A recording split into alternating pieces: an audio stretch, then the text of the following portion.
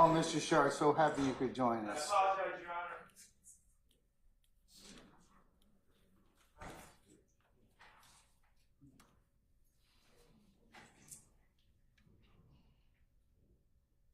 Honor. All right, where's Miss Bennett? Can we bring her in and have her take a stand, please?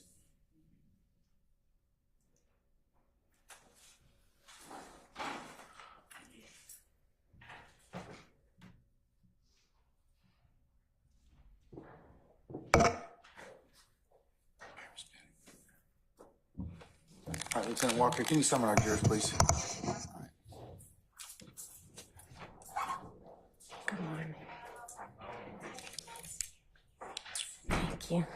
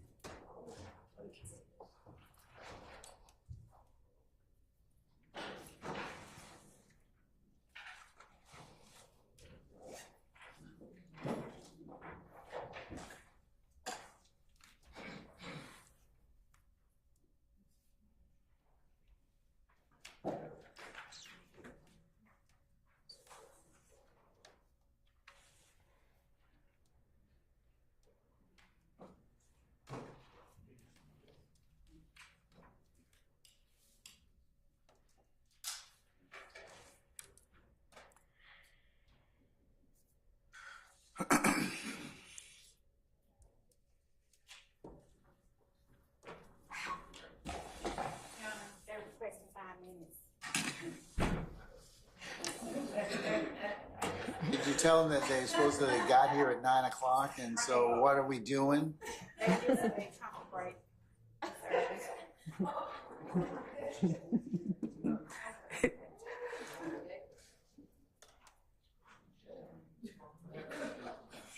say 9 minutes? Walker. He said 9 minutes. Is that what he said, 9? Yeah. That's it.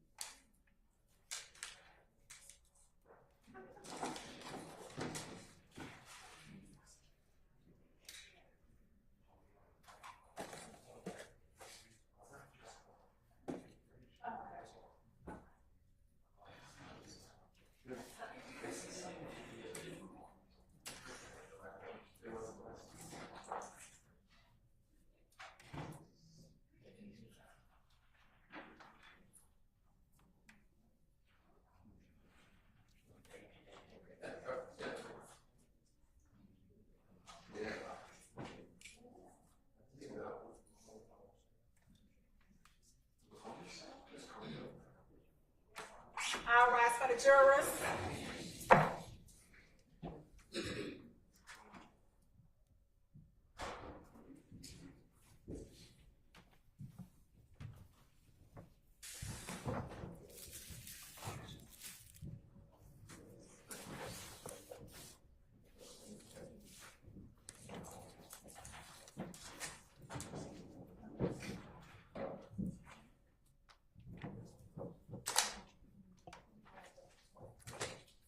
All right, ladies and gentlemen, please be seated. That all jurors are present in council.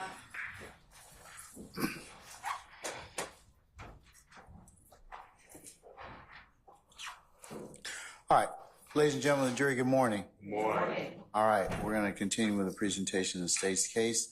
Good morning, Ms. Bennett. Good morning. You're still under oath, madam. Okay, all right. Mr. Steele, or no, Mr. Adams, I'm sorry. Go ahead. All right, now, Chief.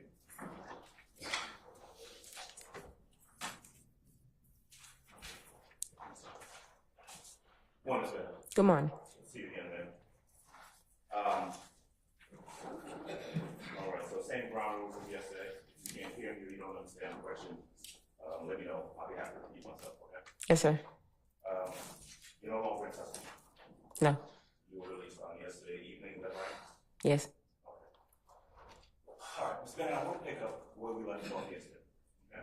Okay. You remember, I was asking you some questions about your interaction with the district attorney's office. You remember that, right? Yes. Okay. And you recall that we talked about the different investigators that you, who contacted you, and your communication with them. Remember that? Yes. You talked about Investigator Hamilton. Remember that? Yes. Oh, sorry. There we go. How about now, Mr. Harvey? Anything for you, sir? All right. Let me ask you this way. Yesterday, during the period of time after you'd been arrested by the district, or pursuant to a warrant from the district attorney's office, you were actually being held back in a holding area. Is that correct? Yes.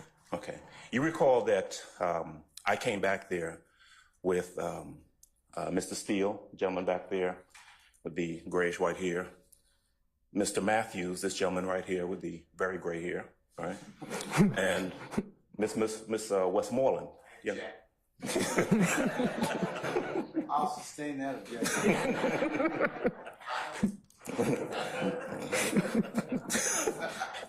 At least you got here. And Miss Westmoreland, you remember that? Yes, sir. We had a chance to talk yesterday, isn't that right? Yes. And when we were back there, we talked about the communications that you'd had with the district attorney's office, right? Yes.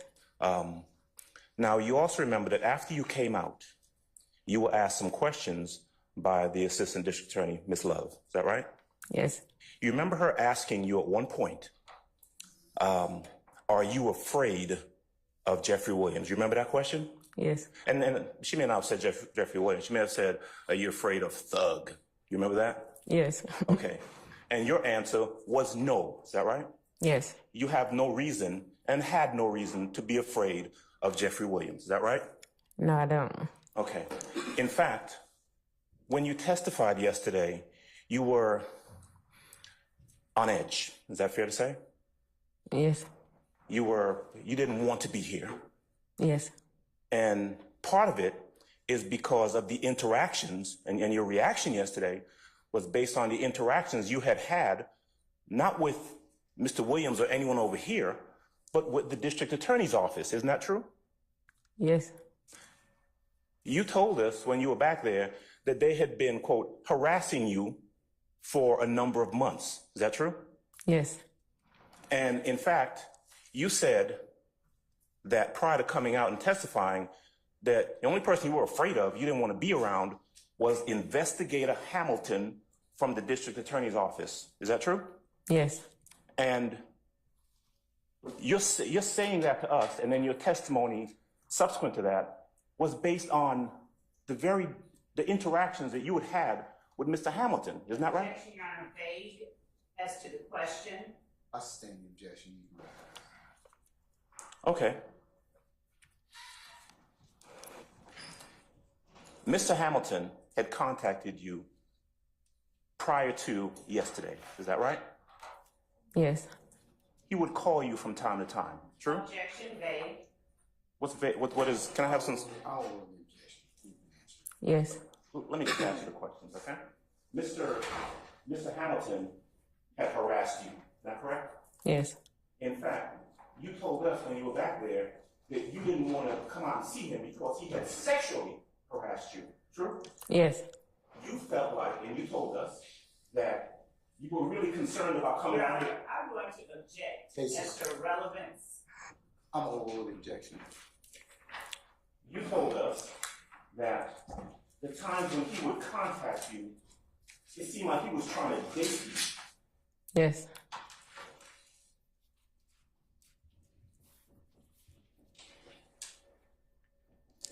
In your interaction with, and then Mr. Hamilton, you actually met with him at different locations. Is that right? Yes, I met him at a restaurant. Japanese restaurant off of Moreland Avenue Yes. a couple months ago. Maybe, I think February. Okay.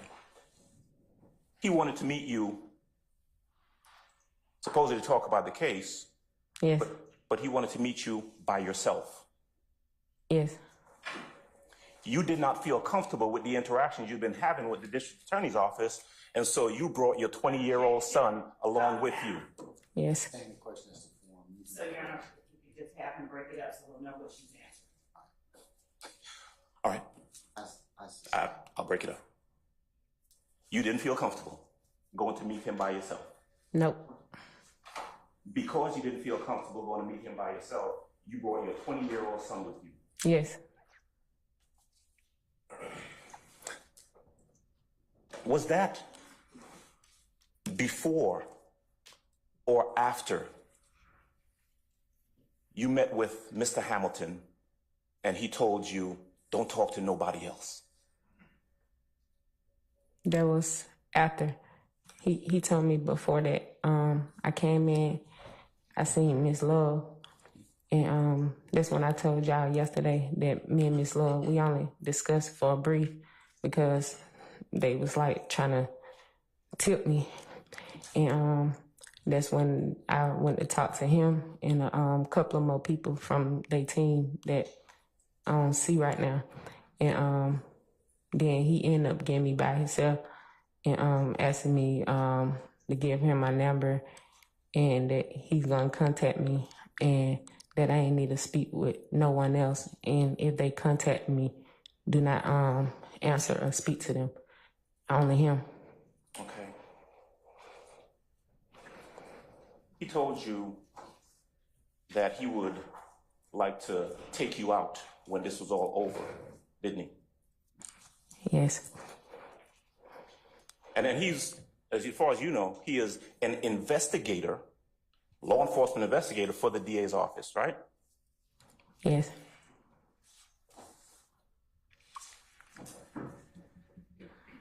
You didn't have a problem discussing with the district attorney's office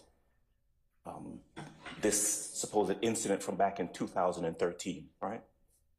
No, I never had a problem. Right. And in fact, when going back to you being asked yesterday about whether you were scared or anything like that, when you met with the DA's office, you met with them so often that you actually lost your job, didn't you? Yes. They would contact you and say, hey, you got to come talk to us. And because of the number of times that you had to just kind of drop everything, leave your job, and come talk to them, you lost your job, didn't you? Hold on. Yes. I sustain the objections to form. You can rephrase, Mr. Adams. You lost your job because of having to go meet with them, right? Yes, but they wasn't meeting with me every time they tell me to, though. Subsequent to or after you lost your job, Yes. Mr. Hamilton, the investigator, told you, don't worry about that. Take care of getting you another job, right? Yes.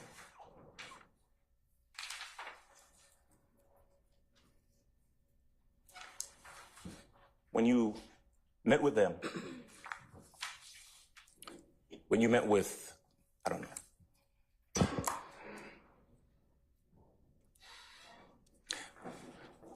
there was actually a time where you came here to the courthouse to meet with either an investigator or someone else from the DA's office. True? Yes. Okay. Were you supposed to meet with Miss Love? Were you supposed to meet with Miss Love?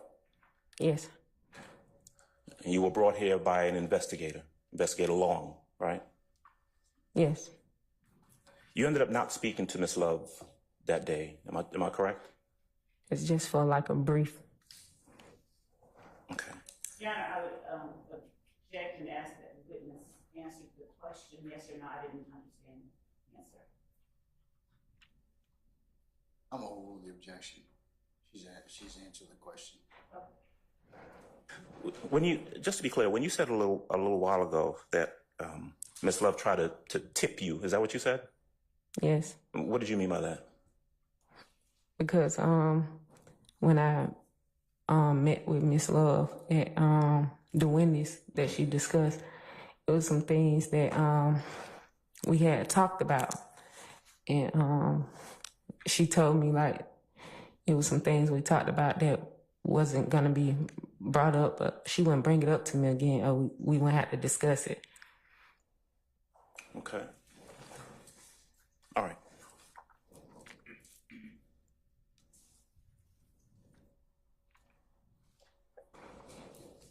In your conversations, either with investigator or DA, they were asking you questions about 2013, correct? Yes. All right. And you were asked yesterday whether you recall this supposed incident from back in 2013. Remember that? Yes. Your answer yesterday was you really didn't remember, right? Yes.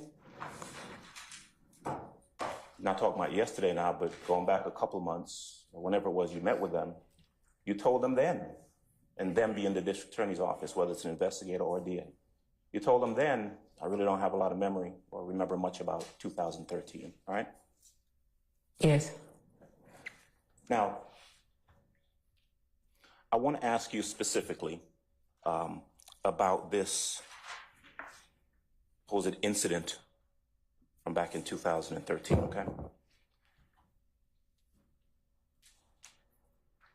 Do you recall making a report to Zone 3 Police about an incident that you said occurred on May the 12th of 2013? Yes, sir. You do not? Yes, sir.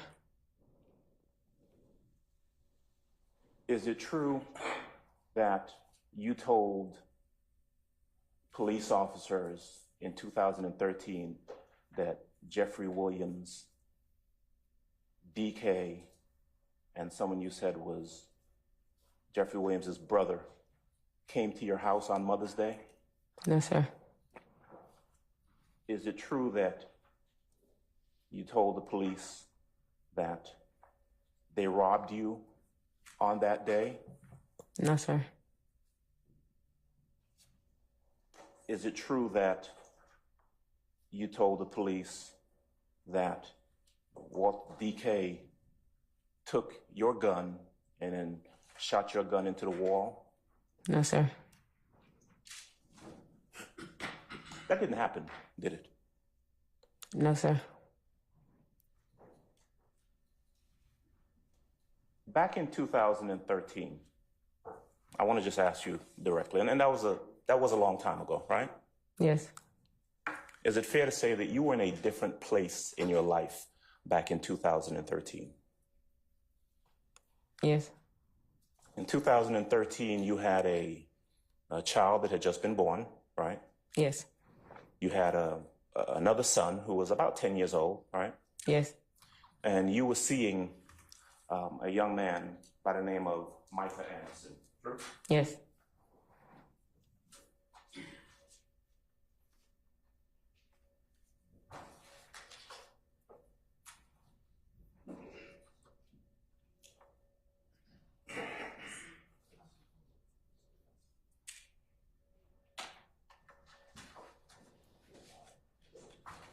If I can just have a minute to...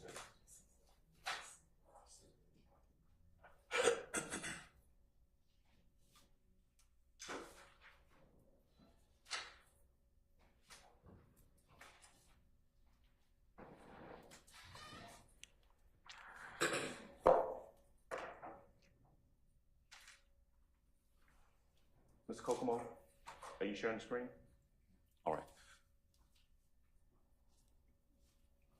Judge, may I approach the witness with what's been previously marked and entered as DS4? Yes, you may, sir. May I approach you, Ms. Anderson? Yes. I'm going to show you what's previously been entered into evidence as DS4. That's the exhibit number. All right. Is that a picture of Micah Anderson? Yes. Okay. Now, Micah Anderson is the father of your child. Yes. He is also certainly back in 2013, he was a person who was in music. He was a rapper. Yes. His rap name was Ola Player. Yes. All right. May I? I'm sorry. I'm looking for a board.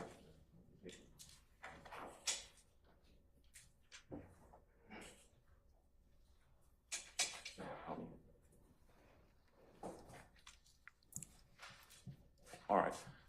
With the court's permission, may I have Mr. Kokomo publish on the screen DS4, please? Yes, sir, you may. Whenever you're ready, Mr. Kokomo. All right. For the benefit, can you see, is there something on your screen next to your left hand? Yes. That is Micah Anderson, correct? Yes.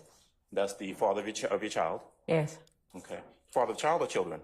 Child. Okay. The youngest one? Yes. Okay. And that is the person that you just referred to as Ola Player. Yes. Also goes by the name King Slime? Not that I know of. Okay. I want to show you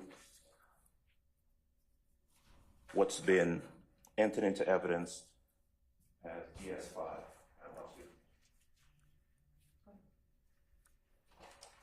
All right. Showing you DS5. All right. Do you recognize that picture? Yes. All right. Mr. Kokomo, and again, with court's permission, DS5 on the screen, please.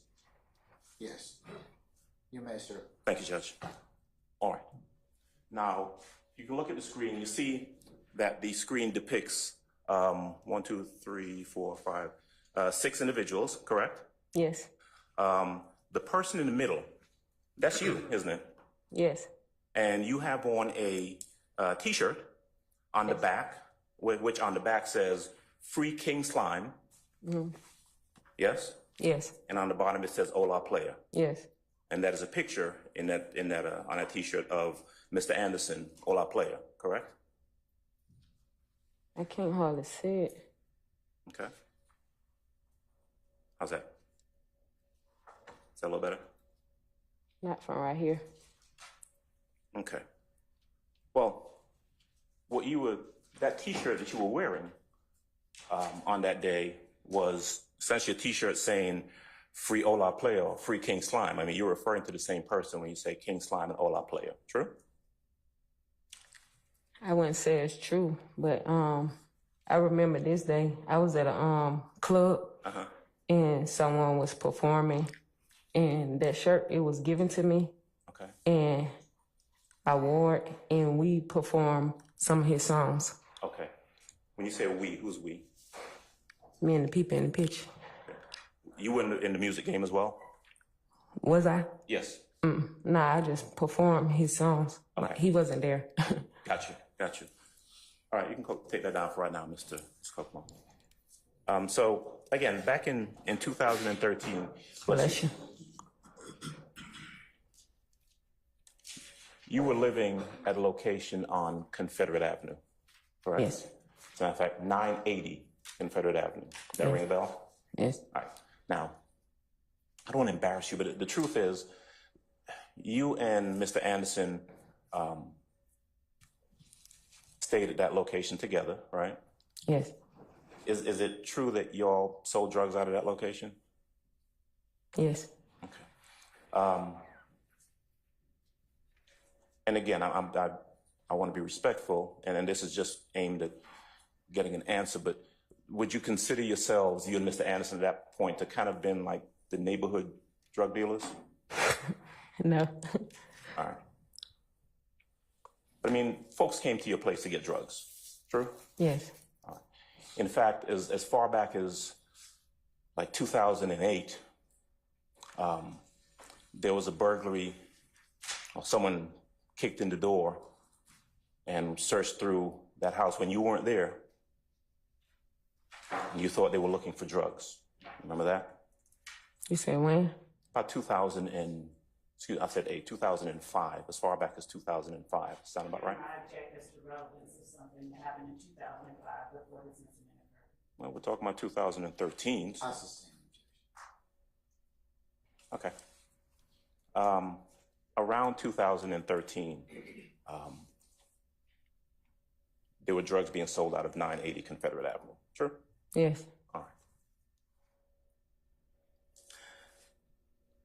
In fact, in June of 2013 is when you and Mr. Anderson were both arrested for some drug trafficking charges in Clayton County, correct? I think it was in June. Yes. And a little bit after that, I think maybe in 2014, and you can correct me if I'm wrong, you and Mr. Anderson were again arrested for some drug charges, specifically at 980 Confederate Avenue here in Fulton County, all right? No, I remember I was arrested, but he wasn't arrested again with me. But you were both charged, right? I'm not sure Okay, if we both charged. all right. Let me ask you if it would help to refresh your memory if I showed you a document in regards to that Fulton County case. Do you think it would help to refresh your memory? Okay. All right.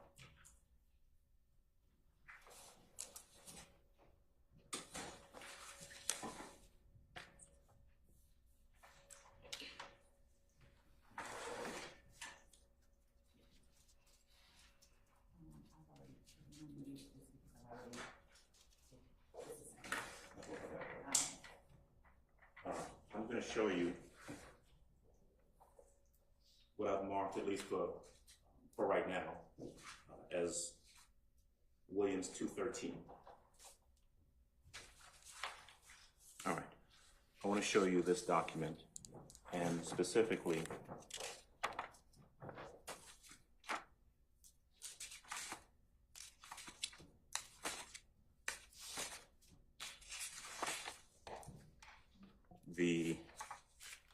I'll turn the cameras, okay? The 6th page of that document, and ask you whether or not looking at that helps to refresh your recollection as to whether you and Mr. Anderson were charged together in Fulton County.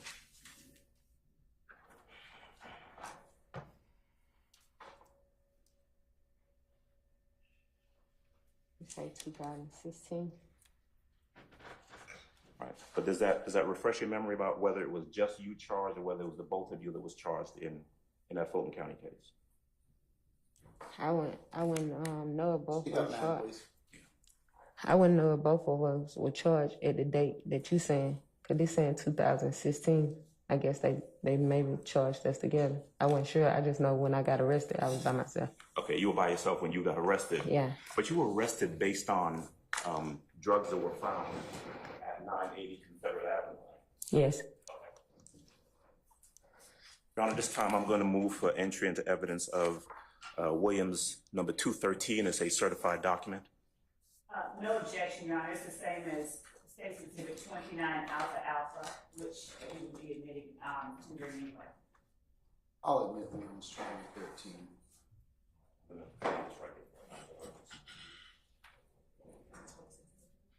Yes.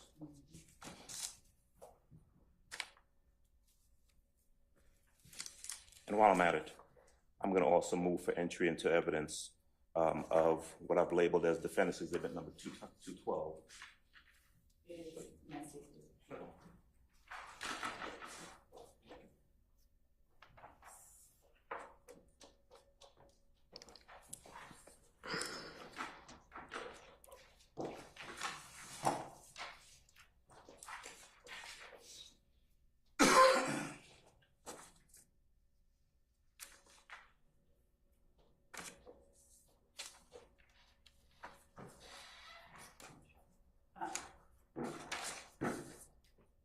objection to Williams 212?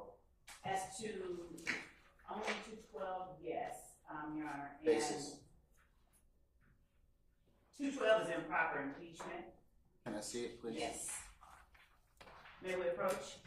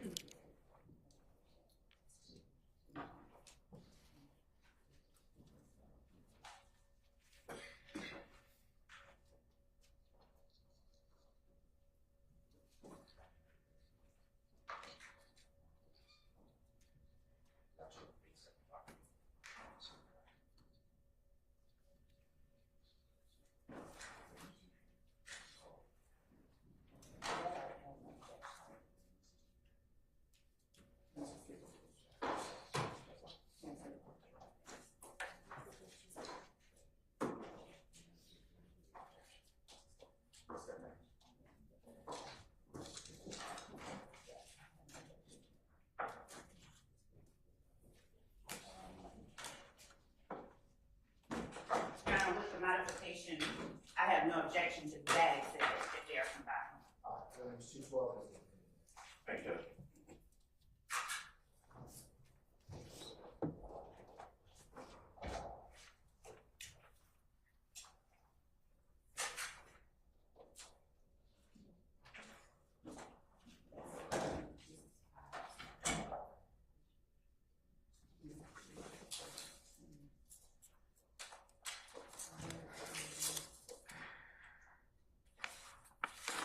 All right. Madam Court Report, I'm going to leave both of these right here. All right, so Ms. Bennett, what we have somewhere around that period of time is some drugs were being sold out of 980 Confederate Avenue, right? Yes. You were subsequently convicted of a drug offense in Fulton County based on drugs found at 980 Confederate Avenue, true? Yes. And you were subsequently convicted in Clayton County based on drugs that, well, a drug offense in Clayton County, right? Yes. And that was you and Micah Anderson in Clayton County. Yes. You and Micah Anderson in Fulton County as well, true? Yes. All right. Now, isn't it true that in May of 2013, Jeffery Williams, DK, and someone named Buck actually came to your apartment at 980 Confederate Avenue? Can you repeat? I didn't hear you. Yes. Do you remember that if you do you remember that sometime in May of 2013, Jeffery Williams, DK, and someone named Buck came to your apartment? No. Okay. Do you remember that those three individuals came to your apartment, and it wasn't Mr. Williams, DK, and Mr. Williams' brother, but Mr. Williams, DK, and this person named Buck? You remember that? No. Okay. Do you remember that they came there for purposes of buying or getting some drugs from your apartment? No. Okay. Do you remember that they came there and actually smoked with you and got high with you? No. Do you remember Your Honor, that? I'm going to object, assuming facts that are not in evidence. And because the question is being asked, do you remember? I'm going to sustain the objection. Just rephrase.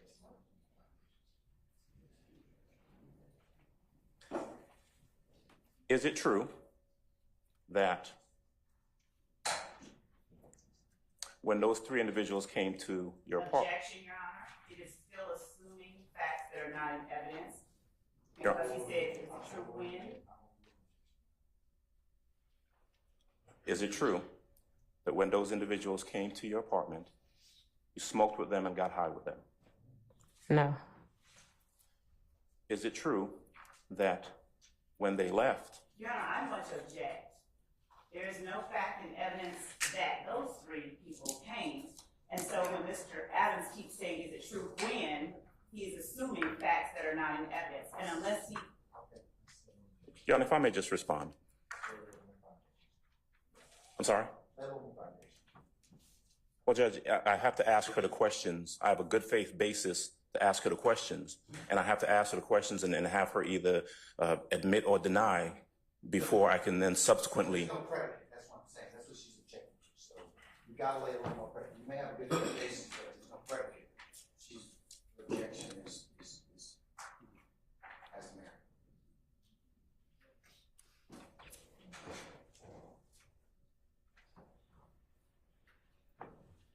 Did those three individuals that I've just named, did they leave your apartment and Buck take a quantity of heroin that you had at your apartment? I never had heroin, no. Did, at some point after those individuals left your apartment, you have a conversation with Micah Anderson about the fact Assume that facts Buck not in had stolen evidence. heroin Objection, from Your your Honor. apartment? No. Objection. I'm over the objections. You'll have to re-ask.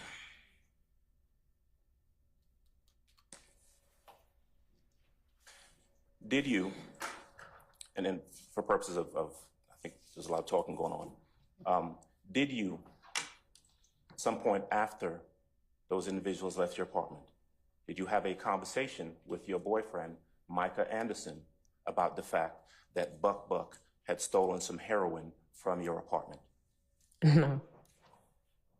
No. Okay.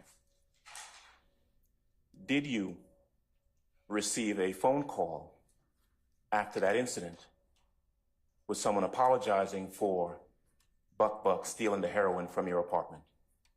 No.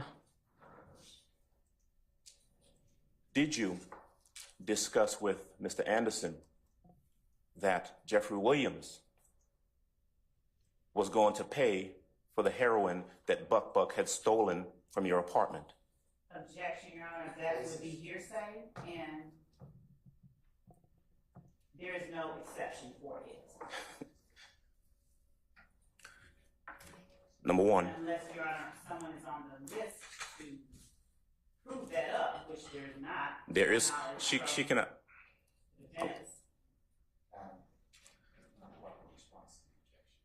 I was over the objection. and so when around that time, right, and I'm talking about May of 2013, do you recall in the police report that Ms. Love asked you about making with Zone 3, that you told Zone 3 police officers that you had received a phone call apologizing for a robbery at your house? No. You don't remember that? No. Okay.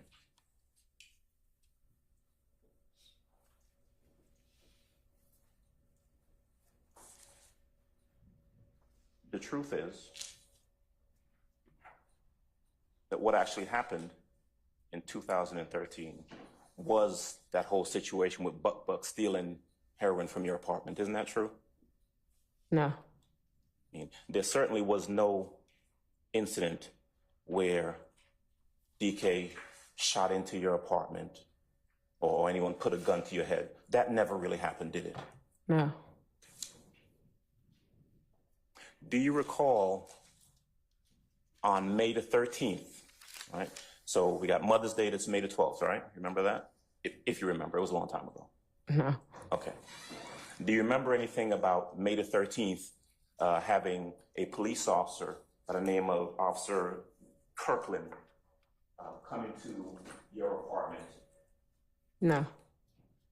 Do you remember an Officer Kirkland and someone from the Atlanta Police Department crime scene unit coming to your apartment? I don't know what officer came to my apartment, but I don't think it was on the 13th. But like my building, it had been shot at, so I don't know like exactly what day that was, but it just wasn't my Pacific apartment. It was the building. Okay. So if I heard you correctly, around that same time, I know you don't remember the exact date, but around that same time, your building had been shot at? Yeah. Okay. Not specifically your apartment, just your building. Yeah. And your apartment, or the building that you're in, has multiple apartments, is that true? Yes.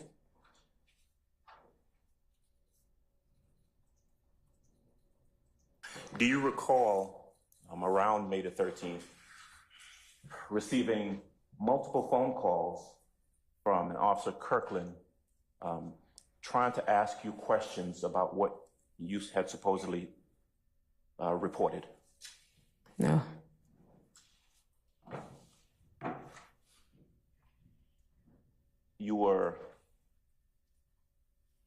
You've never had to come in to a courtroom to testify about any supposed robbery in 2013 at your apartment, have you?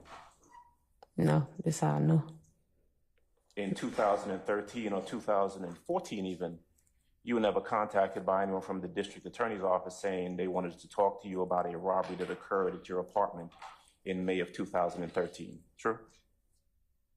Nobody never contacted me. 2013, 14, 15, none of that.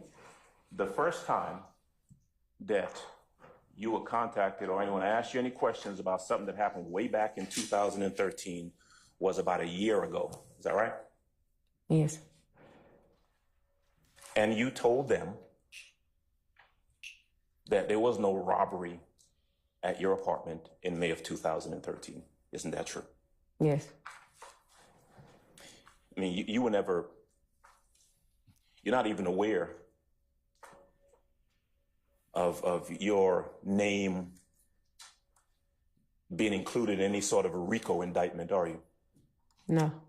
Or any incident from 2013 even being a part of any RICO indictment, right? No. Did anyone from the DA's office, anytime you spoke to him, whether it was an investigator or assistant DA, ever tell you, listen, we just want you to come in and say something about Jeffery Williams? Anyone ever say anything like that to you? No.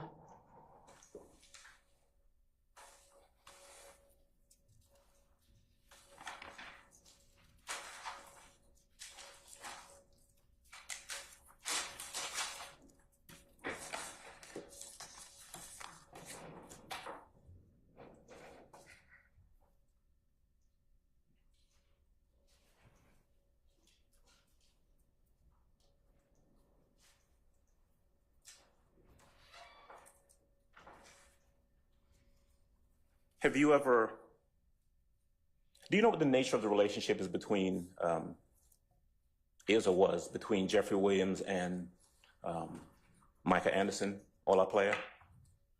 Yeah, they did music together. Okay. They've been to the studio together, is that right? Yes. Okay. Have you ever, and this happened, I mean, I'm talking back in 2013, all right?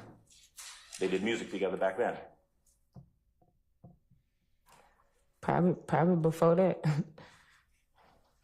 You were aware that they have been friends or had a relationship since before 2013 and after 2013, right? Yes. And certainly,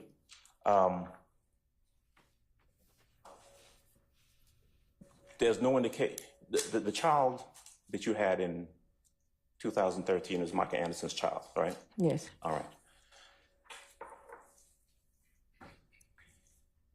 Would you, if you were robbed, someone put a gun to your head in Your Honor, I'm going to object as to speculations.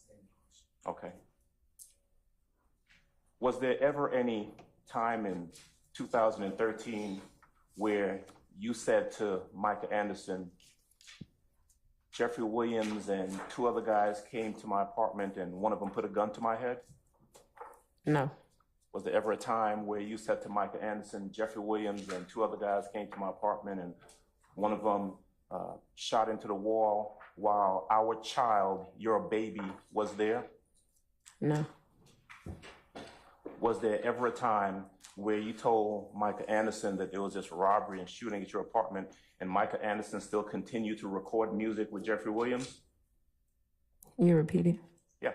Was there ever a time where you told Micah Anderson, hey, Jeffery Williams, DK, and some other guy came and stole and robbed me, shot up my apartment, and then after that, Micah Anderson still continued to record music with the person who was supposedly involved with shooting up his house with his baby there? No.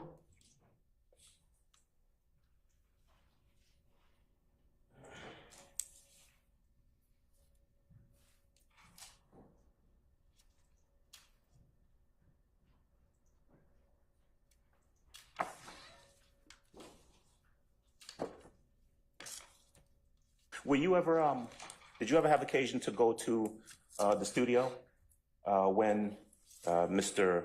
Anderson, Ola Player, and Mr. Williams were there recording music? Yeah, I've been before. Okay, so you've been there with them together, right?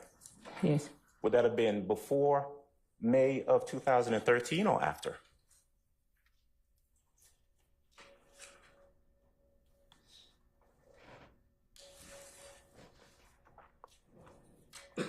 Might have been before. I'm not sure. Okay. But certainly you would tell this court, or you tell this jury, that after May of 2013, you and Ola Player still continue to have a relationship with Jeffery Williams, right? After May, I had got arrested. So, yeah. But I ain't had like no problems on there with him. Like, we ain't had no problems.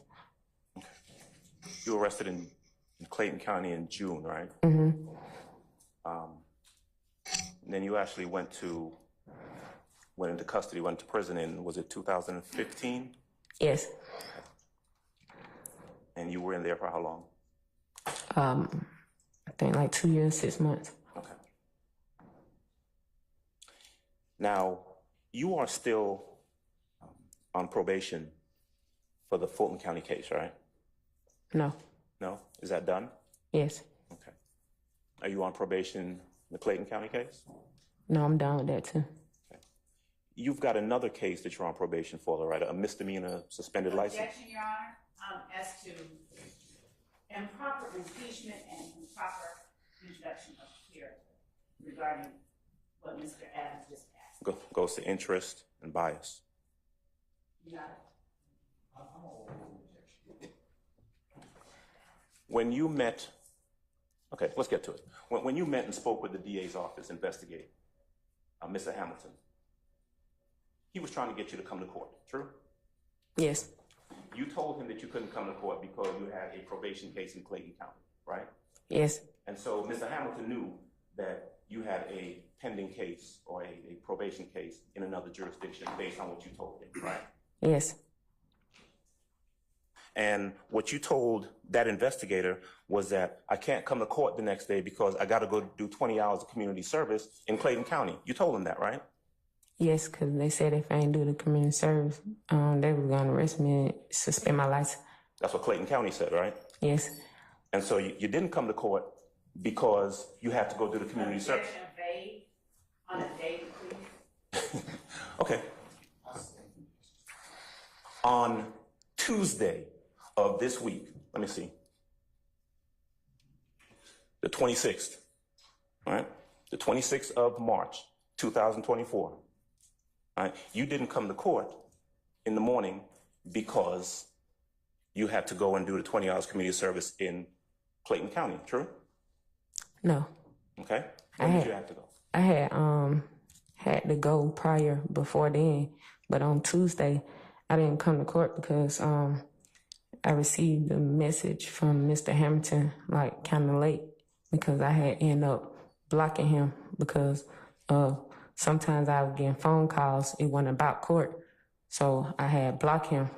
But on Tuesday, I ended up responding to him later because he told me that he had relation with the judge and he was going to get a warrant out on me and get me arrested.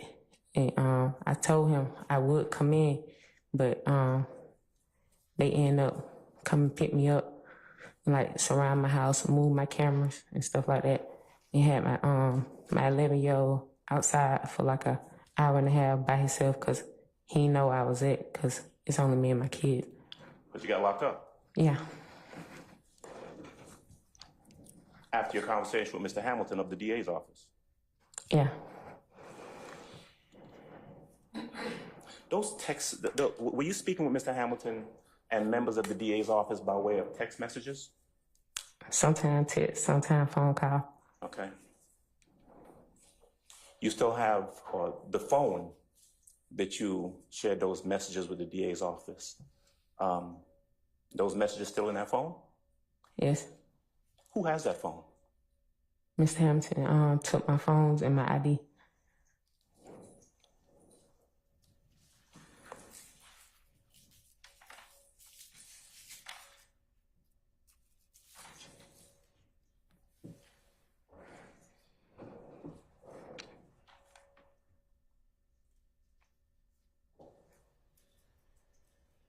You have a moment, Judge.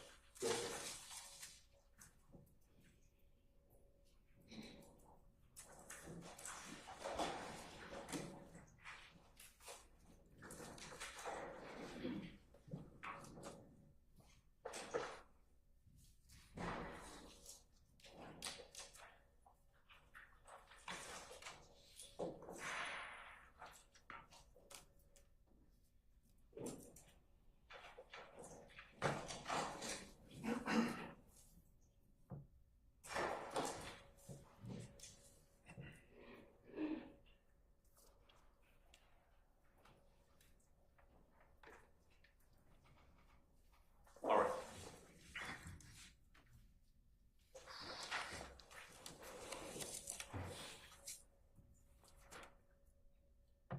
Ms. Bennett, I thank you. That's all I have. Thank you. Your Honor, pursuant, I'll wait and see someone. Any other cross? Any other opinions? No, thank you, Your Honor. No, Your Honor. All right. So, Your Honor, pursuant to Brown versus Estate, 314 Georgia, 193. Your Honor, may we approach? let me approach that. Yes.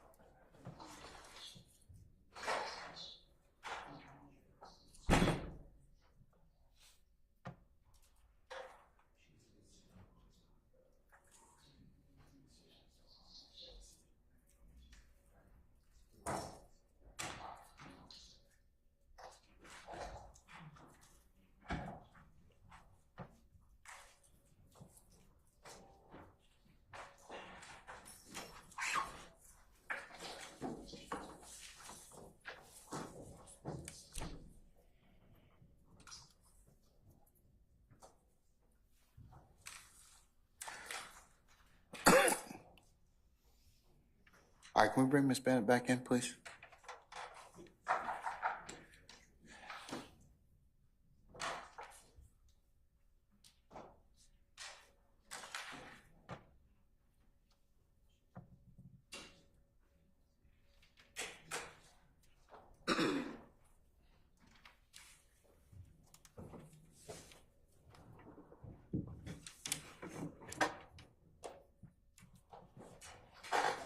Ms. Bennett, did you testify on cross-examination with Mr. Adams that the reason you did not appear in court Tuesday, March 26th, was that you were afraid of Lieutenant Hamilton? Yes, I had blocked. Did you send to anyone in the district attorney's office a communication stating that you did not go to court because you were in the hospital? Yes, I sent that to Mr. Hamilton. And did you send a communication to anyone in the district attorney's office stating you did not care what the judge said, no one could make you testify, and did you give specific, explicit instructions as to what to tell the judge to do? Objection, compound question. No. I will rule the objection. Did you tell anyone in the district attorney's office that the judge could kiss your ass? No. I told Mr. Hamilton to have the judge to call me so I could tell him I've been harassed. That's exactly what I said. Your Honor, permission to treat the witness pursuant to Brown? I'll allow it. Okay. Thank you. Ms. Bennett, isn't it true? Your Honor, I would object to her being treated as a witness. Okay, and I'll overrule the objection. It's already been made. Ms. I'd Bennett, also like to see these. is it? I'm sorry? I'd also like to see these messages that she's referencing that District Attorney has those in possession. That's a different issue, but I'll rule the objection at this point in time. We can take that up a little later. Ms. Bennett, isn't it true that when you met with me the first time, I was with Chief Investigator Randolph when we were at the Wendy's on Norland Avenue? I don't know his name, but you were with somebody. Isn't it true we met you in an SUV and you pulled up with your 3 sons? With my 2 sons and my stepson. Isn't it true that you described the boys or the young men with you as your 3 sons? Yes. Isn't it true that you told me that one of the children was not yours biologically, but you promised that child you would never leave him? Yes. Isn't it true you were about 2 hours late to that meeting with us?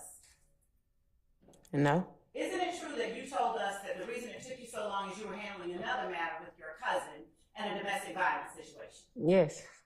Isn't it true that when I What they first got? asked you, Your Honor, the witness can be permitted to explain her answer. Hold on. Madam, did you have something else you want to say?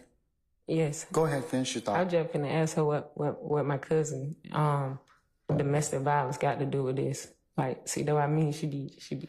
You're being examined, No, so okay. you have to answer the Okay. question, okay? All right.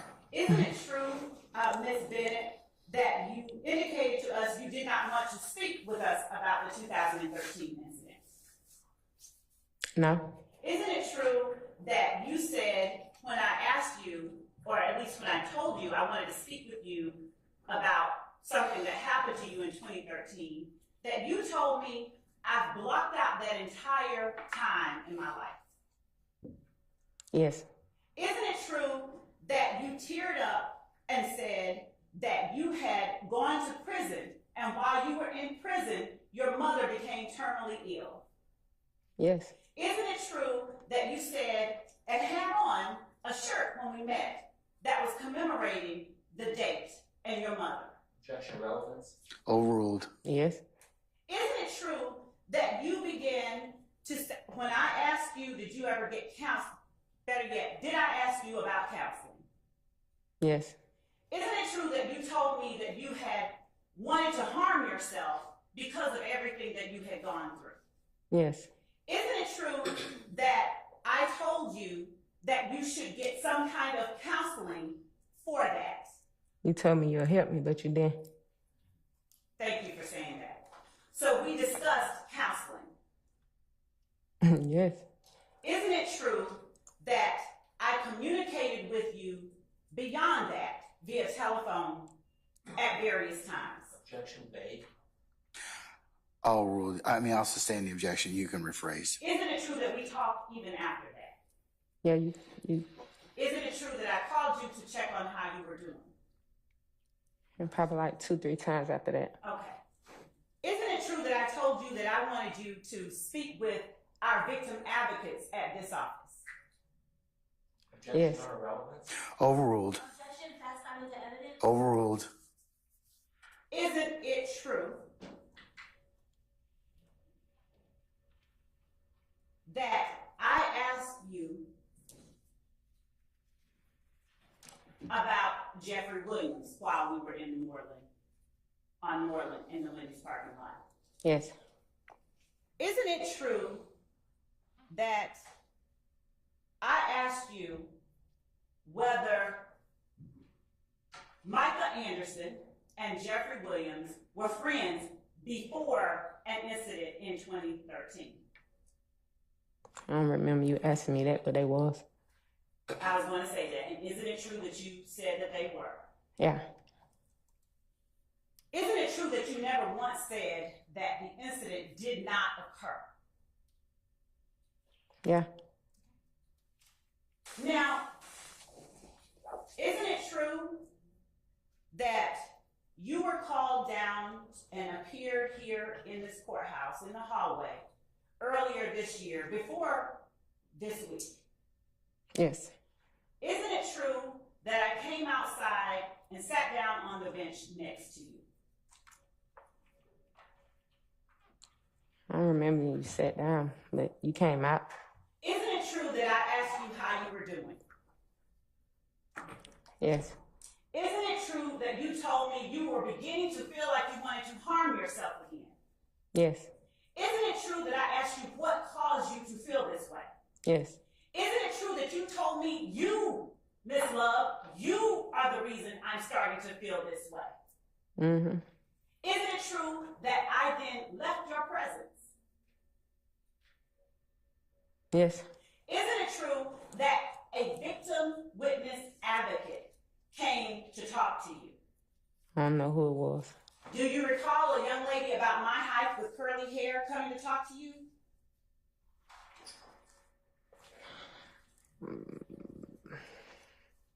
I don't know if she was your height. Do you recall a young lady coming to talk to you with curly hair and an accent? No, I remember a lady, but I don't think she was tall. But then it was like a couple of ladies, A so couple of ladies, thank you. yeah. Do you remember a shorter lady and a taller lady coming to talk to you from our office? Yes, I think they were from your office. Do you remember them talking to you about you wanting to harm yourself? One of them was talking about that, and then one of them was talking about something else. Do you remember them calling the Georgia Crisis Hotline for you? Yes, I think they did. Do you remember indicating that you did not want to wait for them to arrive and you would rather call an Uber?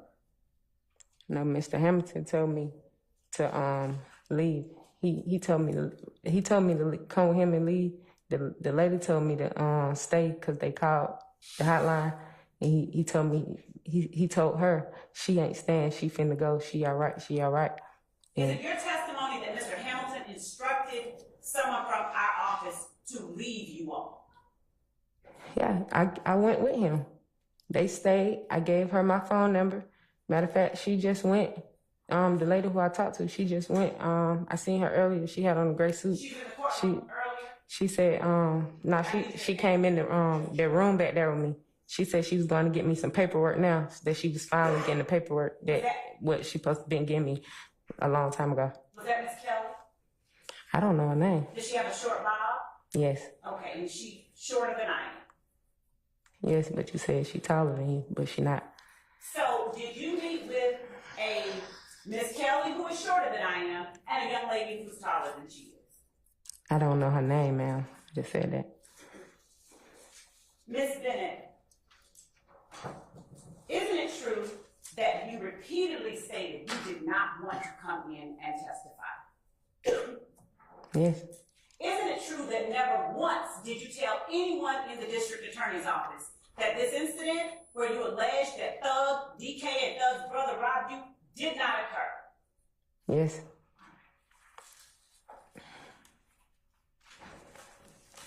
Each one of y'all I talked to, I told y'all the same thing, that I didn't know nothing about what y'all was talking about, and y'all start pressing the issue like, you gotta go in, you gotta do this, you gotta do that. Isn't it true that the only thing that we told you you had to do was to appear pursuant to your subpoena? What's subpoena? Ms. Bennett, is it your testimony that you never received a subpoena to appear in court? No, y'all, I received word of mouth or text when I got to come to court. I never had a paperwork telling me I had to come to court. Ms. Bennett, so your testimony is that you were never served a subpoena? Objection, Your Honor, asked and answered. I can't say I was served a subpoena, but I know the first time somebody came and seen me was like last year. And that's when they first talked about the incident, and they showed me a police report. And they was like, to your knowledge, did you make this? And when I read the police report, it didn't make sense. And I told them no. And I don't know his name. And he let me read it, and he was like, do you remember anything like this happening? And I was like, no. And then he had me sign the paper, but he had the police report on top of the paper that he had me sign, so I didn't get to read that paper. And I was asking him, but I asked him what I signed for, and he told me I was signing because he need proof that I came and seen him, and he seen me, and I had to sign that he seen me. And so I asked him, I'm like, so I'm in any type of trouble, like, do I supposed to go to court? Because I'm like, he talking about, I was a witness to a crime in 2013. I'm like, sir, do you know what year it is? I was like, I can't really tell you nothing about 2013 beside my child. Like, a lot of things had happened to me, and I told him I couldn't discuss that with him. And he just told me to sign a paper stating that he seen me, but he didn't tell me what the paper is. He didn't let me read it. It was another paper on top of the paper, so I didn't even know what I was signing for. I probably could have signed my life away because he didn't let me read it. Isn't it true that you were served a subpoena on that day and you were given that piece of paper? I wasn't given anything. Only thing I ever had was cards with different attorneys or investigators or some like numbers and stuff like that on there. What did the person who talked to you that day look like? I can't even remember. I just know it was a man. I know it was a man. Was it a tall man? I don't remember him being tall. Isn't it true that it wasn't Lieutenant Hamilton? No, it wasn't him. Okay. I know exactly how he looked. I'm sorry, what? I said I know exactly how he looked. And isn't it true that you had no knowledge of a Lieutenant Hamilton on May 13, 2013? No. So you did not have knowledge of a Lieutenant Hamilton on that day. Is that correct? Objection, asked and answered. How many times you want me to say? Hold on, wait a second. I'm gonna sustain the objection. And isn't it true that on May 13th of 2013, I had never spoken to you in my life? Repeat it. Isn't it true that on May 13th, 2013, you had never spoken with me in your life? I never said I did. I'm asking a question though. Is it not true that you've never spoken to me up until that point? No. So is it fair to say you didn't know me or Lieutenant Hamilton on May 13, 2013? I never said I did. She did not answer no, she just answered speaking to us. I'll rule. No, the I objection. answered. You asked me. Rule the I objection. said no. I'm sorry, no to what? To the question you just asked me. That you did not know either me or Lieutenant Hamilton. And I said on no. May 13, 2013. I said no again. Okay, thank you for 3 clarifying. times. Now, you were asked by Mr. Adams on cross-examination about an exhibit that was tendered by the defense. Do you recall me showing you State's Exhibit 29 Alpha Alpha yesterday? Oh, yesterday, yeah. Yes. Okay, and is 29 Alpha Alpha your Fulton County conviction from 2016?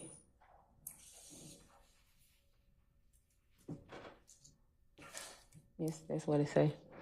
Say that again? Yes, that's what it say. Okay. Your Honor, the state tender states Exhibit 29 Alpha, the self-authenticating certified document reflecting Ms. Bennett's conviction here in Fulton County. Any objection to states 29 Alpha? If it's the same as the exhibit that I've entered previously, then no, I have no objection. All right, it's admitted. Thank you. Now, Ms. Bennett, isn't it true that you are the person that signed this plea of guilty form? It was filled out and you read it. Yes, All right. And isn't it true that you entered a guilty plea to the charges on this indictment? yes, Isn't it true that this indictment number is 16SC 140484? yes, Isn't it true that you pled guilty to participation in criminal street gang activity? that what was on there? I'll let you read it. Take your time. Let me know when you finish.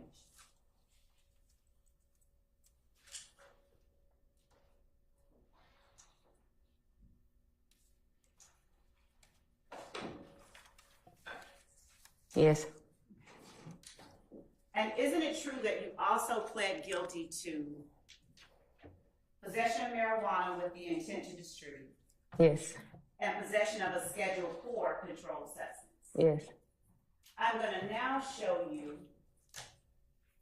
State's Exhibit 28 Alpha Alpha and ask you to take a look at State's Exhibit 28 Alpha Alpha.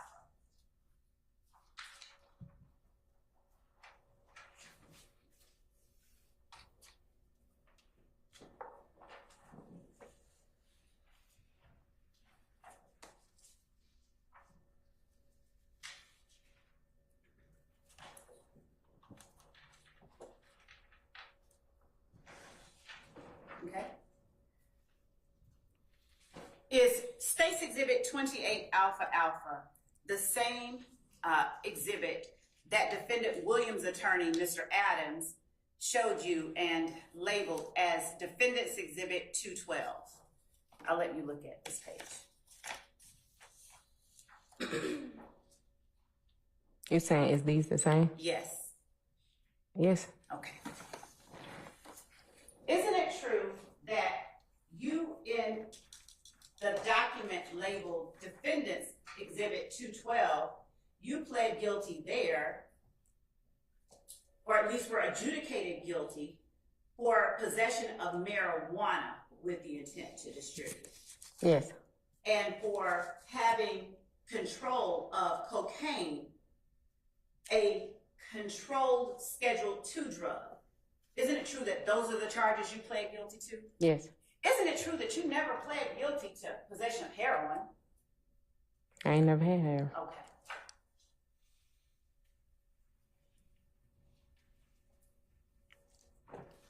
What gang are you a member of?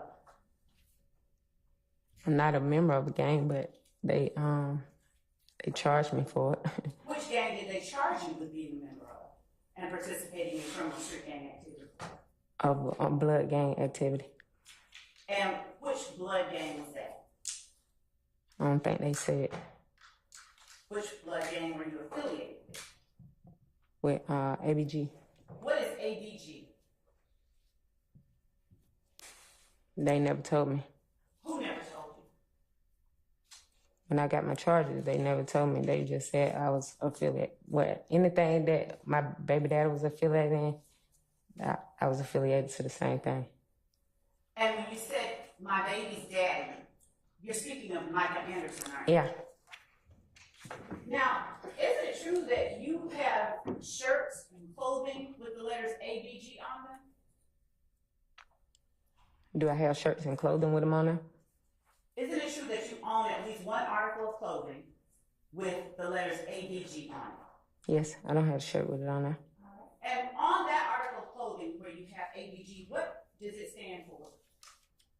It was a rap group. What's the rap group name?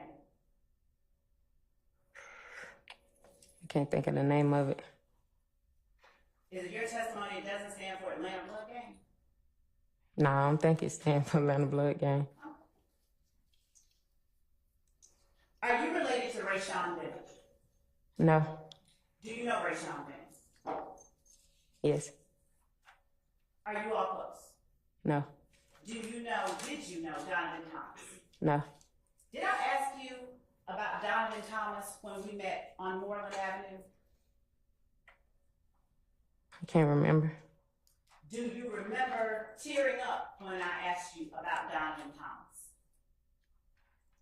Oh, no, yes. Okay. You said, oh, not yes. So, Yeah, I had to think about who you said. all right. Is Nut the name that you called Donovan Thomas? Yeah, I knew him by a real name too, but I didn't hear what you said.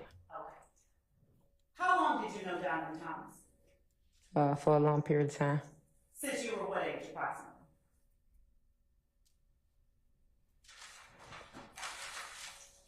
Mm, 15 or something. Since you were about 15. Yeah. So, did we talk about him being killed when you and I met on Moreland Avenue? Yeah, you said something about him. And did you indicate that it was messed up what happened to him? Yeah. How is it that you knew Donovan Thomas or no? We went to school together. Were you all in the same grade? No. Who was older? I don't know which one of us were older.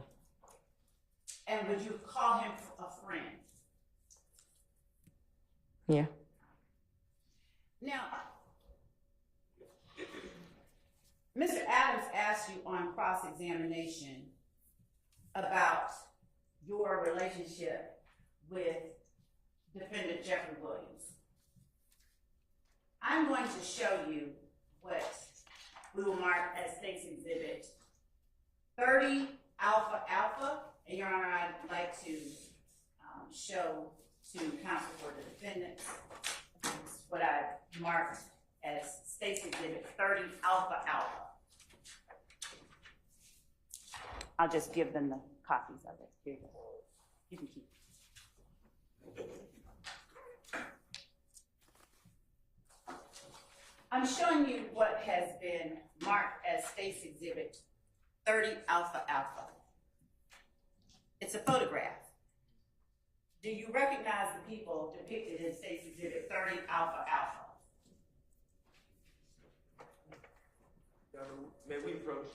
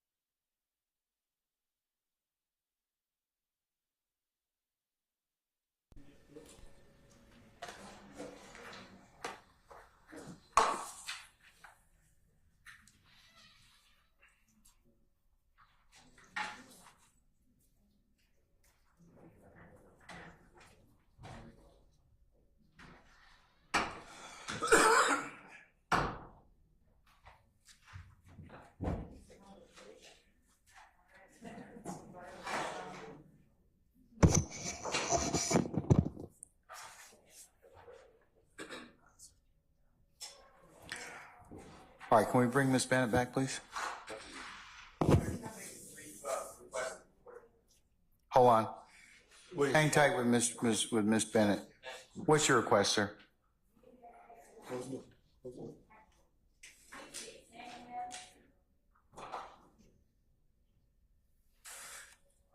Your Honor, can you, if you agree with this, can you please enforce the following? I believe that there is discovery that we're entitled to. I'd like to have it before Ms. Bennett leaves. I know I'm not doing the cross, but I heard about text messages under 1716-4A. We should get the written, because that's a written communication with a witness. And then I'd like the court to enforce the Brady rule, Brady versus Maryland, because what I heard is that this witness had a conversation with the district attorney and maybe Investigator Randolph about Donovan Thomas and teared up. We're charged with assisting in the murder. That goes to her potential bias. I heard that Miss Love was causing the witness to feel like she is going to, God forbid, commit suicide. That goes to the witness's mental state. We're entitled to that. And then I'd ask you to, it's the second time, Miss Love in front of the jury this time. Last time it was not in front of the jury. She said that there will be no witness to testify that there were drugs stolen by Buck. This is not her quote, but this is what she was talking about. And then there is no one on the witness list to do that. She doesn't know that. And it's not true. It's the second time I say, because it's the same thing with accusing me of not being candid with this honorable court about Mr. Bean going to Grady Hospital, which he did. I knew he went to Grady Hospital. The court knows he went to Grady Hospital. Everyone knows that, but Miss Love says there's no evidence about it whatsoever. She shouldn't be doing that, especially in front of the jury. Yeah, neither one of you should really be doing that. Plus, statements of counsel are not evidence anyway. So I'm going to instruct the jury about that. But to your point, have you all turned over, or are you going to turn over the, if there are text messages between your office and this witness? Your Honor, I can certainly provide to counsel for the defense the how are you doings between me and Ms. Bennett, and I will gladly do that. There's also a video of when she was taken into custody that we are trying to upload so that can be in their hands as well. I don't have any problem with that. What about this? Okay, I apologize. About what now? What about the statements or about the text messages between your investigator and her? We can do that as well, Your Honor. We can All right. provide them whatever, all of that. All right. Well, here's the thing. You all should have made steps to turn that over already. I mean, that's kind of what causes this lag a lot of times, because think about it. You all, or it gets presented, they being the defendants ask about it. And then, you know, we all get put in the untenable position of it's delayed when it could have been provided up front. You all are not novice advocates. You all are very seasoned. So why wouldn't you just turn over the stuff when you got it and let them have it?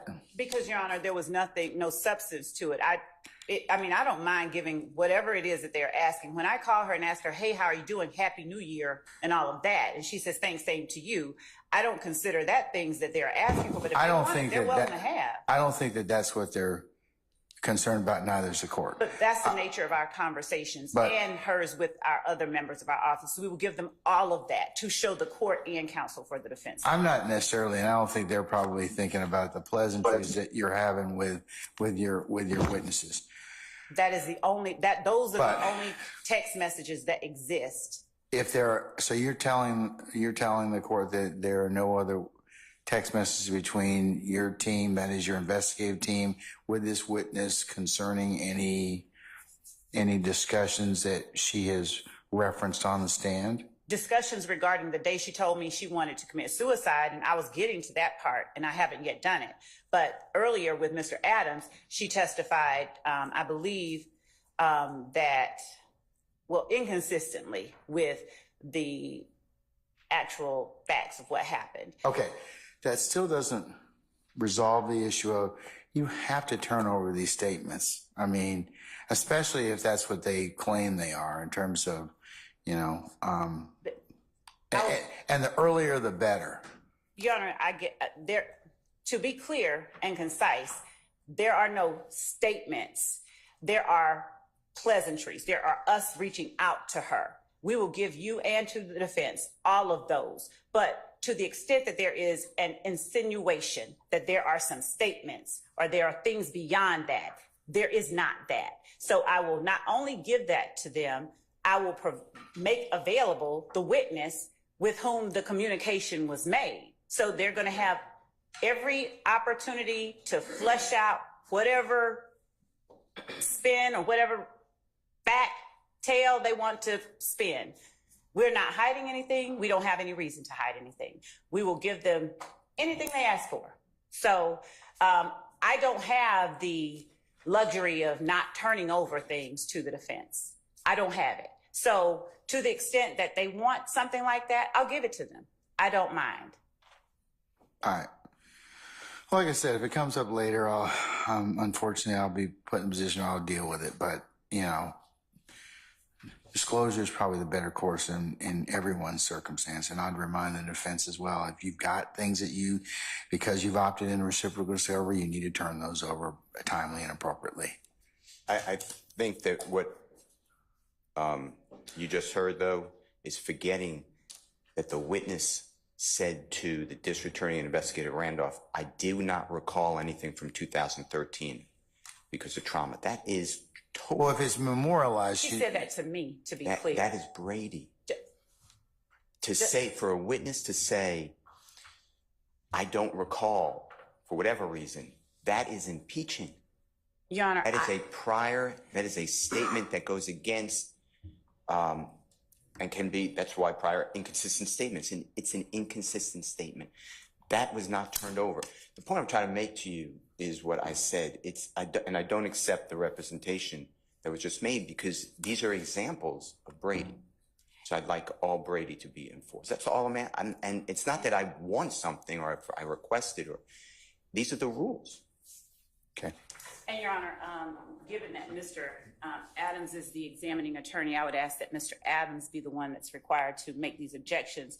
But Your Honor, I will point out to the court that prior to Ms. Bennett ever taking the stand, I made everyone aware that she was claiming that she blocked out a whole period of time. On direct, I asked her, did you say you blocked out? She has testified that she said things did not happen. She never told us that. She never told us that.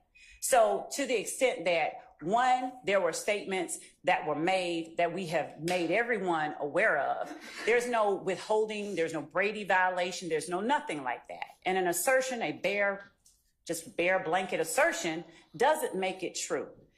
Secondly, if there were a statement given to me in the presence of an investigator, not only have we provided all of our witnesses, made ourselves available to make the witnesses available to them. Mr. Steele talked to Ms. Bennett.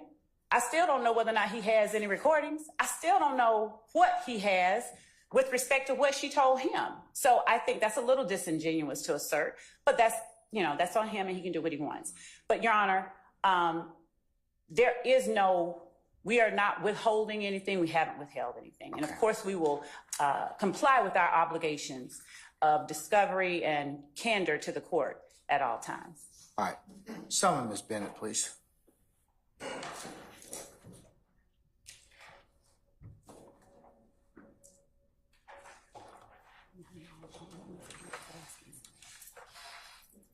All right, Lieutenant Walker, summon our jurors, please, madam. Yes, Your Honor.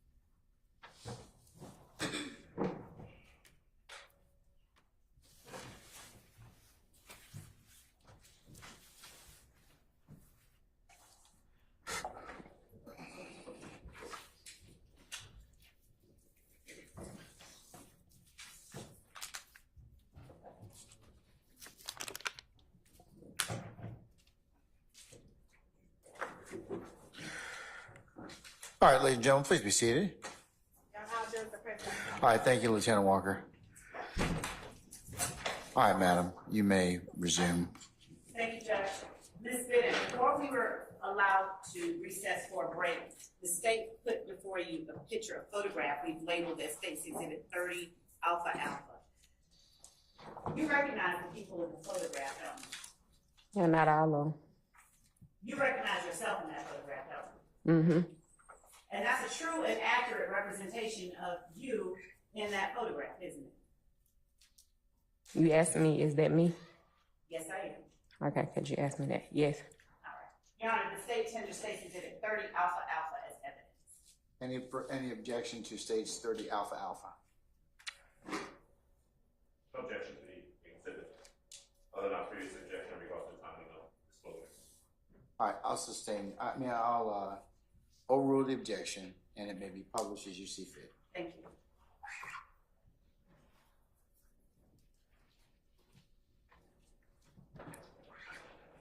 Would you go this way?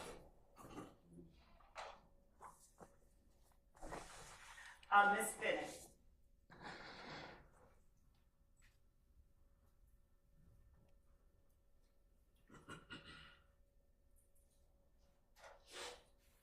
Would you tell the jury where you are located? I'm going to give you.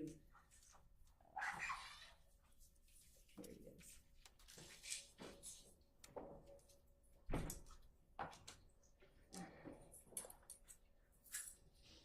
As you pull it up, one moment.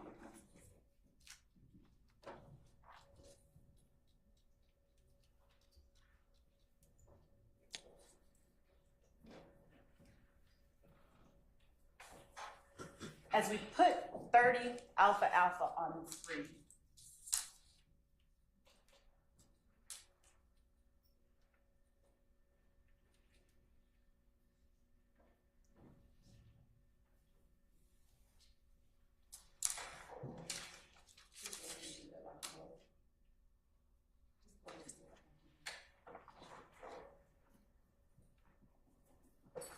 could you pull it up?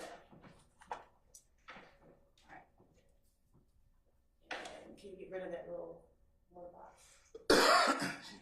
Miss Bennett, would you look at the picture up on here behind you and take this pointer and show the jury where you are in this photograph? Mm-hmm. Show the jury where Micah Anderson is in this photograph. Mm-hmm. Jeffery Williams, our thug, is in this photograph as well, isn't he? Yes. Show the jury where he is. Okay. Trontavious Stevens, or Tick, or Slug, is in this photograph as well, isn't he? I don't know. Do you know Tick or Slug? Okay. May I? Thank you. The person here. I'm sorry, I didn't hear that last. No. Okay. Do you recognize this person here? No, I barely can see him. All right. No, I barely can see him. This person here, he's called Bloody J, isn't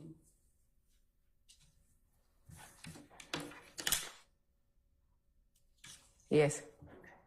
Who else do you recognize in the photograph, please? That's it.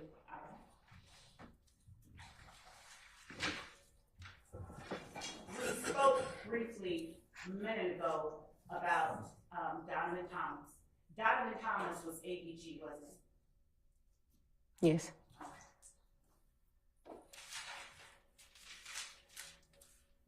Miss Bennett, approximately what year was the photograph that is State's Exhibit 30 Alpha Alpha taken? I couldn't even tell you that. Was it before or after January 10th, 2015? I was locked up then. Thank you for that information. I'm asking you if this photograph was before or after January 10th, 2015.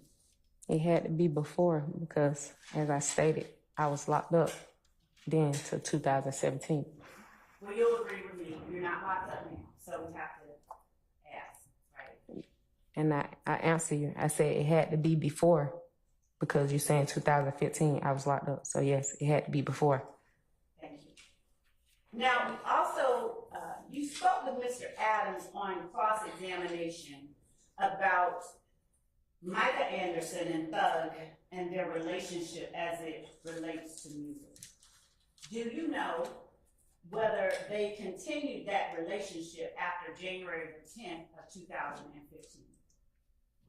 There'd be something you had to ask them. I was locked up. So you don't know, is that your testimony? Yes. All right, thank you. And does the date January 10th, 2015 have any significance to you? Yes. For what? I was locked up. Besides that? That's it. Did we discuss that date when we met on Moreland Avenue? I don't know if you discussed that. Did we discuss that date as the date that Donovan Thomas was murdered? Now you didn't tell me what date he was murdered. We didn't speak about that date. You spoke about him, but I don't think you spoke on what day he was murdered. But I was locked up again.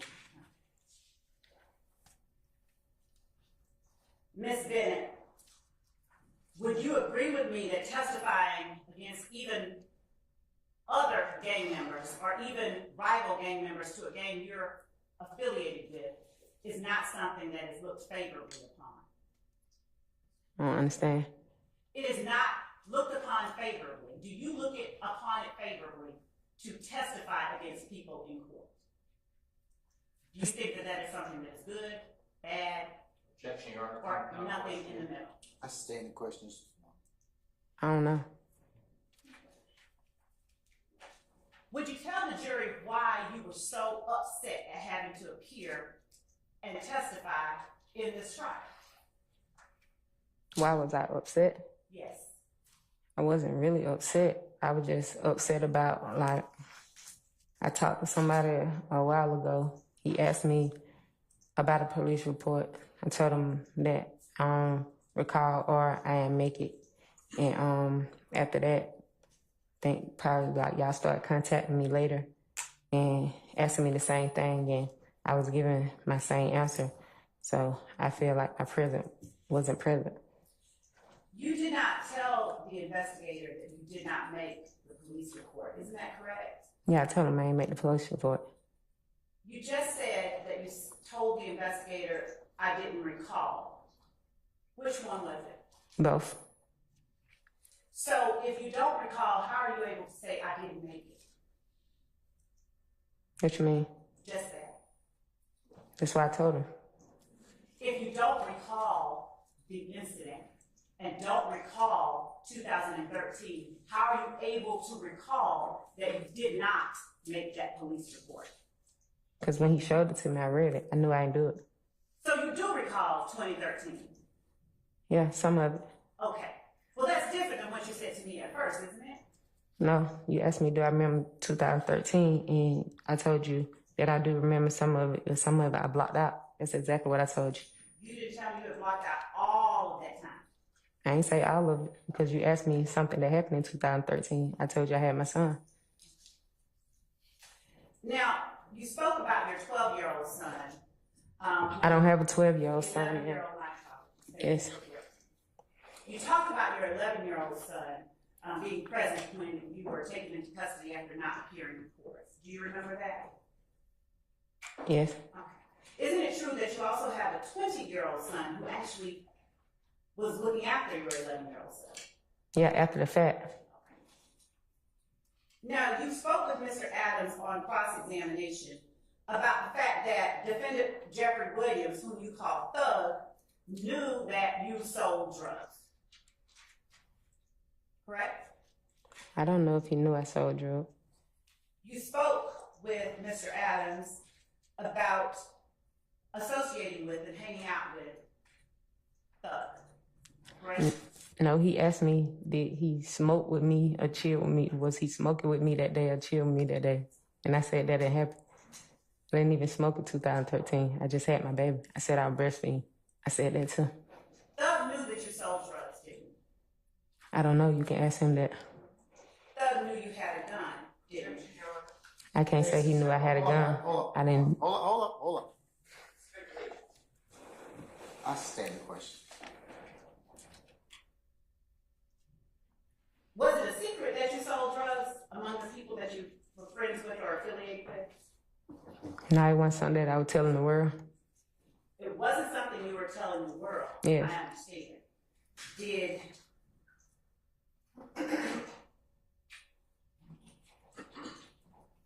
Did the people that you associated with and took photographs with know that you sold drugs?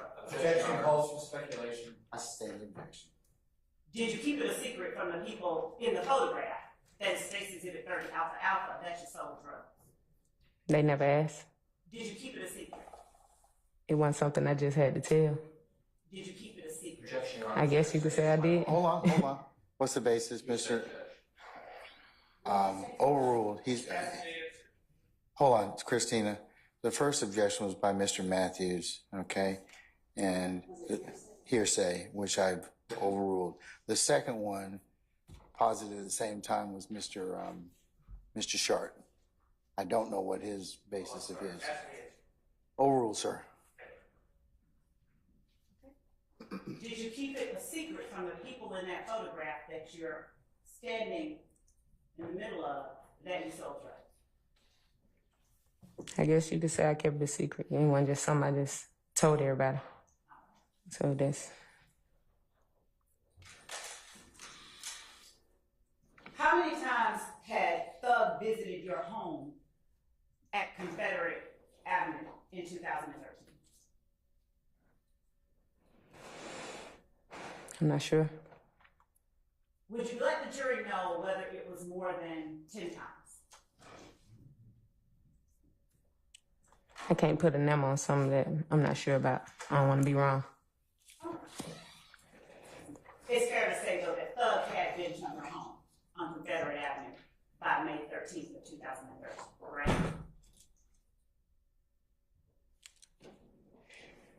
I'm not sure. Is it your testimony that you don't know whether or not you've ever allowed Jeffery Williams to come inside your home? You saying have I ever allowed him? Yes. Yeah. When? I'm not sure on the date. Like, I don't know, it been so long. Like, I'm not sure. How often? It wasn't like a all the time type of thing. Did you have both of your sons When? when he visited you? When Thug came into your home, were both of your sons already born? No, I don't think so. Was either of your sons born at the time that Thug visited your home? If I have a 20-year-old, So your 20-year-old was born, but not your 13-year-old. I'm sorry, your 11-year-old. let me see, he 12, he 13, he 11. So he was not born. I don't think so. Okay. At any time after your 11-year-old was born, did you have or invite defendant Jeffery Williams into your home? Remember him being around at that time because I know around that time I was getting in trouble. So I'm not sure. So it's fair to say that after May of 2013, you did not continue to associate with Jeffery Williams. Objection, that mischaracterizes the witness's testimony. I asked, was it fair to say? I'll sustain the objection. After May 2013, did you continue to associate with or allow into your home Jeffery Williams?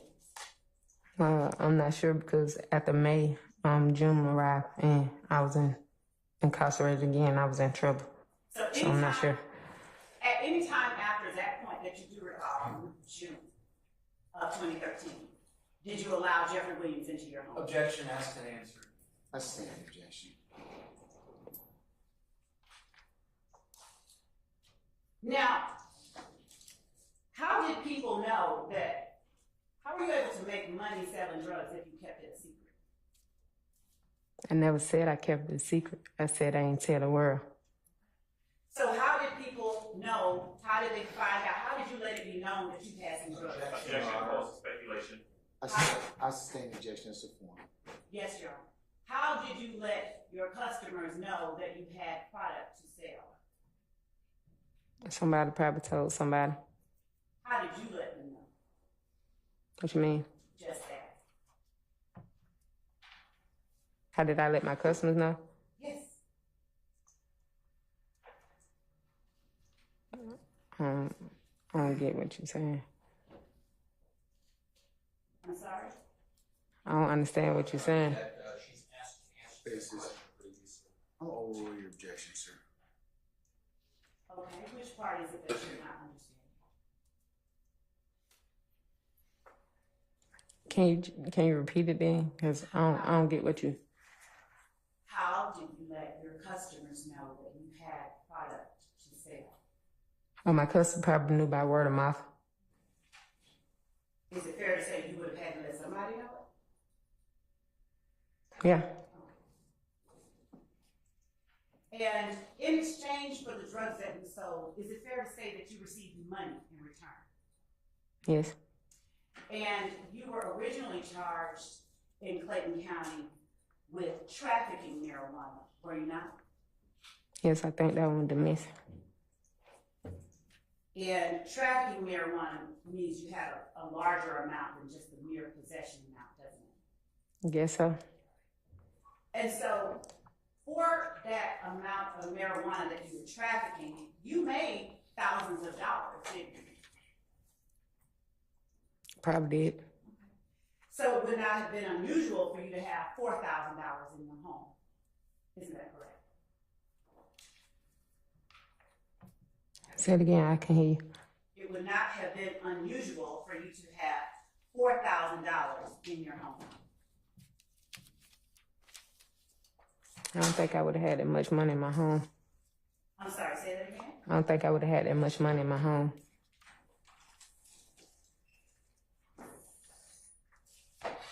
It would not have been unusual for you to have a set of Beats by Dre headphones, would it? I don't listen to headphones. What colors are represented by ABG? What colors do they usually generally wear? Black, white, red. Isn't it fair to say that red is quite a prominent color for ABG? No, I wouldn't say that. In fact, your hair is red. Your braids are red, aren't Yes, what they got to do with it? they? You have a nickname other than your proper name, don't you? Yes. What is that nickname? Shay. Objection on irrelevance. Overruled. Say that again, please. Shay. Is that the only nickname that you have? Yes. Isn't it true that you did in fact know a person by the name of Walter Murphy in 2013? That name don't ring a bell, man. Isn't it true that you knew a person who called himself DK in 2013? No, ma'am.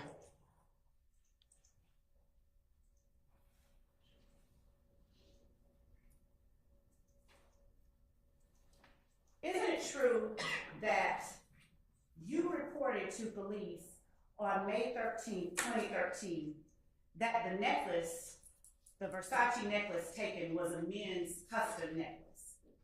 No. Isn't it true that you owned a pair of red Beats by Dre headphones in 2013? You asked me that. I said no already. You never owned a pair of No. red headphones? I don't even listen to headphones.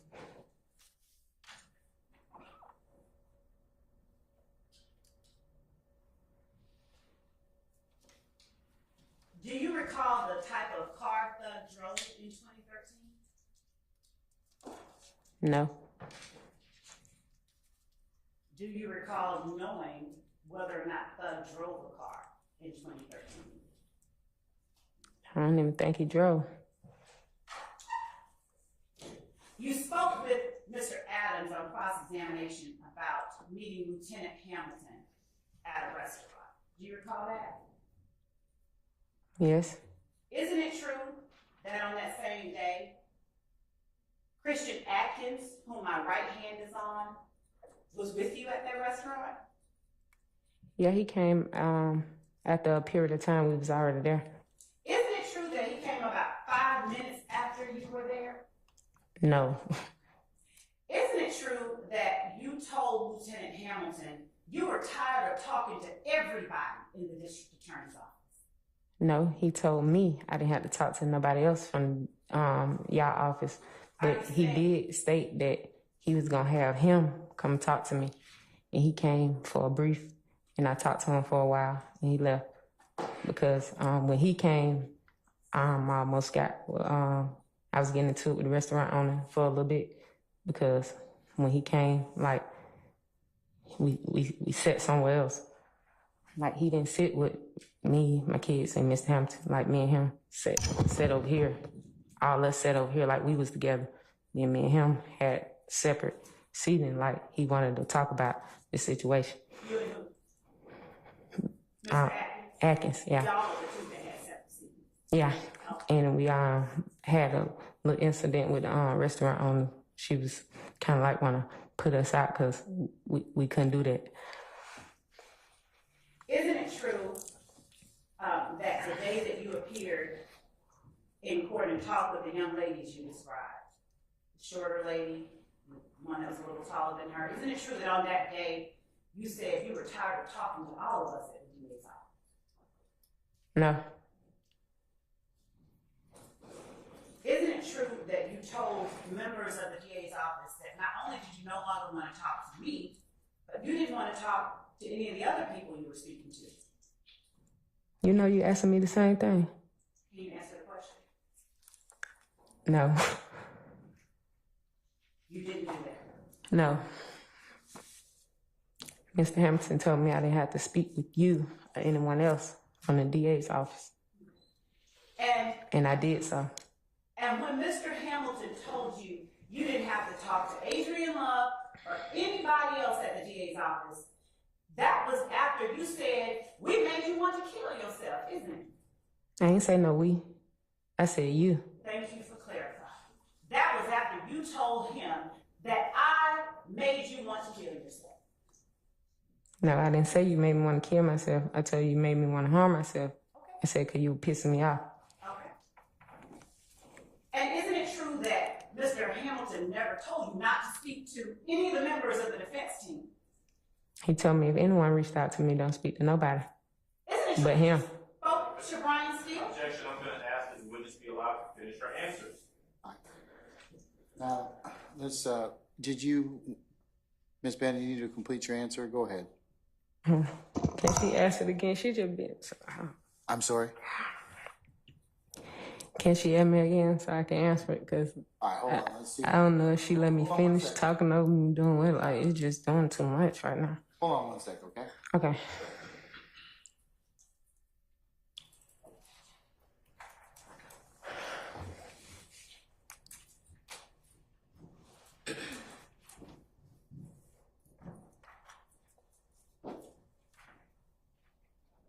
The last question, Madam, you were asked was, isn't it true you spoke to Brian Steele? And then that's when the objection was posed. So can you answer that? Yes. Okay, go ahead and finish your answer. And so you said yes. Was that back to the judge's question of whether you can answer that? Yes. So now I'm going to ask, isn't it true that prior to coming here to testify, you spoke with Brian Steele? On yesterday. Isn't it true that prior to yesterday, you spoke with someone from the defense side? No. Is it your testimony that no one representing either one of these defendants ever reached out to you to just try and see what you were being called to testify about? Not that I know of. I think I had a card from one of them though. That somebody left a card. Did you call that card back? No. Do you remember who the card was from? No.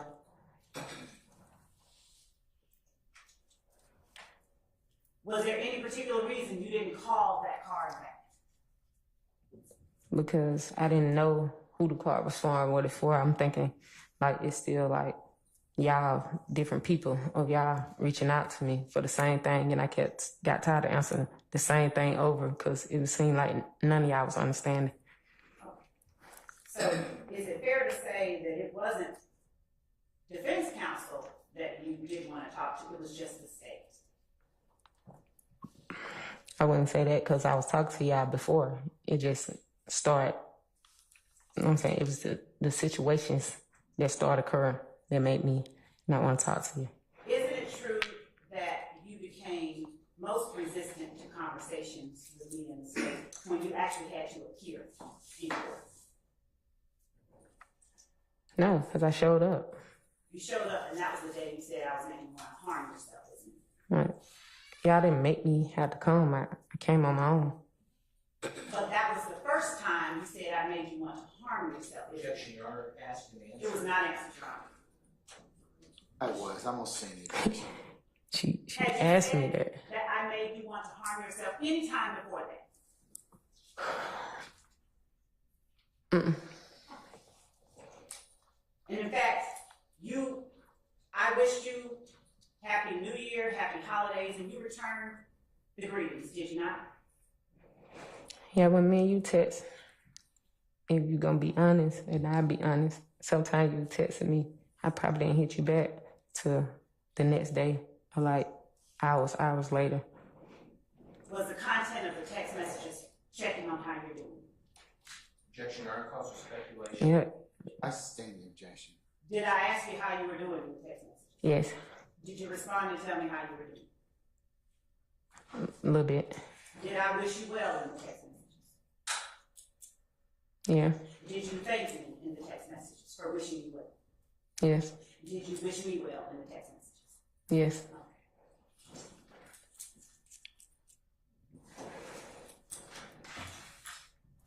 On cross-examination, Mr. Adams asked you, was it true that your building had been shot at in 2013? Do you recall that? Yes. And when was it that your building was shot at in 2013? I can't remember the actual date, but I just know the incident that the building was shot at. Tell the jury about the incident. I think it was like late at night. Go ahead. I wasn't even there. I came home. My neighbor had told me that. Your Honor, it goes to its impact on her, not as to the truth. I'll rule the objection, but counsels, can I see y'all for a second? Just I need just two representatives. That's fine.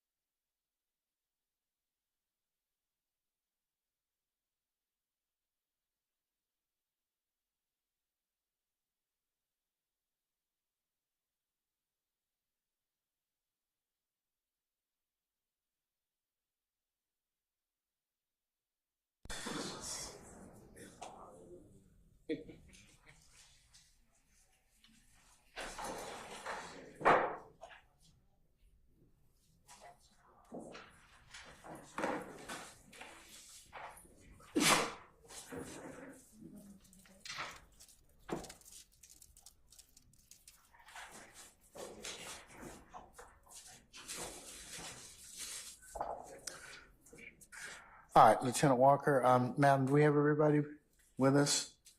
The witness, she's in the restroom. We still need our witness, that's right. She is in the restroom, y'all. Okay, all right. Where's Mr. Steele? Okay.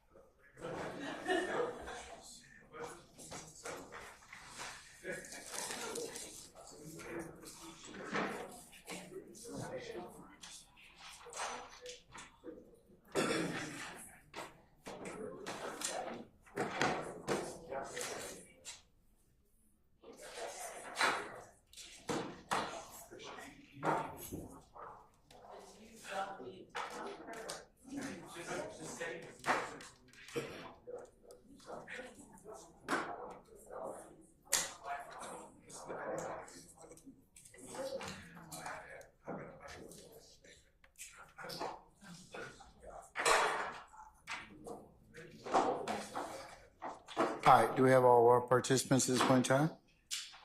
I believe so. All right. Ms. Bennett?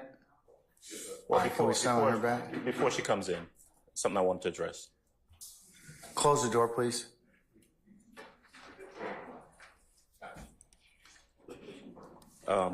So we broke about an hour and a half ago, and my recollection, my understanding is that the state, the court rather, instructed the state to turn over whatever text messages there were to us. If they exist, yes. Right, and I believe Madam Prosecutor indicated that she would do so.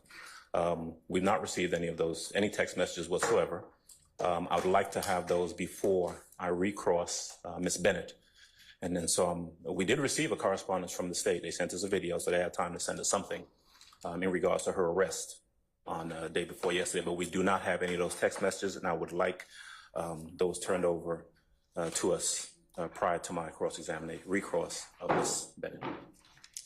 Do we have any such messages, Ms. Love? I'll screenshot mine Did she say mines? to council and then ask that our people who communicated with her screenshot their stuff. When can we have this done by? Just my phone, so I'm charging it and I'm gonna turn it on now, so I can.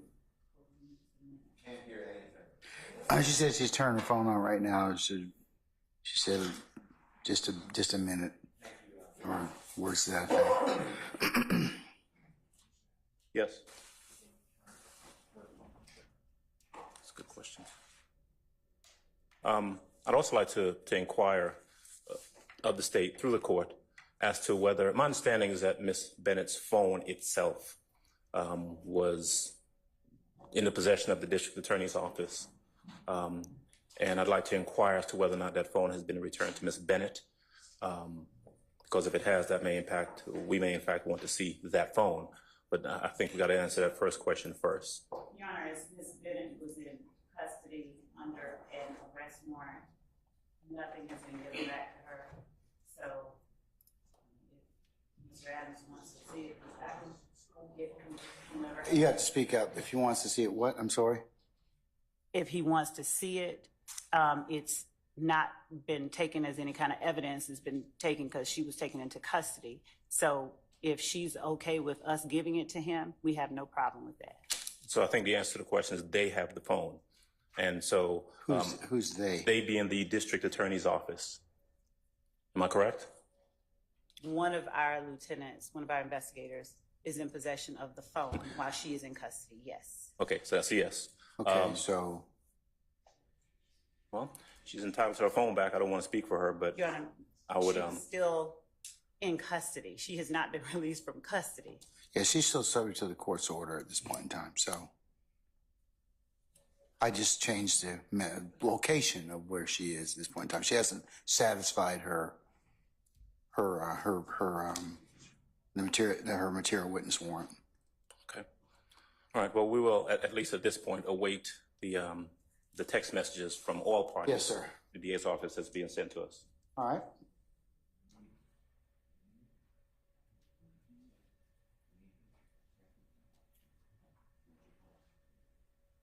Does the court have any objection to us requesting of Ms. Bennett, once she is released from custody, whether we can have her phone? I'm not gonna answer that question. for a lot of different reasons.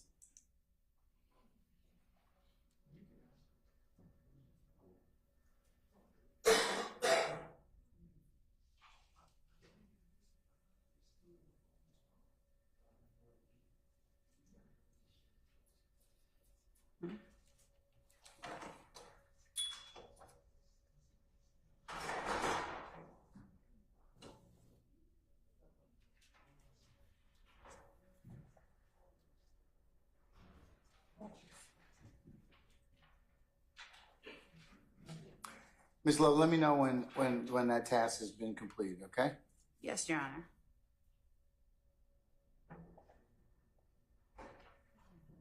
Which one is case number 365-9663?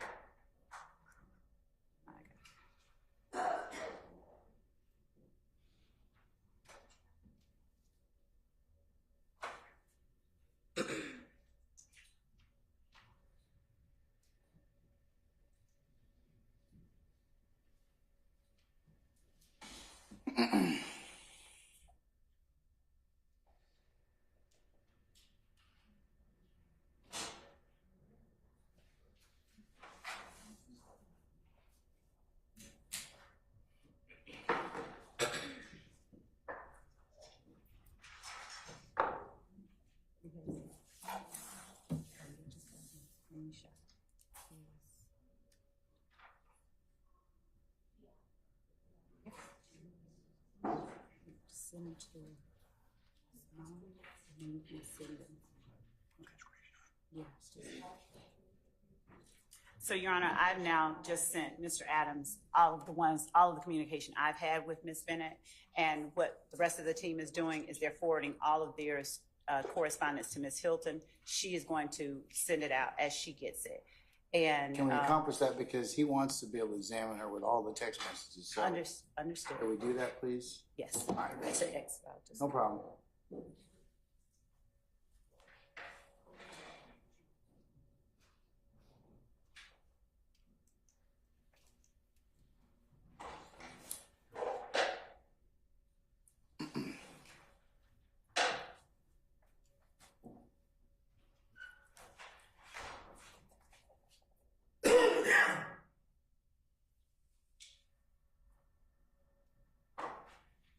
Did he upload the video when she was arrested to the P drive? Thank you. And Your Honor, we have already provided to counsel for the defendants the video of Ms. Bennett's arrest. Yeah, you told me that. Okay. Okay.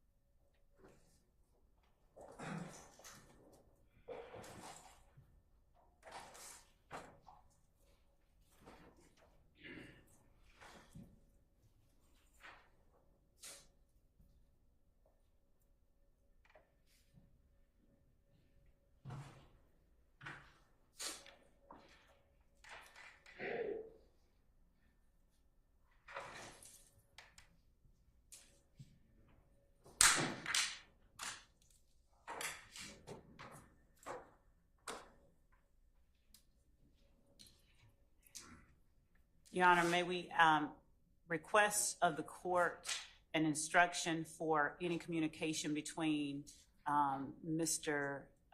Defendant Williams' counsel and Ms. Bennett, since they have opted into reciprocal discovery? Well, I think both of you still, I mean, even though and also since the rule's been invoked, you all both have the ability to talk to her consistent with that. And I believe that admonition. Mr. Steele refused to answer whether there were any recordings or any communication. He said that he would only do it with you ex parte in chambers. So given the extent to which we are attempting to provide what they have labeled as discovery, given that they have opted in, we would ask that the inquiry be made as to whether or not they have any recordings or any written or text or any other kind of communication with this witness and provide it to the state. All right, Mr. Steele, come on up. Let me talk to you. I'm coming up, but before I get a connection to something in response, if you don't mind. As the court has already ruled, as the statute is clear, what Ms. Love is doing is trying to get into attorney-client work product, attorney-client privileged information. I'm not saying whether there is anything, but what I'm telling you is it's only when, and I've said it before, and you know it, when you call that witness in your case in chief. So Ms. Love continuously asks me for things that I've done on this case, who I interviewed. I'm not answering her questions. It would be a bar violation. Your Honor, if I may respond, I don't know why it is that Mr. Steele posits such things to the court that it would be attorney-client privilege if he. Before we get into all that, I think that, and I agree with this already, Ms. Love, it isn't his case in chief yet. So if he decides to do that, then he has a duty and obligation under Title 17 to turn that over. But I think at this point in time, it's a little premature. Well, Your Honor, the reason that I'm saying that is that the witness is on the stand. This whole process is a search for the truth. It is patently not in the interest of justice for Mr. Steele to be able to have interviews, conversations with people who are now on the stand. It's not as if they may be called or may not be called, and then hold back communications. We don't know what she said. We don't know if he said anything. I'd ask that the court, since he would say it to the court ex parte, that the court inquire whether there are any things, and if there are written, recorded communications, that the court conduct an in-camera examination of them, and if it is something that the state is entitled to have, that the state be allowed to have that. It is not supposed to be a process where one side flies blind as to what the other one has. And so I believe that the court has the discretion to order defense counsel to turn over if there are recorded interviews with, if there are things that implicate or deal with the witness who's currently on the stand. The defendant has an obligation, I believe, to provide that to the state as they are examining the witness, regardless of the fact that they don't want to call her back in their case in chief. It leaves much to be desired of the search for the truth if they're allowed to conceal things while the state is complying with its obligation to show its entire hand. Under Title 17, that's how it's written. It says in case in chief. So while I understand what you're positing, Ms. Love, I disagree with its applicability at this point in time. So at this point, upon further reflection, I don't really need to inquire about it as of yet, but I will should the need arise. But at this point, since the defense in no way is obligated to present anything, I'll wait till such time as it becomes right for my consideration. Yes, Your Honor. Over your objection, Ms. Love. Thank you. Okay? Yes, Your Honor. All right. Have we sent all of the... No, yeah, I'm getting them from everybody. So I'm trying to organize them. So they will have them before Mr. Adams cross-examination. I'd like him to be, just keep, continue to work on it, because I'd like that to occur before.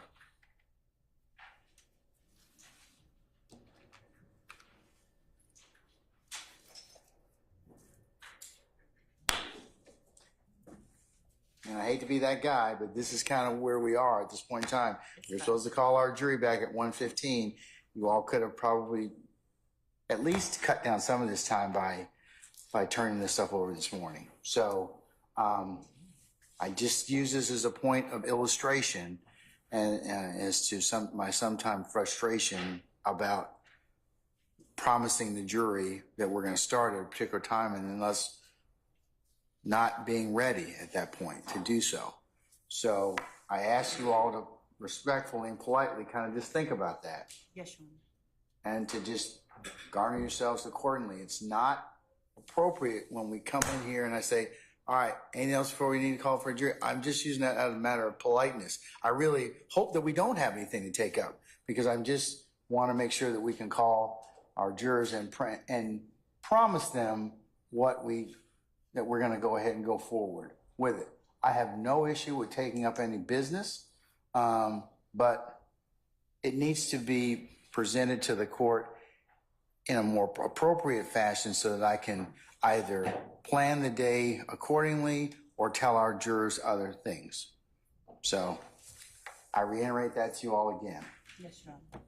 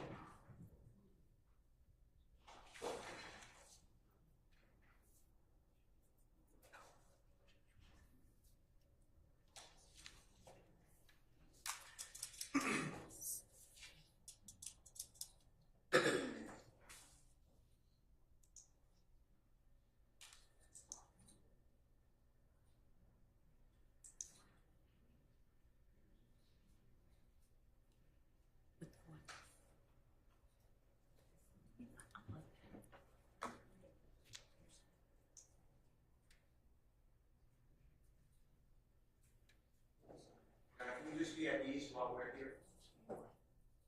Oh, yes, sir.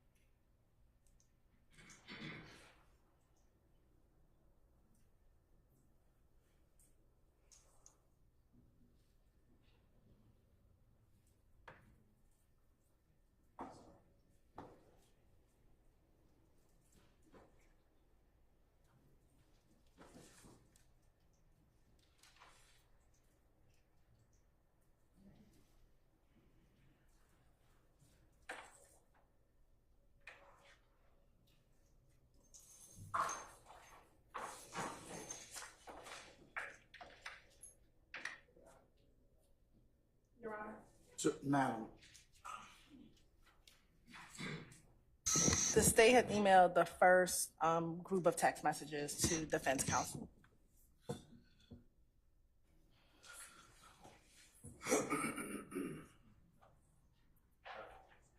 do you have any more text messages?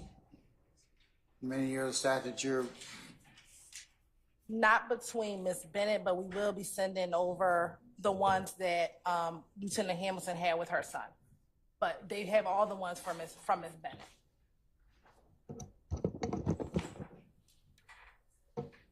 okay, when will Hamilton's be sent over? No, all of the texts between Hamilton and Ms. Bennett, as well as Chief Investigator Long and Ms. Bennett, have been sent over. Okay, I am now sending over any text messages to Lieutenant Hamilton and Ms. Bennett's oldest son. That's what I'm getting ready to send. But the ones between him and Ms. Bennett, they've been turned over. all right.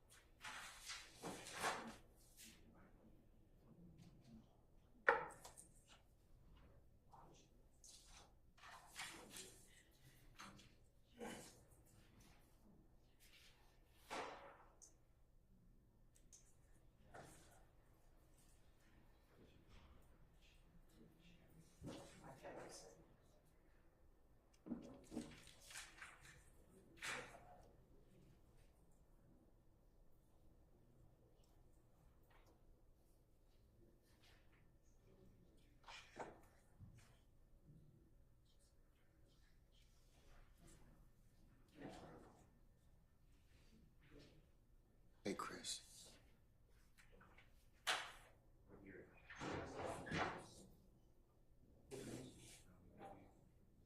How long have they?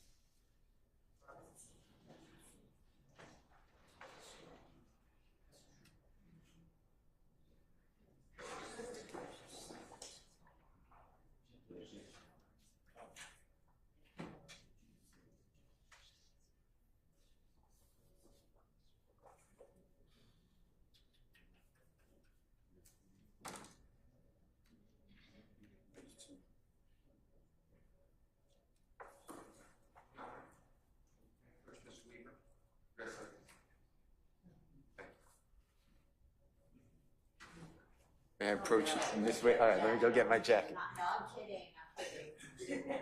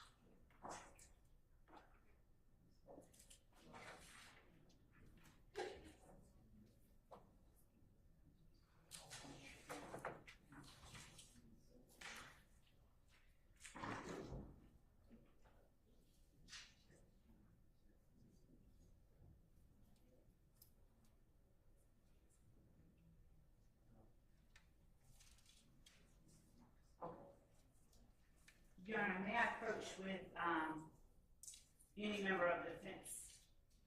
Mr. Adams?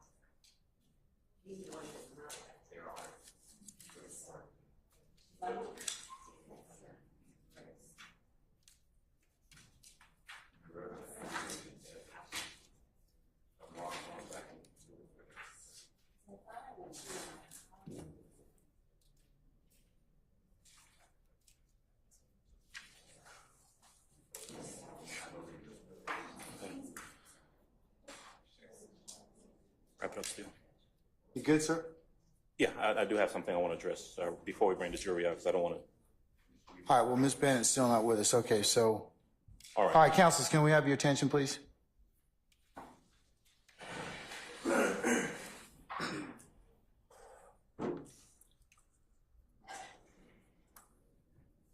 Can I proceed? Yeah. All right. All right, Judge, so I've received the text messages purported to be communications between the district attorney's office investigator and Ms. Which Bennett. investigator, sir? I believe it is Mr. Hamilton. And there are also communications for Ms. Bennett between who I believe to be Investigator Hamilton, but communicating with Ms. Bennett on Ms. Bennett's son's phone. So those will be communications between Hamilton and Ms. Bennett, but on a different phone than the original one, if that makes sense. All right, Okay. So at any rate, I've gotten them. We've had a chance to review them. My intention is to go ahead and introduce these documents and use them in my, the actual text messages that we've gotten from the state and use them in my recross of Ms. Bennett, so that we don't run into a problem with having to send a jury out again. I need to know whether or not there's going to be an objection, any foundational objections to these text messages of the state that I've gotten from the state, so we can address it. We don't have any problems with Mr. Adams wants to tender those as evidence. We intend to utilize them as well. So not at all. And since we gave them to him, he is well within his rights to do whatever he wants. Okay. Well, that's great. That's all. All right, summon Ms. Bennett, please.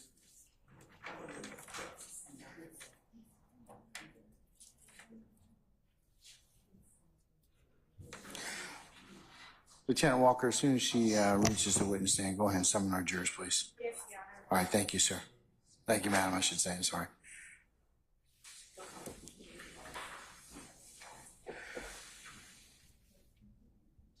I am.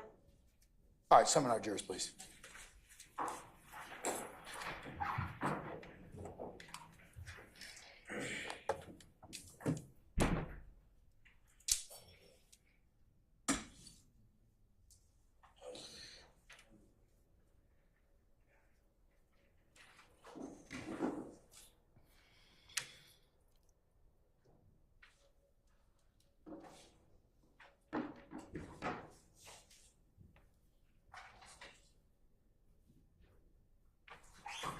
All right, Secretary.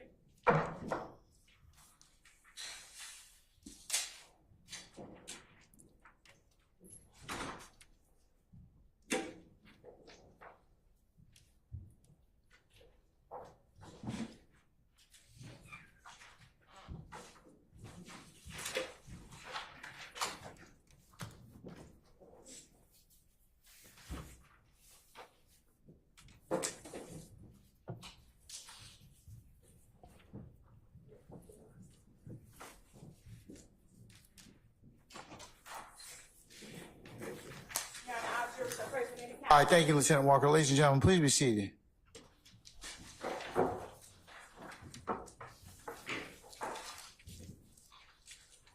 All right, ladies and gentlemen, thank you again for your patience. All right, go ahead. Thank you, Your Honor. Ms. Bennett, before we left for lunch, you were telling the jury about the incident where the building in your apartment complex got shot up, and that you had come home late one night or early one morning, and your neighbors informed you of something. Would you please continue telling the jury what happened on the date you were referring to when you said the building in your apartment complex got shot up? Yeah, what is this? When you say the building, what do you mean? Exactly what I said. Do you remember No, testifying? but I'm asking you what this means so I can answer your question. Do you remember testifying on cross-examination with Mr. Adams Mm-hmm. that there was an occasion where a building in your apartment complex got shot up? Mm-hmm. Tell the jury about that incident that you started talking about before we broke for lunch. That I said the building got hit. I asked you what happened during that incident, and you were telling the jury how you had come home and your neighbors informed you of something. Mm-hmm. Do you need to hear the exact? That our buildings had been shot. And what time was it that you got home? Not sure. Why is it that that stands out in your head? Why did it stand out? Yes, ma'am. I couldn't tell you that.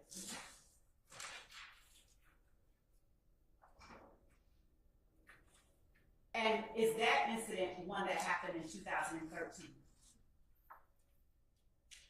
I think so. Did you report it to the police? Yeah, I think I called the police. Did you call them on your phone, or did you do something else? Yeah, I called them. Did you call 911? Yes. And did someone come out? Yes, I think the same people that had been out earlier when the other neighbors had called. Now, when you say the same people who had been out earlier when other neighbors had called, what are you talking about? The same officers. And when you say when the other neighbors had called, what time frame are you talking about? I don't know what time they called. What date? I don't know the date. Before? No, they called the day on the incident. I didn't call the day of the incident. I wasn't there. I said that. And what was the last thing you said? The second, what did you say? When Just now. you asked me what date, Mm-hmm. and I said I wasn't there when they called. Okay. That's what I said. When you told the jury that you believe it was the same officers that came out when they called, Mm-hmm. and the same officers being the ones that responded when you called, Mm-hmm. how were you aware of who came out when they called? Because my neighbor, when I called the officer, my neighbor came out and they still discussed, and they was talking to the same officer when I called them about the same situation. I'm sorry, Ms. Bennett, I'm having a hard time understanding you. Would you please repeat what you just said? I said when I called and they came, my neighbor came out and talked to the same officer that I was talking to about the same situation. How do you know what situation it was that your neighbor was talking to that officer about? You said the same officer. About the building that we were talking about. So did your neighbor tell you that she had talked to this officer Objection, before? Your Honor, hearsay. I must sustain the objection now. What do you mean when you refer to this same officer that your neighbor had talked to if you were not there when your neighbor talked to an officer? But I'm going to continue that objection as it calls for a response that involves this is hearsay. And Your Honor, I'm gonna overrule the objection. Go ahead. please answer. What do you mean when you refer to the same officer that my neighbor talked to when you were not there when the officer purportedly talked to a neighbor. Yeah, but when I called, my neighbor came out and talked to that same officer. I knew it was the same officer because my neighbor had a card. Your neighbor had a card. Yeah, What was your neighbor's last name? I don't know her last name. What apartment number did your neighbor live in? I think she's C. She's C? Yeah. Do you know the number? Was she in your same building? The building had the same number. So it was 908 Confederate Avenue, apartment C? No, it was 980. 980, thank you for correcting me. Confederate Avenue, apartment C, that your neighbor lived in? Yes. Thank you. What happened when the officer responded to your call? They came by. He asked, was anybody hurt? I told him it was no one present. I think they went in, if I can remember, and they looked around, and he gave me a paper because I told him I think I had to give it to the rent office to get things fixed. He gave you a paper that you gave to the rent office? Mm-hmm. And what did that paper consist of? What was on that paper? Objection, Your Honor, hearsay. I stand the objection. Why did you give a paper to the rent office? To let the rent office know that officer came by. And what was the nature of that paper? Again, Your Honor. Your Honor, I'm not offering it for the truth of what was on the paper. I'm offering it for what it was used for. Objection, relatives. And so, Your Honor, Hold on. I'm all over both objections of Mr. Matthews and Mr. Adams. thank you. What was on that paper? No, that's Stating- objection. That was objection. What was the nature of that paper? To get to the rent office. Was it a receipt? Was it pictures? Or was it something else? Was it a receipt? Was it a report? Was Yeah, a report. Okay. And so, is it your testimony that the same day or night, the same time that the officer responded to your 911 call, that officer on scene at that time gave you a report? Yeah, they gave me a report to give to the office, and that's what I did to get the things fixed in my home. Was it day or night that they came in? I think it was like evening. It was in the evening time? Yeah, if I'm mistaken, I'm not sure.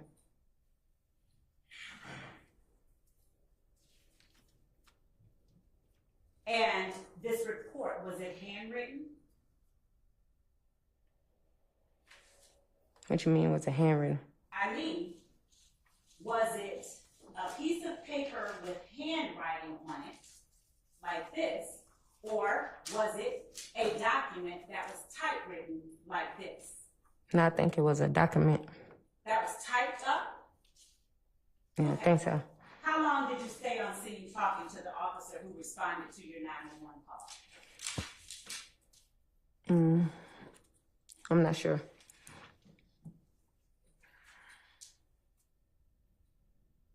How long was it before you got that piece of paper from the officer that you gave to the rent office? Once he looked around and did whatever he had to do, I had told him that I needed a report to give to my rent office. Okay. Then he gave it to me. He gave it to you right then and there. Mm-hmm. Tell the jury how he constructed the report. What you mean? You said it was typewritten, right? Yeah, he had like a black binder folder, something. Like, Okay. then he wrote some stuff on it. He gave it to me. I took it to the rent office. Do you recall me asking you whether there was a handwritten report or if it was typed up just a minute ago? Yeah, Do you recall saying that it was typed up? yeah, I think it was typed up. So what did he type it up on? What you mean? Just that. What did he type it up on? I don't know what he typed it up on. The report. I don't know what he used to type it up on. Is your testimony to the jury that right there, report and the officer gave you a report. Yeah, like a ticket. You don't type a ticket. It already have everything on there. You sign it, and it was like that, and that's what he gave to me. So is it your testimony now that it wasn't a typewritten report, it was a ticket? No, I just told you it was like a ticket. Okay.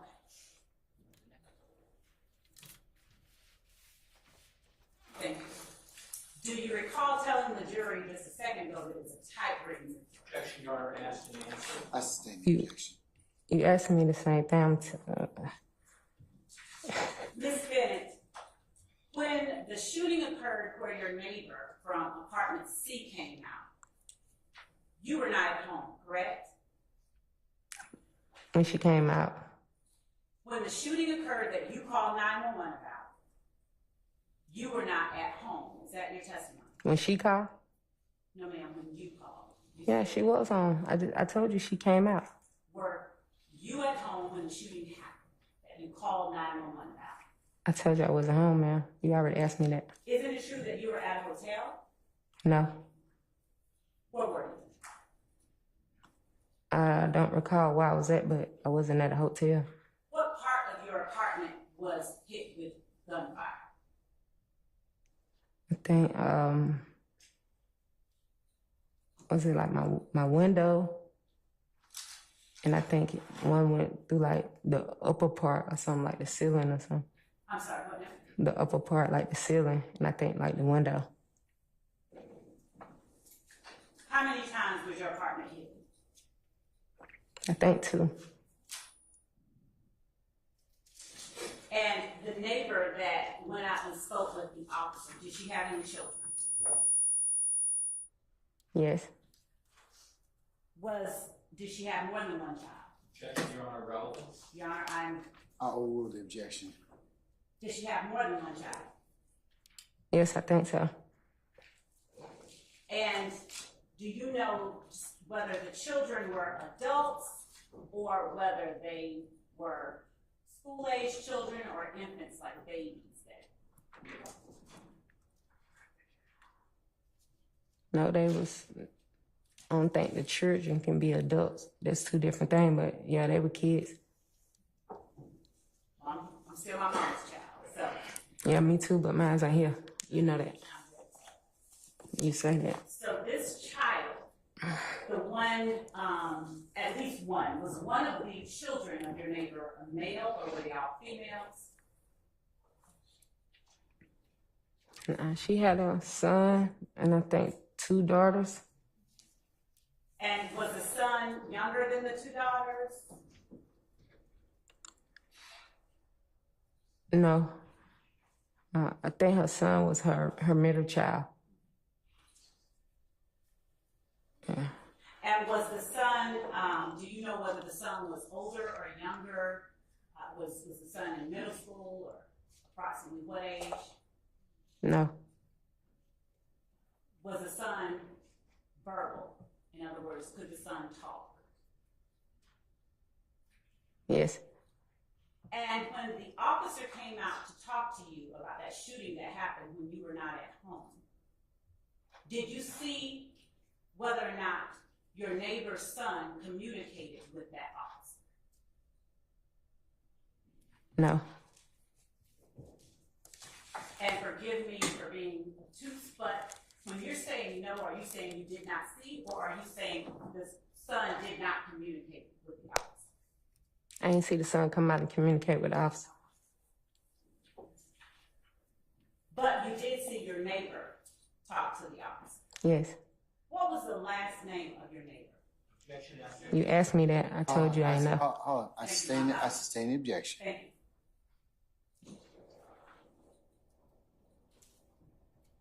And how were the damages to your apartment? Did your apartment complex come and fix them? Yes.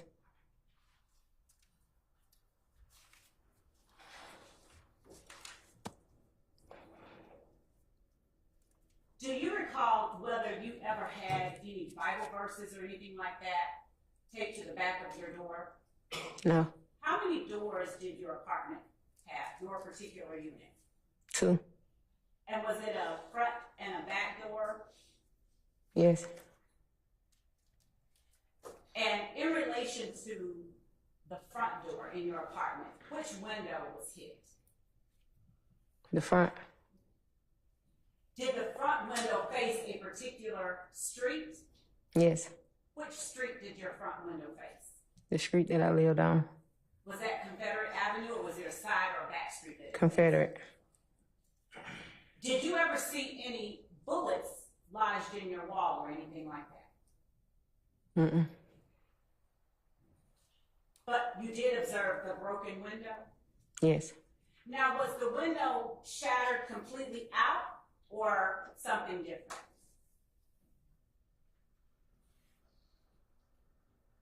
It was like, I think it was like a frame of it, like it was out.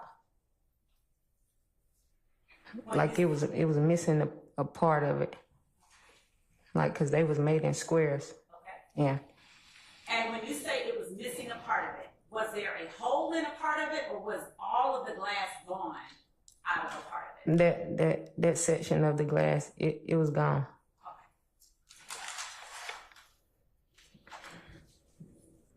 And when you said that you believe that the other bullet hit your ceiling or somewhere up top or up high, was there a hole in your ceiling or something else?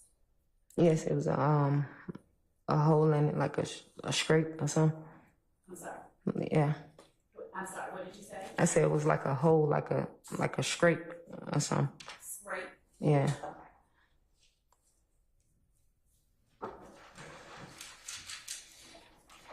Was anything else done by the police after you made that report? To your knowledge? What you mean? Hold on. I was asking, to her knowledge, was anything else done by the police after she made that report? Overruled. Go ahead. What you mean by that? I mean, did anyone speak with you again from the police department about that shooting? No. Do you know whether, or did you receive any calls from the police department? No. To your knowledge, did anyone call you to try and help figure out who it was that shot up your apartment that day you were not home? Objection to mischaracterization of shooting up her apartment. Your Honor, I'll sustain the question as to form. You can rephrase now. did anyone talk with you at all after that date about the incident where your window was shot and a hole or a scrape was placed in the upper part of your apartment? No. Did anyone ask you who may have been the person that shot at that building? No. And did you feel, were you okay with the fact that no one followed back up with you after that shooting? Was I okay with it? Yes, ma'am. I wouldn't say I was okay with it, but it was nothing I can do about it. So it's fair to say then that you feel more should have been done after that shooting? I don't know what they could have did about it. Like, it was a random shooting and my building got shot. Understanding you don't know what else could have been done, do you believe that more should have been done to assist you after that shooting? Objection, asked and answered. I sustain the objection. Yes, Your Honor.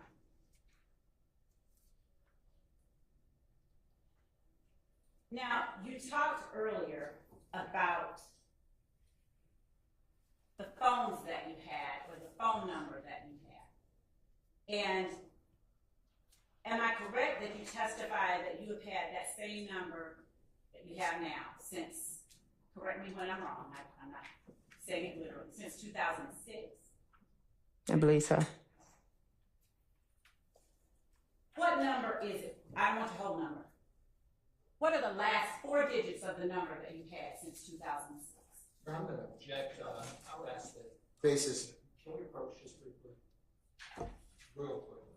I don't need to approach on this. Judge, I would ask that the calendar present this particular question in the process that doesn't jeopardize this That's why she's offering the last 4 digits, sir. All right. Ms. Bennett, what are the last 4 digits? I don't want the first 6, the last 4 digits of the phone number that you have had since 2006 that you told the jury about earlier. 4983. What? 4983. And 4983. That's the number that you and I communicated on, isn't it? Sure is. Now, Ms. Bennett, your son,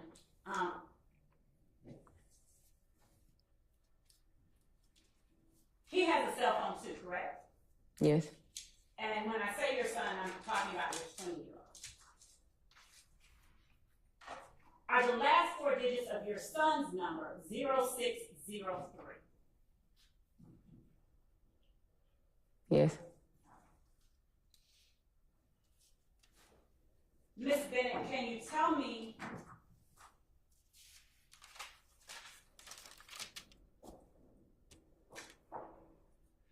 right now how long you have had the phone number that ends in 6024?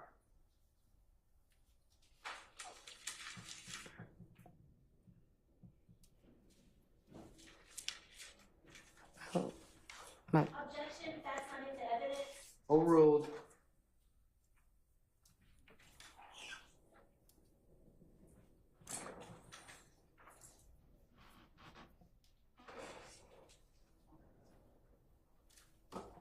You may answer, the court overruled the objection. I think like Objection on grounds of foundation. You know what, Judge, if I may withdraw that last question. Okay. Ms. Bennett, isn't it true that you have a phone number that ends in 6024? yes. And isn't it true that that is not the same phone number that ends in 498?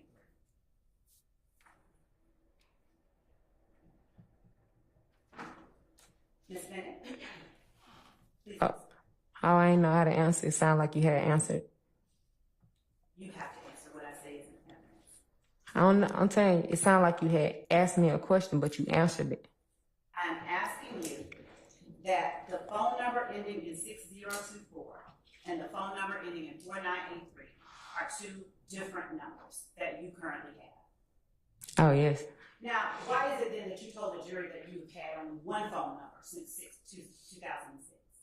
No, I did not. Now, I said I had the same phone number. do you recall me asking you if you ever had other phone numbers? The other phone numbers you asked me about, I think you said, did I have those in 2012, 13, one of those years? I told you no because I didn't. And the phone number that you're referring to now, I've been having that phone like 3 weeks to a month because my 4983 got cut off. How many other phone numbers have you had since 2013?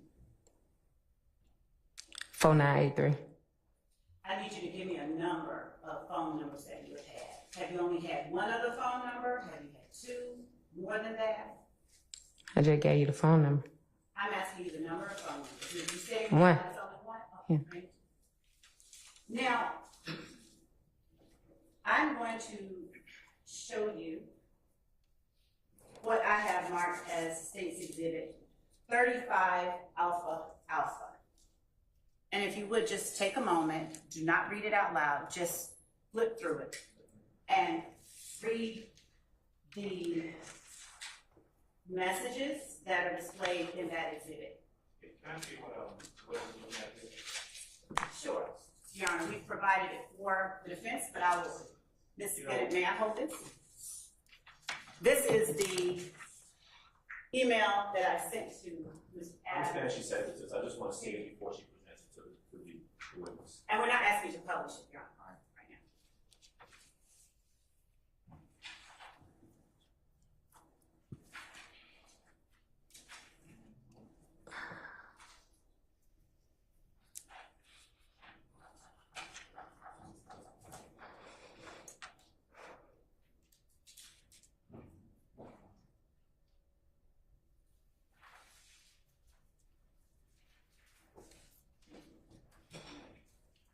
Ms. Bennett, I'm gonna give you back State's Exhibit 35 Alpha Alpha. Just take your time and read over the messages that are displayed in State's Exhibit 35 Alpha Alpha.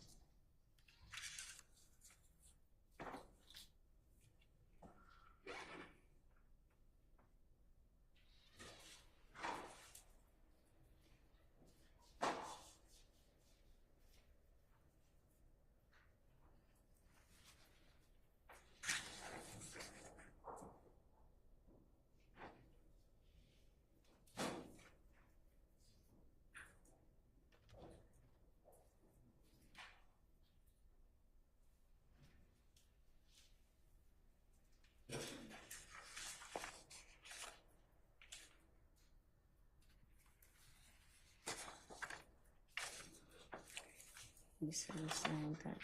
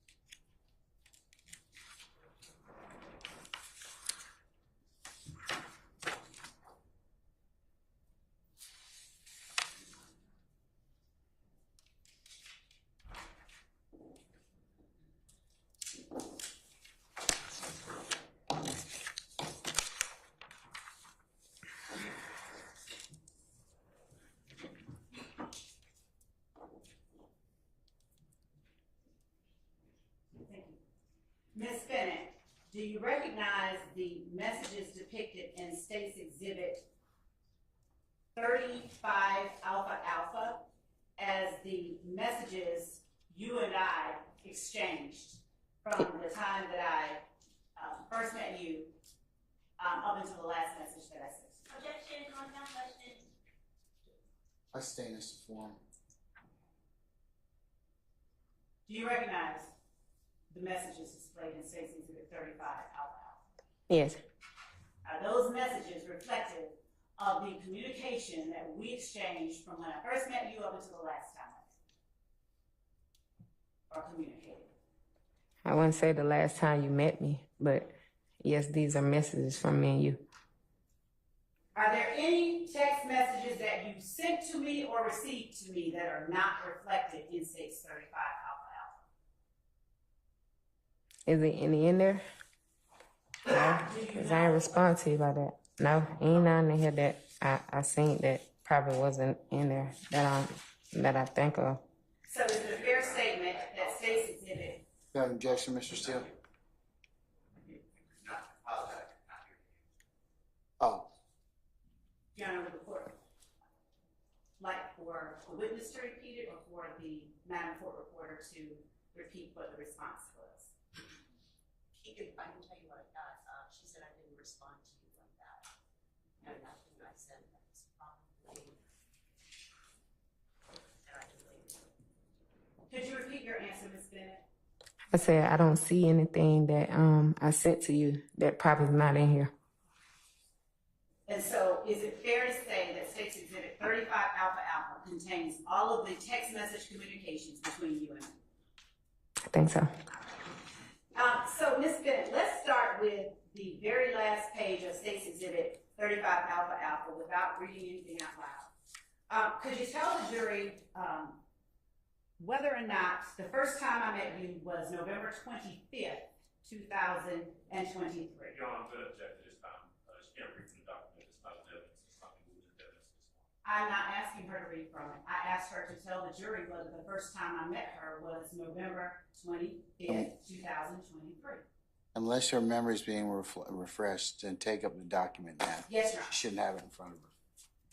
Ms. Bennett, do you recall that the first day you and I met was November 25th, 2023? I'm not sure if we met the day you sent me that text, or did we meet after? Because if the day you remember that text is dated and it say the 26th, not the Thank you for 25th. pointing that out. Will showing you this exhibit refresh your memory as to the first day that you met me? That should be the day I met you. You text me and we met up at the Wendy's. Let me ask you this, for the record, because it has to be clear. Will showing you States 35 Alpha Alpha refresh your memory about when we first met? I wouldn't say it would because you saying two different dates. What I'm saying is not evidence. I'm asking a question. That's all. Oh, okay, yeah. Okay. Would you take a look at State's Exhibit 35 Alpha Alpha, the very last page? Do not read anything out loud. Excuse me.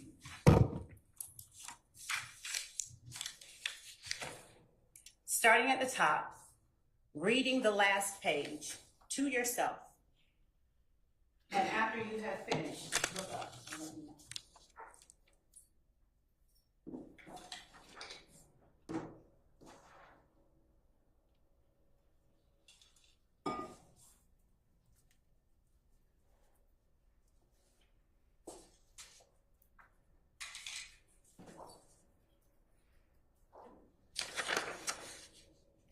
Is your memory refreshed about the first time that we met?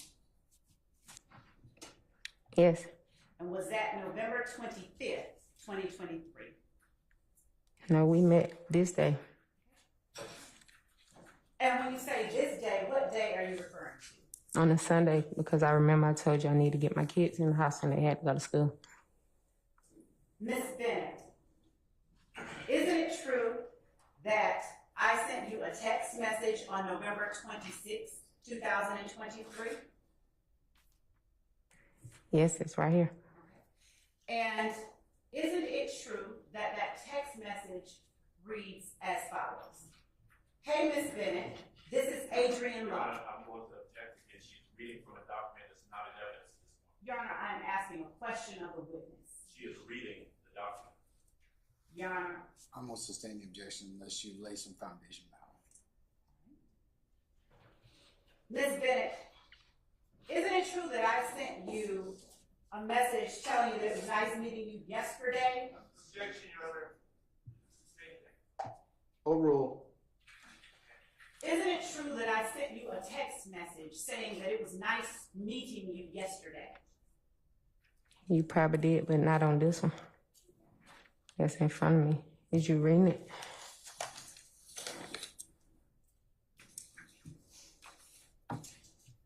And thank you for pointing it out. Would you please look at, What is worth the, Man, the record, this I have no everybody. objection to the document being in the okay, opposition. we are not tendering, since it has duplicates in here, but we will tender one that reflects all of this. So if he has no objection, then might I be allowed to call the entirety of the text thread States Exhibit 35 Alpha Alpha Bravo, and may I then be allowed to read into the record all of the text messages? You asking me or you asking the court? I'm asking the court, whether or not there's any objection. All right, Mr. Adams, is there any objection to states 35 Alpha Alpha Bravo? No, Judge, we have no objection to the documents provided, text messages from the state. All right, then states 35 Alpha Alpha Bravo is admitted. Ms. Bennett, isn't it true that on November 26th at 12:05 p.m., that being Sunday, I sent to you a message that said as follows: "Hey, Ms. Bennett, this is Adrian Love. I just left you a very long and winding message that you don't need to listen to all the way through. It was just me letting you know that I called. Please give me a ring when you get a free moment. I look forward to talking with you, and thank you for talking with me yesterday. You are an inspiration and were actually a blessing to speak with." Do you remember getting that message from me? I don't see that on here. Look through the rest of the exhibit because they are not in order, and tell the jury whether you remember getting such a message from me.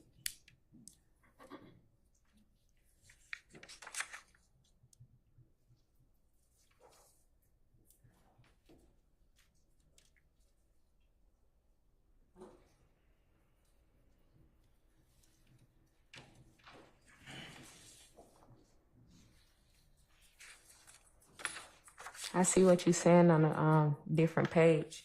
That's fine. I'm just asking you if you remember getting that message from me. Yeah, but I don't know when. It's not dated in time like all the other messages. Is it apparent that it's a continuation of the one from the 26th? I don't know. It looked like all the rest of them, like they just been screenshotted and some with a date and the time and percentage of your phone and stuff like that. So you don't remember getting that message from me? No, I ain't say I don't remember. I just don't know when. Do you remember responding to me by saying as follows: "Aw, thank you so much. I was just catching up on my rest. I have a long day."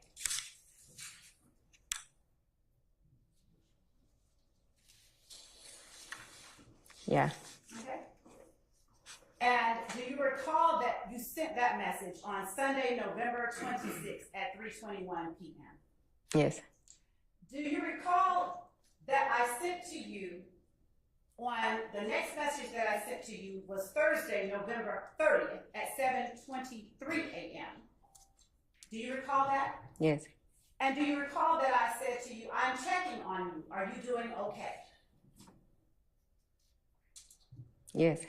And do you recall that on that same date at 3:33 p.m., and that is Thursday, November 30th at 3:33 p.m., you said in response, trying to be, "I really appreciate you."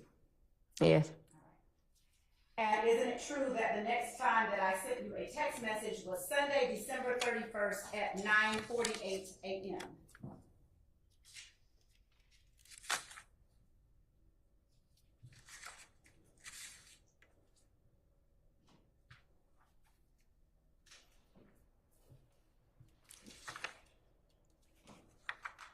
Yes. And isn't it true that that text message said "Happy New Year!" exclamation point, and then in parentheses apostrophe S-E with a smiley face? Yes. And isn't it true that on that same date, Sunday, December 31st at 1:19 p.m., you said "Thank you, same to you" in response? Yes. Isn't it true that on Monday, January 1st at 9:47 a.m., I sent you the next message?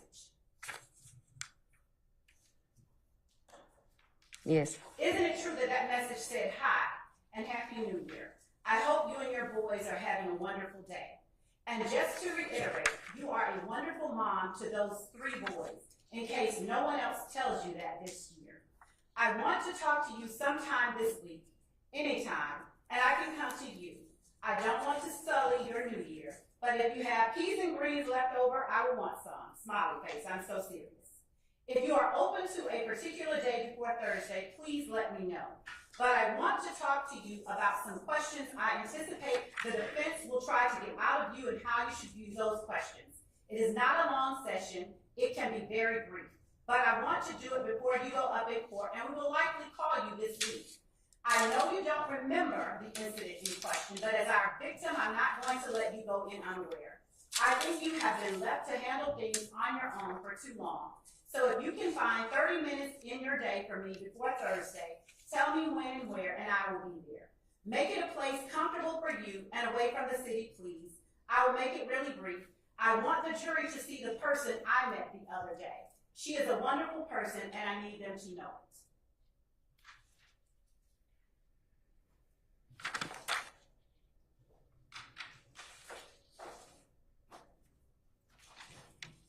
Yes, I see that. And isn't it true that the next and final text message that I sent to you was sent on Thursday, January the 18th at 10:06 a.m.? Yes, I see that. And isn't it true that that message was, "Good morning, Ms. Bennett. Are you available to meet with me today?" Yes, I say that. And isn't it true that you did not respond via text to either of the last two messages? I don't see no more. Do you recall responding to either of those two messages?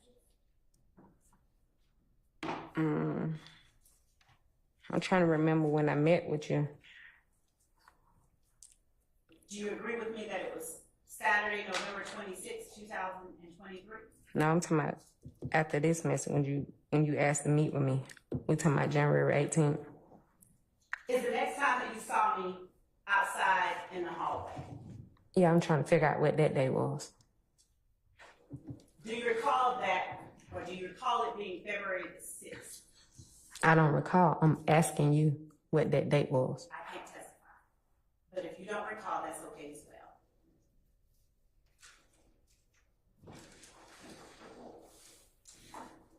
Ms. Bennett,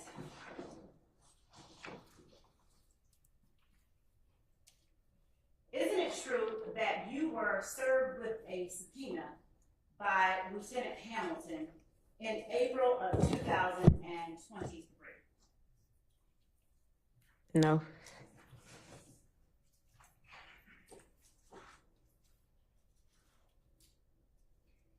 Is it your testimony that didn't happen, or you don't recall? I don't recall that happened. Do you recall being served with a subpoena by Deputy Chief Investigator Long after that, on the same day that you and I met at the Wendy's? No, he didn't serve me. He showed me a police report. He told me to read it, and I read it. Is it your testimony that you did not get a subpoena, another subpoena that day? No, I didn't have a reason to get a subpoena. And you saying another one, so you saying I supposed to have two? Is it your testimony that you did not get two subpoenas? No, I did not.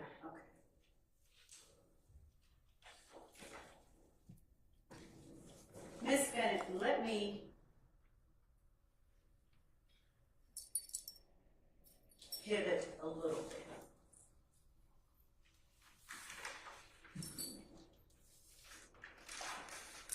And ask you,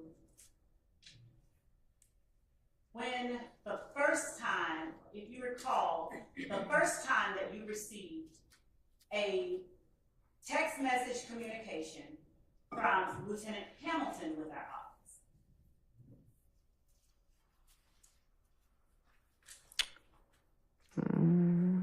I can't remember actually the date, because I don't think he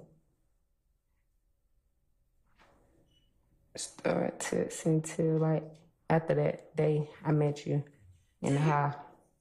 What? I said I don't think he started texting till after that day I met you in the hall. Do you have access to your son's phone ending in 0603? No, my son do.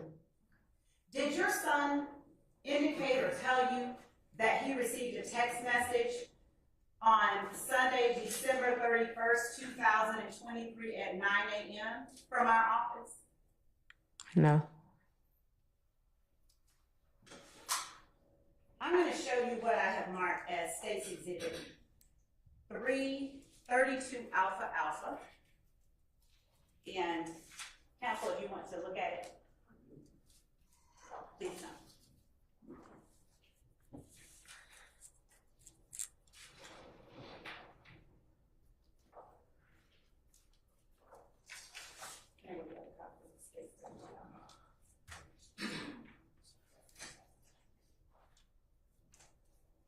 Ms. Bennett, while counsel is 32 Alpha Alpha.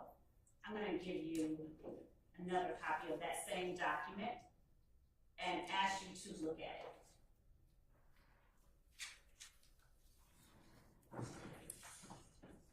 Does State's Exhibit 32 Alpha Alpha reflect your son's name at the top? Don't say it, just tell me whether or not it reflects your son's name. Yes. And does State's Exhibit 32 Alpha Alpha reflect text message communications? Yes. Does State's Exhibit 32 Alpha Alpha have your son's email in it? Yes. Does State's Exhibit 32 Alpha Alpha have your son's nickname in it? Yes. And does State's Exhibit 32 Alpha Alpha have your son's birthday in it? Yes.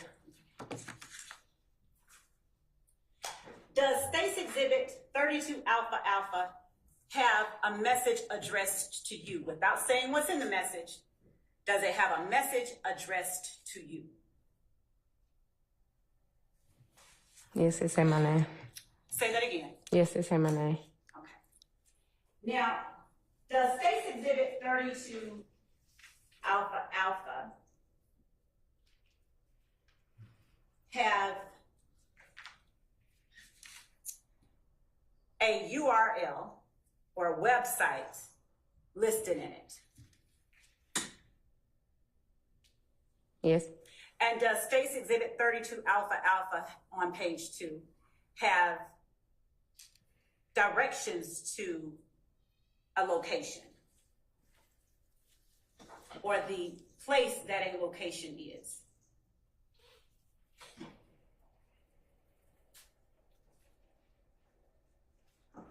Yes.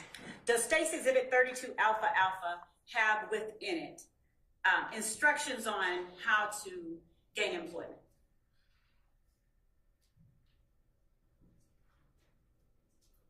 Yes, it speaks about an application. And does State's Exhibit 32 Alpha Alpha have instructions to reach out to someone if they need No, it?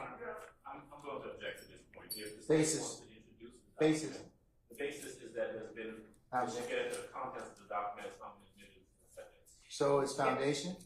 Foundation, yes. All right. Anything else, Mr. Sharp? No, I agree with Mr. Harris. All right. I'm going to sustain the objections to foundation. Okay. And Your Honor, because of that fact, I'm not trying to get into what's specifically in it, but I am trying to orient the witness as to State's Exhibit 32 Alpha Alpha. Are you going to ask that for it to be admitted or?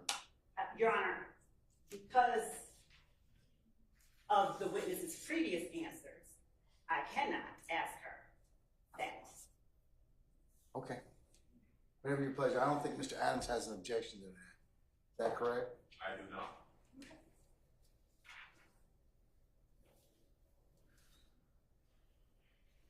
So at this time, Your Honor, the state tenders State's Exhibit 32 Alpha Alpha, apparently with no objection.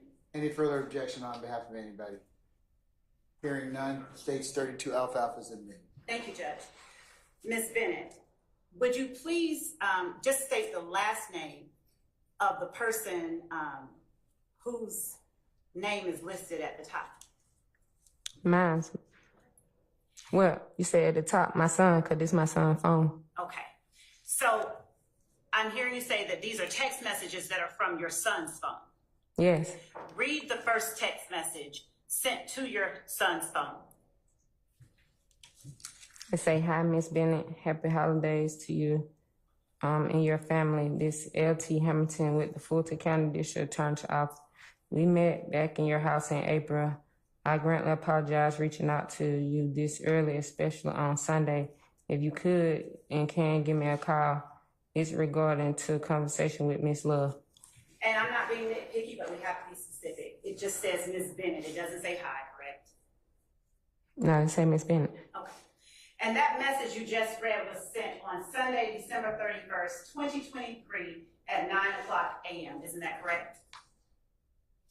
Yes. And in response, your son or you responded aunt with an exclamation point. Isn't that correct? Yes, on February the 9th. Okay. And isn't it true that between December 31st, 2023 and February the 9th of 2024, that there is no communication between these two phones? Yeah, it isn't, because he probably texted this phone thinking that me, and it's not me, this my son's phone, so he didn't respond to him, or he didn't tell me, so you gonna get no response. That's why it's nothing there. So is it fair to say your son didn't tell you that someone reached out from our office to speak with you about your conversation with me? If my son seen this message, I'm not saying he did, I'm not saying he didn't, it's his phone. He 20. What he told you about it. No, if he told me, they would have got a response. And isn't it true that the email address that is sent back to Lieutenant Hamilton on February the 9th at 5:53 p.m., and that's Friday, February the 9th of 2024, is your son's email address? Yes, And isn't it true that the date sent below your son's email address is your son's birth date? yes, Isn't it true that the next message that was sent from Lieutenant Hamilton to your son's phone was sent on Wednesday, February the 14th at 12:19 p.m.? yes, Isn't it true that Lieutenant Hamilton sent to your son a URL or a website for SherwoodFoods.com? yes, Isn't it true that Lieutenant Hamilton then said, this is off Fulton Industrial Boulevard. They are hiring. Fill out the application online and let me know when you've submitted it. I'll be in contact with them after you let me know. Be 100% accurate on it. yes, Isn't it true that on Wednesday, February the 14th at 12:38 p.m., Lieutenant Hamilton sent another message that said, if you need help with the application, let me know?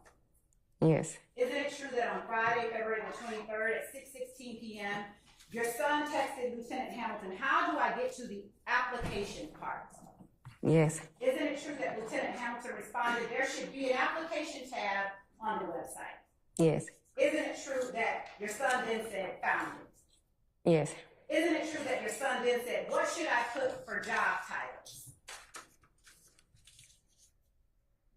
yes, Isn't it true that on Friday, February the 23rd, 2024, at 6:55 p.m., Lieutenant Hamilton responded, warehouse?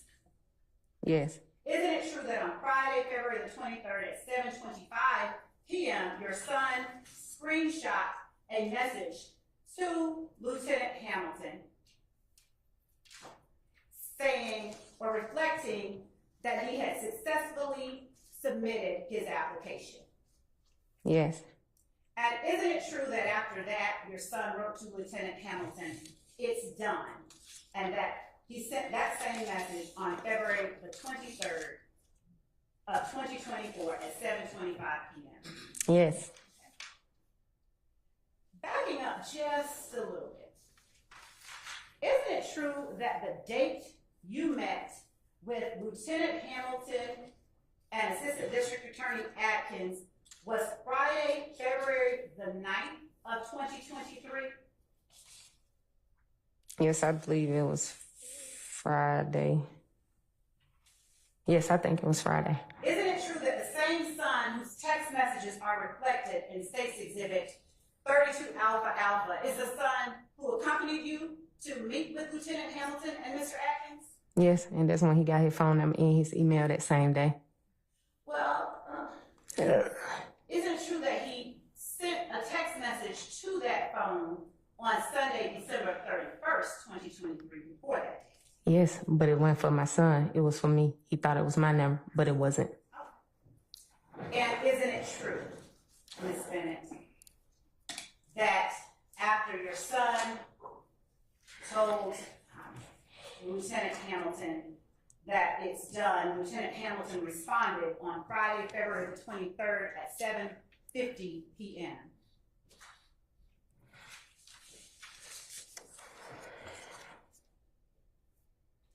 Yes. Now, your son loves you, correct? Yes. And you love your son. Yes. And is it fair to say your son, being a son, is properly protected of you? He is. Isn't it true that on Friday, February the 23rd at 2024, Lieutenant Hamilton at 7:50 p.m. told your son, okay, I'll let them know Monday to look out for it. Have a good weekend, brother. B-R-U-D-D-A. Yeah, he said that February 26th. February the 26th or the 23rd? Monday, February 26th. What you just said. Is this February the, Okay, which one you reading? let's see, we're on the same page. Friday, February the 23rd at 7:50 p.m. Please read the message that Lieutenant Hamilton sent. Okay, I'll let them know Monday. I'll look out for it. Have a good day. Have a good weekend, brother. And is that where he spells it B-R-U-D-D-A? Yes. And you'll agree with me that that was Friday, February the 23rd at 7:50 p.m. Yes. You'll agree with me that your son said in response, okay, thanks. Yes. On Monday, February the 26th, 2024 at 11:57 a.m., your son sent to Lieutenant Hamilton the text message, don't forget about me, with 2 red exclamation points after it, didn't it? Yes. And in response, Lieutenant Hamilton said, LOL, period. Brudda, B-R-U-D-D-A, I sent your name over at 9:27 this morning. I got you. Yes. And isn't it true, if you'll just turn to the next page, that Lieutenant Hamilton screenshot a text message between him and someone else that said, good morning. The young dude that wanted a warehouse job just filled out the application online over the weekend. If your husband can be on the lookout for and then he has your son's name, as always, thank you. Yes. And that screenshot was of a message from Monday, February the 26th at 9:23 a.m. 25th at 9:23 a.m. I can't see it like that.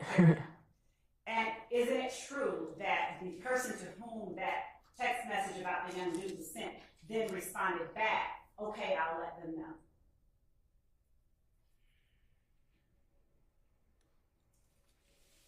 That's what they say right here in the blue. Are you able to see that? Yeah, because it's so small. Oh. You said because it was a screenshot, I guess. Okay. Yeah. Can you read what your son said in response to that screenshot? He said, I appreciate you. And was there an emoji in front of the words appreciate you? Okay emoji. An okay emoji? Yes. Okay. Now, in response, what did Lieutenant Hamilton say to your son? No doubt. On Friday, March the 1st, 9:14 a.m., and that's March the 1st of 2024, what does Lieutenant Hamilton text to your son? GM, has anyone called you yet? And GM, that's for good morning, right? I guess. And on Friday, March the 1st at 2:57 p.m., what message did your son send in response? No. And what did Lieutenant Hamilton say in response? Give it to Wednesday. Online apps tend to move slow. And in response, your son sent the okay emoji, didn't he? Yes. And on Wednesday, March the 13th, 2024, at 8:20 a.m., Lieutenant Hamilton texted to your son, good morning, or GM. Any movement? Is that correct? My Turn to the next page if you can see. And look That's a 9 midway block. page. Okay. Isn't it true that on Wednesday, March 13th, 2024 at 8:20 a.m., Lieutenant Hamilton sent a message to your son saying, good morning, any movement? Yes. Isn't it true that your son did not respond? Yes. And isn't it true that on Monday, March the 25th, 2024, at 11:26 a.m., Lieutenant Hamilton sent a message to your son that said, what up? Let your moms know she has to be here between 8 to 8:30 tomorrow morning for court. She knows, but please remind her. Thanks. 185 Central Avenue, courtroom 1C. I'll call her later too. Yes. Isn't it true that on Thursday, March the 28th, 6:24 a.m., your son sent a message that said, "When can I get my mom's stuff from you?" Yes. And isn't it true that that took place after you failed to show up for court on March the 26th? I guess so.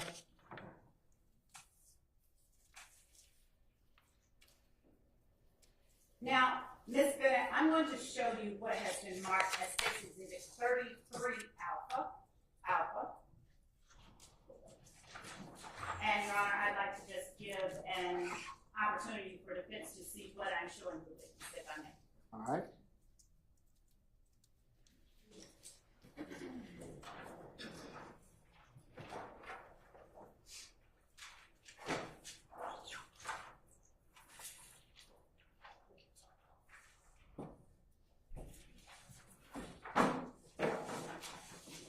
I'm going to show you State's Exhibit 33 Alpha.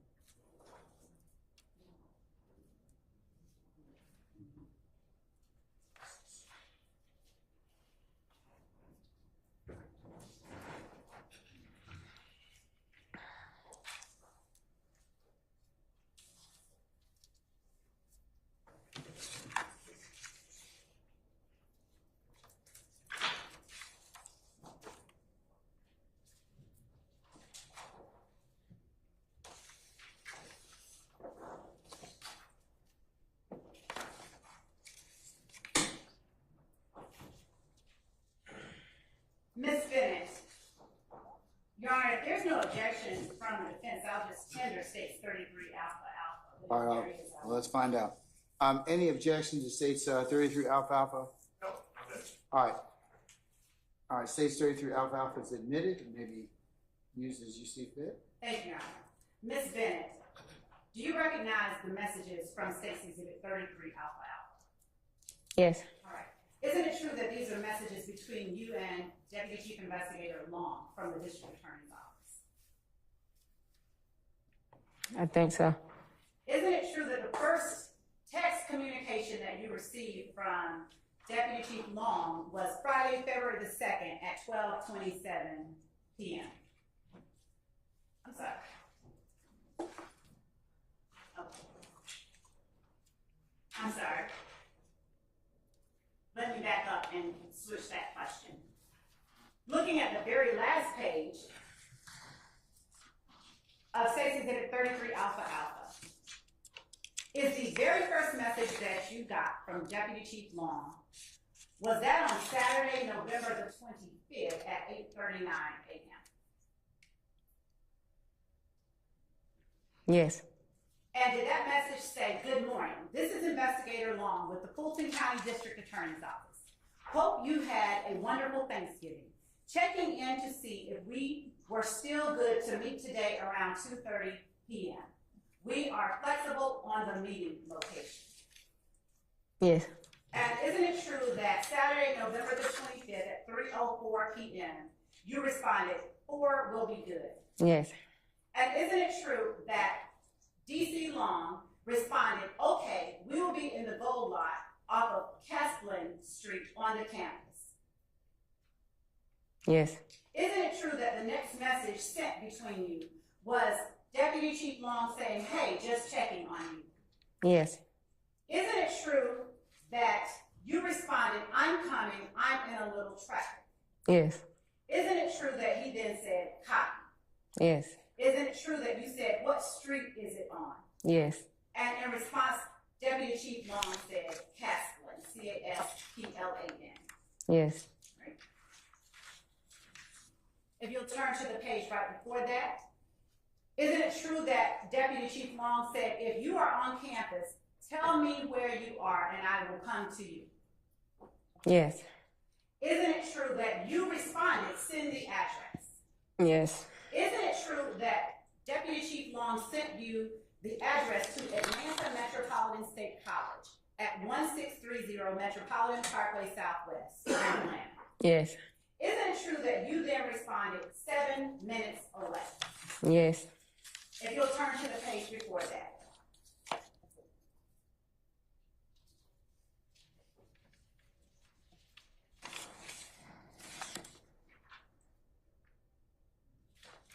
Do you recall meeting with Deputy Chief Long at Atlanta Metropolitan College? Yes. And at that time, do you recall being served a subpoena? No. What did you and Deputy Chief Long talk about at Atlanta Metropolitan College? He gave me a police report that I needed to read over. And then he told me that I need I'll be meeting with you. Okay. And on Saturday, November 25th at 7:54 p.m., do you recall getting a message from Deputy Chief Long saying, hey, are you still needed? You said when? If you look at the bottom of the page with the address on it. The one that I say I'm 7 minutes away? Yes. Yeah. And look at the date that is partially obscured by the message bubble. Can you discern that that is Saturday, November 25th at 7:54 p.m.? You can't see it, but I had answered him that I was 7 minutes away, and then I did pull up and meet him, and I answered that. Thank you. Isn't it true, if you'll just flip to the next page, that on Tuesday, January 2nd at 6:06 p.m., you received a text message from Deputy Chief Long that said, hello, the attorneys have been trying to reach you for court. Can you give me a call back? They are trying to get you to report tomorrow. Yes. Isn't it true that you did not respond in a text message to Deputy Chief Long? No. No, you did not. Or no, that's not true. No, it's not a response. Okay. And isn't it true that on Friday, January the 5th, 2024, at 2:35 p.m., Deputy Chief Long sent you another text that said, hey, this is Investigator Long. After our meeting yesterday, we are anticipating that we will need your testimony around January the 22nd or January the 23rd. We are trying to give you time to make arrangements. I will let you know what time once we get closer to that date. One of the attorneys will be speaking with you prior to that date as well. Isn't it true that he sent you that text message on Friday, January the 5th at 2:35 p.m.? Yes. And you didn't respond via text, did you? No.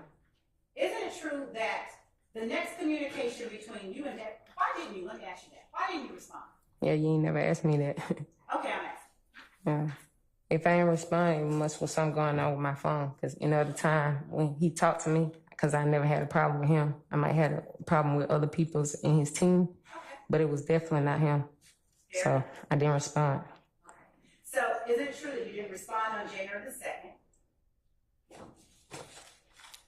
Not according to this paper, no, I did not. Do you recall responding on January the 2nd? No, I do not. And isn't it true that you did not respond on Friday, January the 5th? No, I did not. And on Wednesday, January the 31st, 2024 at 1:12 p.m., Deputy Chief Long sent you another text, didn't he? Yes. And in that text, he said, hello, it looks like we will be getting to your testimony tomorrow afternoon. And if you flip to the next page, the attorney would like you to get here around 1:00 p.m. tomorrow, 185 Central Avenue, Atlanta, Georgia. It's on the subpoena. Yes. You didn't respond, did you? No. You didn't say what subpoena or anything like that, did you? No. All right. So Thursday, February the 1st, 2024, isn't it true that Deputy Chief Long sent you a text message saying, just confirming your attendance at 1, please confirm? Yes. You didn't respond to him then either on February the 1st, did you? No. Isn't it true that on Friday, February the 2nd, 2024, at 12:27 p.m., Deputy Chief Long said, hello, it's very important that you give me a call. Thanks. Via text message. Yes. Isn't it true that you didn't respond then either, did you? No. And by no, you mean you did not respond, correct? Yes. Isn't it true that on Monday, February the 5th at 3:06 p.m., Deputy Chief Long sent you another text message? Yes. And isn't it true that that text message said, 185 Central Avenue, Atlanta, Georgia, report time 9:30 a.m., courtroom 1C. Call me when you get here. I'm going to put you somewhere quiet until it's time to testify. Yes. Now, isn't it true that you responded to that? Yes.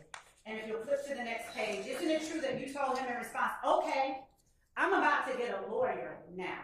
Because I keep telling y'all I don't have shit to say in y'all. And y'all keep harassing me and my family, but I'll be there at 9:30. Yes. Isn't it true that on Tuesday, February the 6th at 9:14 a.m., you said, or Deputy Chief Long sent you a text, good morning, let me know when you arrive. Thanks. Yes. And the last message that Deputy Chief Long sent to you was this past Tuesday at 9:24 a.m., where he said, good morning, I hope all is well. What's your ETA? Yes. And isn't it true that you read that message? Yes. Why didn't you respond? Because I didn't. I mean, we understand you didn't. Why didn't you? And I just didn't respond. Is there any reason you didn't respond? Mm-mm.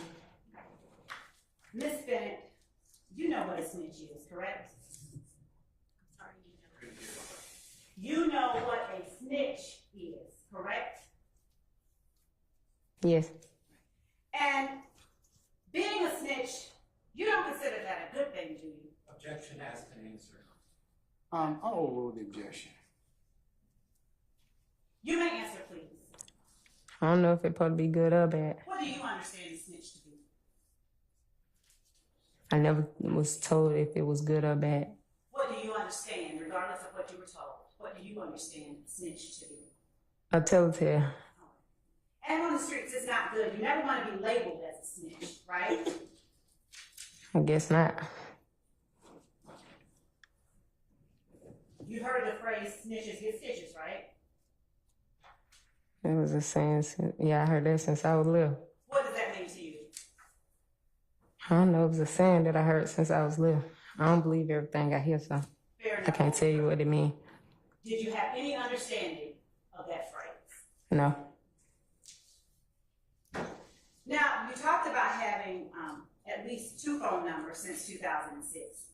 Which number did you use to communicate with the customers that you sold to? The last 4 digits of that number. 438-4983.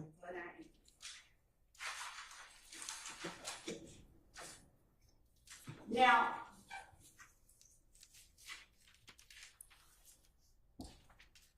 Ms. Bennett, you spoke with, or the first text message that you received from Lieutenant Hamilton, was that on Tuesday, February the 6th? I'm not sure. Showing you State's Exhibit 34. There. Okay. State's Exhibit 34, Alpha Alpha. Showing you a copy of State's Exhibit 34, Alpha Alpha. Does looking at State's Exhibit 34, Alpha Alpha refresh your memory as to the first date you received a text message on your phone from Lieutenant Hamilton? Yes. Now, what number did you receive your first text message from Lieutenant Hamilton on? Just the last 4 digits. 4983. Now, isn't it true that you received that first message from Lieutenant Hamilton on Tuesday, February the 6th at 10:57 a.m.? Yes. And isn't it true that the message was asking you for your job's information? Yes.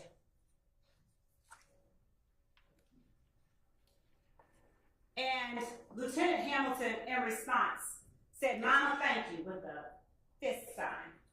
Yes. And Lieutenant Hamilton said to you on February the 6th at 12:43 p.m., and that's February the 6th, 2024, updating you so as not to waste your time. "I'm calling you at 3 for you to maybe be here by 3:30. You are still next. We just don't know how long the other side will go today with this first witness today. Please answer your phone at 3. Thank you, Mama."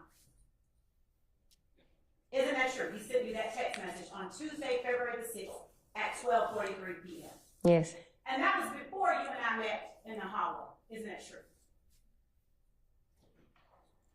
Was it before? Can't testify, only you can.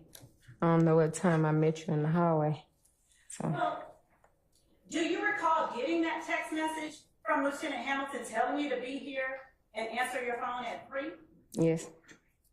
Do you recall getting that message while you were in the hallway? No. And were you with Lieutenant Hamilton when he said, "I'm calling you at 3 for you to maybe be here by 3:30? I got this when I left. So that means I seen you before this text message. Ms. Bennett, Lieutenant Hamilton asked you to be where at 3:30? Here. So at 12:43 p.m., when he sent you that text, you and I had not met in the hallway because you weren't here yet. Isn't that true? No, I supposed to came and seen you at 9:30. Did you see me at 9:30? That's how I seen him. I seen him after me and you had our problem in the hallway. Isn't it true that at 3:01 p.m., Lieutenant Hamilton sent you a text that said, "Call me"? Yes. Isn't it true that on Tuesday, February the 6th at 3:36 p.m., Lieutenant Hamilton said, "Call me, please"? You see how many updates we get daily. One last one, hit me up when you can. Yes. And isn't it true that on Tuesday, February the 6th at 5:46 p.m., Lieutenant Hamilton sent to you a voice recording that was 53 seconds long? I don't know if I sent that or he sent that, but I see it on here. So it's your recollection that you told Lieutenant Hamilton that you were here. Yeah, I was here. Did you send him a text or did you call him? How did you alert him that you were here at court? I talked to him. You talked to him on the telephone. You didn't send him a text. Is that correct? No, I didn't send him a text. And all of that was before 5:46 p.m. Is that fair to say? Yes. Isn't it true that on February the 6th, you spoke with someone from the Georgia Crisis Hotline after we met in the hallway?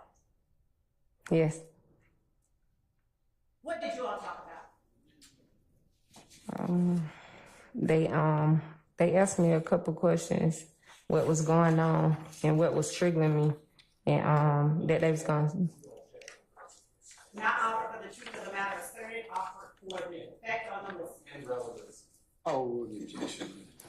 Mr. Matthews.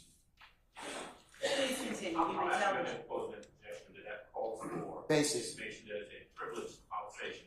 Now that I'll sustain.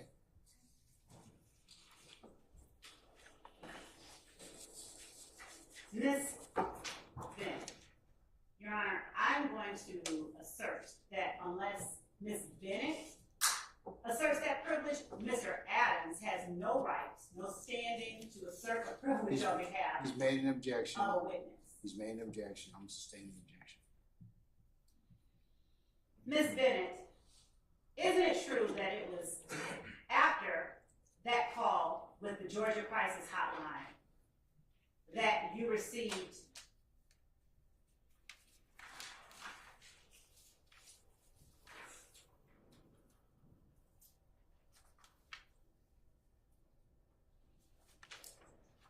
that voice message from Lieutenant Hamilton at 5:46 p.m., that voice text?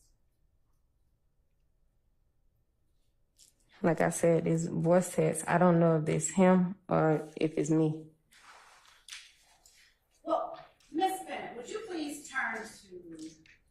the third page of State's Exhibit 34 Alpha in front of you. And let me know if you recognize Bless you. what you sent and what Lieutenant Hamilton sent. Yes. Okay. Now, is it fair to say that things that you sent are in blue Yes. and things that he sent are in gray? Okay. Ma'am? Yes. So on Tuesday, February the 6th, if you just flip back to page 2, at 5:46 p.m., that voice text was one that Lieutenant Hamilton sent to you, correct? Okay. Yes. And isn't it true that on Wednesday, February the 7th, at 10:29 a.m., Lieutenant Hamilton sent you another message? Yes. Now, isn't it true that that message was, "Good morning, Mom, I hope you slept well. Again, don't come at 1:30. I have a feeling the defense will keep this same witness from yesterday all day again today. I'll give you an update at 3 p.m. You will most likely go up tomorrow morning. I'll talk to you soon." Yes. And isn't it true that on Wednesday, February the 7th at 3:08 p.m., Lieutenant Hamilton sent you a text that said, "Call me, please"? Yes. And isn't it true that on Wednesday, February the 7th at 5:48 p.m., Lieutenant Hamilton sent you a text that said, "Call me one more time, then I'm out of your hair for the night"? Yes. Isn't it true that all of this communication came after you expressed that you did not want to talk with me and you were tired of talking to people from the district attorney's office? Repeat it. Isn't it true that this text communication on February the 7th, 5:48 p.m., was sent after you had expressed yourself that you no longer wanted to talk to me and you were tired of talking to people from the district attorney's office? Was it sent before? Isn't it true that this text was sent after you had expressed all those things? Oh, no. You didn't express those things on February the 6th when you were in the hallway? Yes. When I seen him. So you did express that you didn't want to talk to me and you were tired of talking to people in the district attorney's office. No, I just said I was tired of talking to you Okay. because you had made me angry. Okay. And how did I make you angry? About you was discussing some things that you told me like when I met you at Wendy's, you remember we had a discussion and some things you said that we wasn't gonna talk about again. I guess it's supposed to be personal things between us and you did anyway, so I guess I can say you lied. Isn't it true that when I sat down next to you, the first thing that I did was ask you how you were doing? I ain't gonna lie, I don't remember because you had me so heated that day. Isn't it true that you told me in that moment, "I'm really feeling like I just want to harm myself"? Yeah, I told you that for a reason. Isn't it true that I said, "What is causing you to want to harm yourself"? And I told you. And isn't it true that after you told me I got up and left your presence? Yeah. Isn't it true that that is the extent of the conversation you and I had in the hallway? That was the end of the conversation. And that was all of the conversation, wasn't it? Yeah, that day. Okay. Now tell the jury, since that was all the conversation that day, and they've heard all the text messages, tell the jury when it was that I talked to you about things you didn't want to talk about. That day. That was it. I ain't say you talk to me again after that. Okay. So, what was it in that conversation you just talked about to the jury that you did not want to talk about? Was it my asking how you were doing? No. Was it your saying you wanted to harm yourself? That ain't all we had talked about. It was some personal things. Is it your testimony now that we said more stuff than how are you doing, and you saying I want to harm myself, and me saying what's causing you to want to harm yourself, and you saying you, and me getting up and leaving? That was all? I'm asking you, is that your testimony to the jury? No. Then tell the jury what topic. First of all, tell the jury how long we sat out there and talked, based on your memory.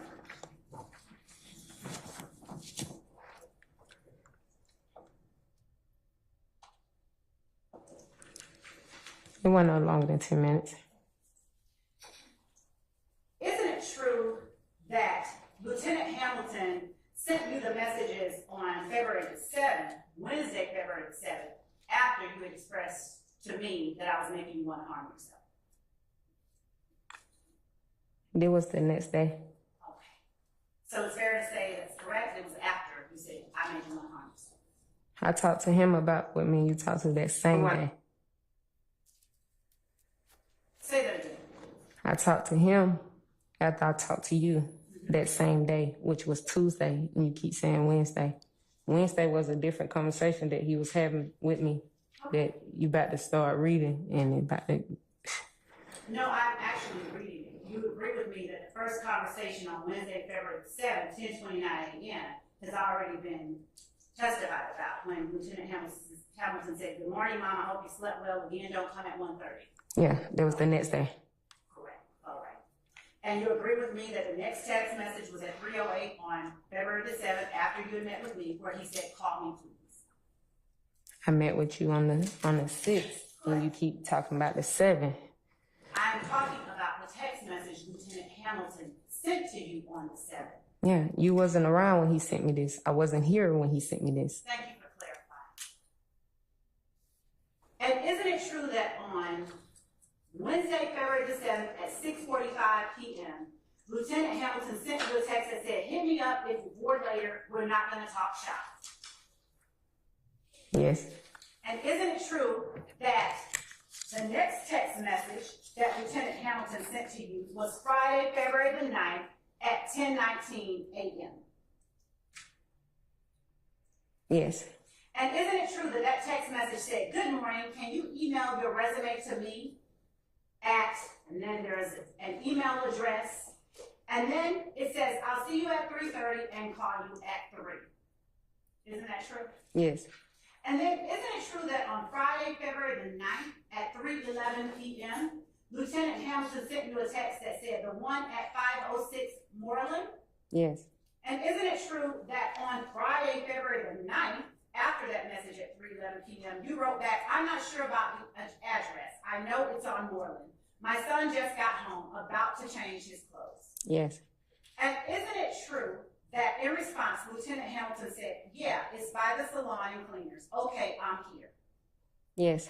Isn't it true that on Friday, February the 9th at 4:06 p.m., Lieutenant Hamilton sent you a text that said, 506 Moreland Avenue, Northeast, not Southeast, but Northeast? Yes. Isn't it true that you responded, "Okay"? Yes. Isn't it true that on Friday, February the 9th at 5:00 p.m., the next communication between you and Lieutenant Hamilton was his text to you saying, "How far out are you?" Yes. Ma'am? Yes. Isn't it true that you responded, "Can you meet me at the restaurant because my kids are with me"? Yes. Isn't it true that he said, "What's the address?" Yes. And he then said, "And it will be quiet in there"? Yes. And he then said, "Call me." Yes. Isn't it true that on Friday, February the 9th at 6:06 p.m., Lieutenant Hamilton sent you an address of 185 Central Avenue, Atlanta, 30303? Yes. And that's the address to this courthouse, isn't it? Yes. And isn't it true that he then said, "Give me a spot to pick you up on Sunday at 9:30? Yes. And that was 9:30 a.m., wasn't it? I don't know. It don't say AM or PM. When you It just say communicated 9:30. with him, did you make plans to meet with him on Sunday at 9:30 a.m.? I don't know if it was 9:30 AM or PM. It don't say. I talked to him on the phone and I talked to him through text. So you don't remember whether you planned to meet him in the morning or night? Mm-mm. Do you remember you said, "Okay"? Yes. Do you remember Lieutenant Hamilton responding, "It was good seeing you and meeting your boys. Enjoy the night"? Yes. Hey, Miss Love, can we take a brief break for just about maybe 5-10 minutes? Yes, Your Honor. Okay, we're in recess. All right, all rise. Miss Bennett?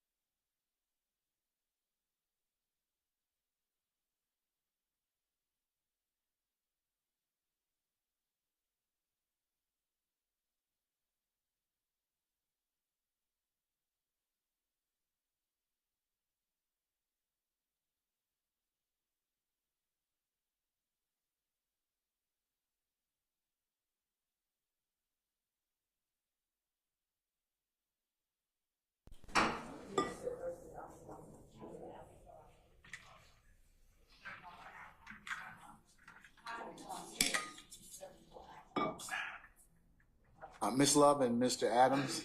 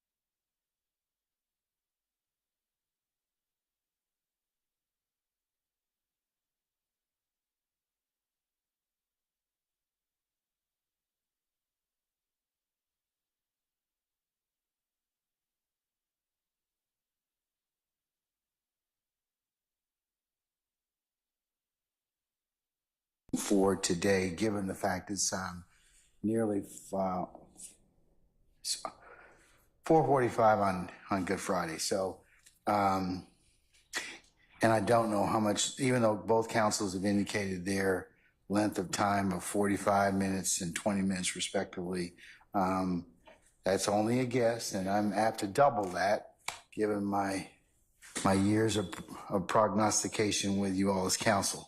So we're not going to finish this evening, and what I'd like to do is just go ahead and recess for now. The other thing that we discussed was the issue of our status of our witness, Ms. Bennett, and I'm going to call her in just a second and talk with her about modification of her current situation to potentially put her on an ankle monitor and let her stay at her house. So that's what I'm going to do. Ms. Love or Mr. Adams, anything to add or delete, or did I correctly summarize what our bench conversations are? Your Honor, that was, in sum, that was the substance of what we discussed at the bench. Additionally, I just wanted to reiterate that I don't believe that, and I'll of course leave it in the court's discretion, I don't believe it's necessary to restrict her movements to and from her house. It's just that we need to be able to know where she is, in the court, I believe, should instruct her that she has to be back here so that if she doesn't show up, we can readily find her. All right. So in other words, I'm not asking for a curfew or that she not be able to go wherever she wants to go. All right, Mr. Adams? I think what's appropriate counted is what we discussed today. Okay. All right.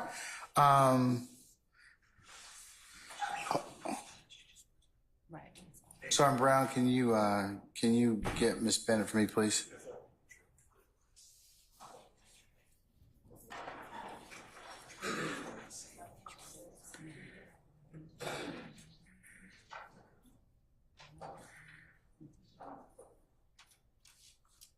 But if this is All right, Ms. Bennett, good afternoon. I just wanted to, I'm Judge Glanville, you know that. Just want to talk with you about just a couple of things about your current status under the material witness warrant, okay, if I can? Mm-hmm. All right. If you can answer yes or no for the purpose of the record, that'd be great. Okay, so we are going to probably not finish with your testimony today. And given the fact and the lateness of the hour, it's Good Friday, I'd like to go ahead and release everybody. What you probably don't know is that we have next week is an administrative week pretty much, so our jurors will not be here. The first day that they'll be back is the 8th, Monday the 8th of April. So what I'd like to do is I'd like to have a discussion with you about coming back to court on the 8th of April. Yes. Okay. All right. Are you working right now or anything such as that, or? No. Okay. And I take it from our conversation yesterday that you'd rather stay in your house. Is that correct? Yes. All right. If I were to authorize you to stay in your house with an ankle monitor for the next week until you complete your testimony, would you be sufficient with that? Yes. Okay. You can go wherever you want. No restrictions. Just please, please, please, you got to appear back for 9 o'clock on Monday, April the 8th. I never had a problem with appearing. All right. Well, here's the thing. Usually, like I told you, most material witness warrants, you have to satisfy when you testify, when you complete your testimony that's required of the person that subpoenaed you, that satisfies the conditions. But since you're not done, this is just a least restrictive manner so that you don't have to spend time in the jail. Okay? Okay. All right. Okay. Any questions of me about this? No, sir. All right. We're going to get you hooked up with the ankle monitor, and we will see you on what day? On the 8th At what time? at 9 o'clock. Yes, ma'am. All right. I'm gonna go ahead and release you at this point in time, and I'll see you on the 8th of April at 9 o'clock in courtroom 1C. Okay. Yes. All right. Happy Easter to you. And Your Honor, when you're saying release, you mean from testimony for today, because she still has to, we still have to get her over and situated with the ankle monitor. Yes. So Yeah. You're still under the terms of the warrant. Or I've just modified it so you can stay at your house, but you haven't completed your obligation. All right. Okay. Okay. All right. Thank you, madam. thank you, Judge. And so I'll she can She can step down. Yes. Don't even ask me. You gonna pay? Okay. Don't. He said that. I had that. He had that look like. You see, I have pretty good hearing, so it's like, who gonna pay? Yeah, you gonna pay. All right. So, not you personally. Maybe Long. He makes more money. All right. So, but no, you all take care of that, please. Thank you, Judge. Okay. All right. We're Anything else in terms of our now? Did we also excuse, or can we call in Detective Quinn, please? We told him that we were not gonna. Okay. Is he still outside? No, he left. Okay. All right. So he didn't have any issue coming back on Monday? No. At sometime Monday late in the day? He does not. Late morning, I should say? He does not. Okay. All right. Okay. All right. Once I excuse our jurors, I'll cover with you all Tuesday, April the 2nd, and Wednesday, April the 3rd. Anything else at this point in time? Not from the state. Okay. All right. Lieutenant Walker, if you could summon our jurors, please. All right.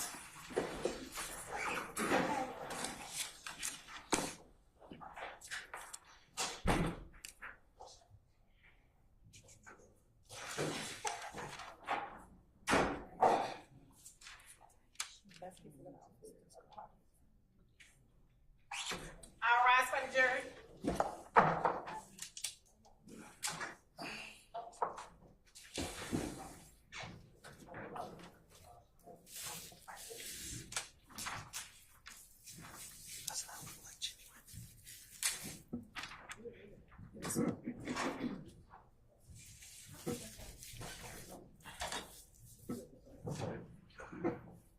Which one? John Archer is the president. All right, thank you, Lieutenant Walker. Ladies and gentlemen, please be seated.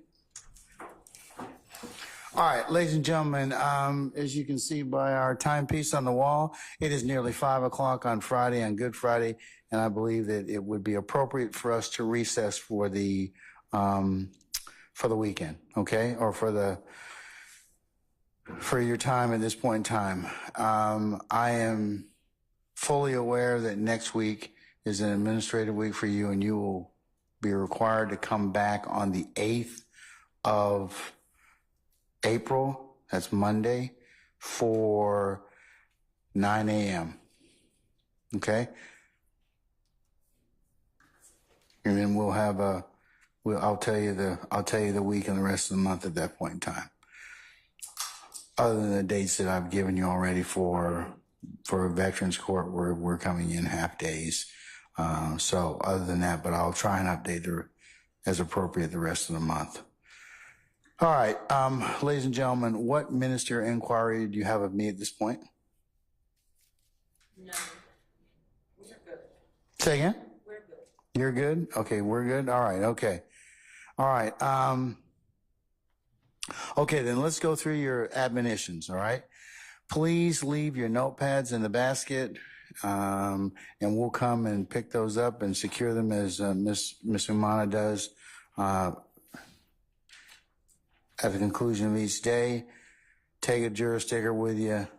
And then remember not to discuss the case at all amongst yourselves in ones and twos or wherever you may be, waiting for your transportation, or you going to your places of residence. Remember, it would be a violation for you to talk about the case, start to preview any witness testimony, or take up any deliberative process in your headquarters, at your deliberation room, or in any other places where you may gather as in small groups or in larger groups. Remember, once this case is finished, then I will tell you how and when you are to begin your deliberative process. But you can't, as I would call it, recap testimony of each witness as it's going along, or discuss it amongst yourselves in any way until I tell you that it is appropriate for you to do so. Very important that you adhere to that. You know, I haven't said this in a long time. How are these violations unearthed? Somebody will tell on you. You'll tell on yourselves. So don't post anything. Don't talk to any third parties about this. Don't let anybody contact you about what's going on in this particular trial. Please resist temptation of posting anything on any social media sites, or letting your family, friends, and other well-wishers talk with you about anything that's gone on in the four walls of this courtroom. Remember, please avoid any news content about this particular trial. And remember, you can only consider what has been presented within the four walls of this courtroom. So, ladies and gentlemen, unless you have any other inquiry of me, and then the last thing as usual, ladies and gentlemen, thank you for your patience with us. I know that there have been some times where we have had to take extended periods to resolve some other issues outside your presence hearing. I told you that those things happen when trial, and you should not attribute that to anyone. It's just we're just trying to work our way through it. So, ladies and gentlemen, and also thank you for your patience and the attention you've given this matter, and will continue to give this matter on behalf of everyone assembled here. Do you have any other questions of me? Okay, if not, I'm going to wish you happy Easter, and and be well and safe next week, whatever it is you're going to do. And I'll see you, or we'll all see you on the 8th at 9 a.m., okay? All right, all rise.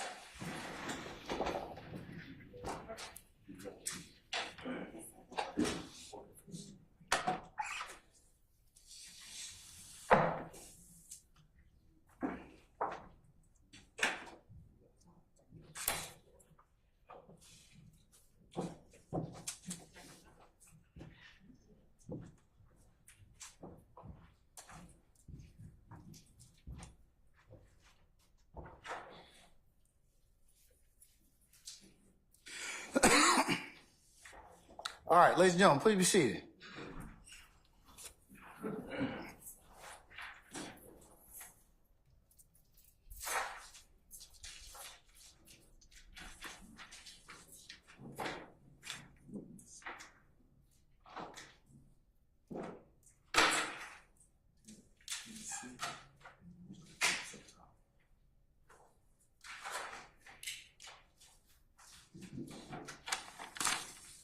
She outside? Yes, Judge.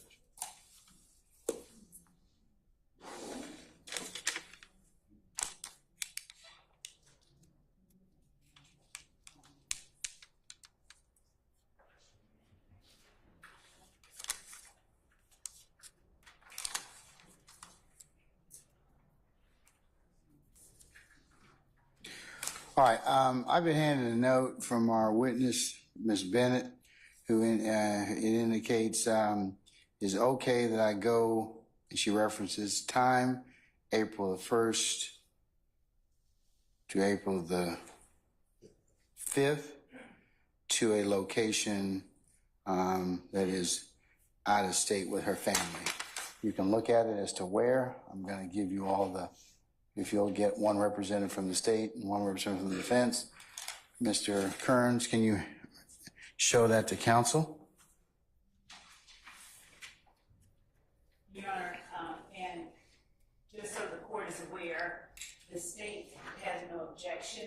to her being allowed to visit. We just ask that she give to the Fulton County Sheriff's Office exactly where it is that she's going, and that she understand that because the court has personal jurisdiction over her, the court can and will issue a warrant for her arrest if she fails to appear, regardless of what's going on. Anything on behalf of any defense counsels? Nothing on behalf of Mrs. Williams. Okay. All right. Can we have Ms. Bennett return, please?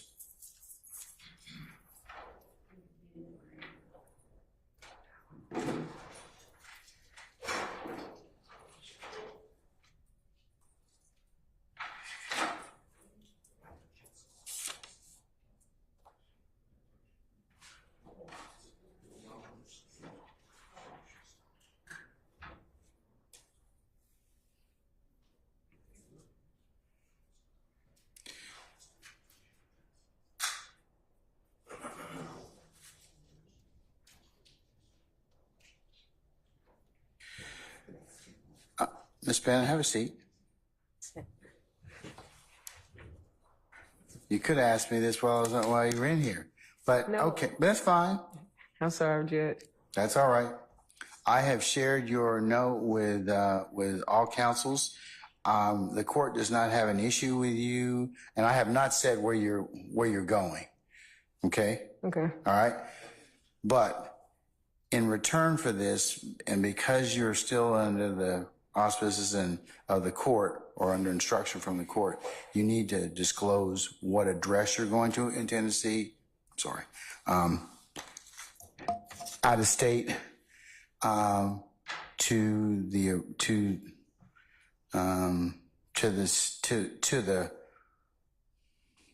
the court. Okay. Okay. All right. Yes. Can you do that? Yes. All right. You don't need to put it on record, but I just need to. Now, here's the thing. If you don't come back, I will issue process for you. I just want us to be very clear about that. Are we good? We good with that?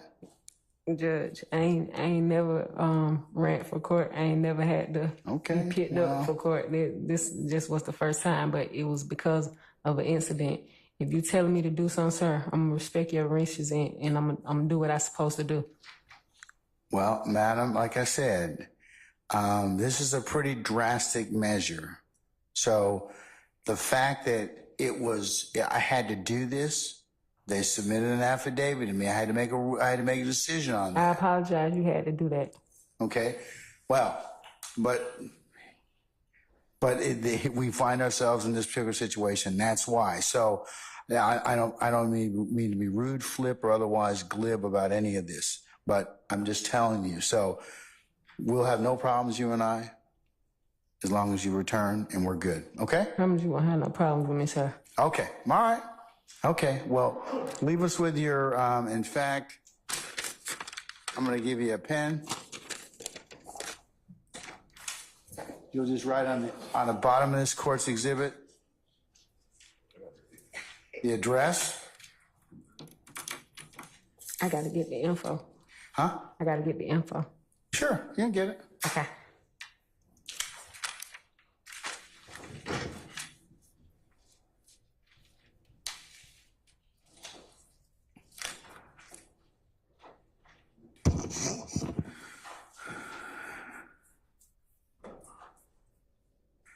While we're waiting, if you all could turn in your listening devices, that'd be great.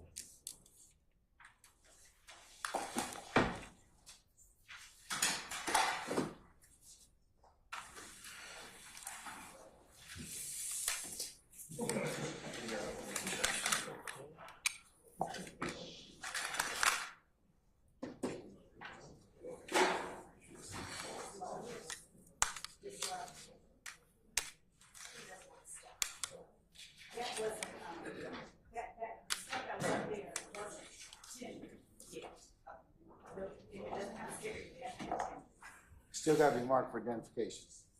Okay, here's, for identification purposes, it wasn't standard, it was 634 alpha alpha.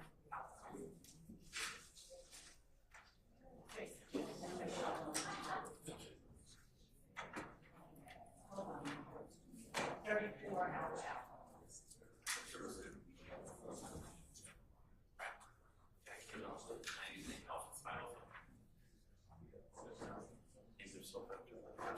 Oh, okay.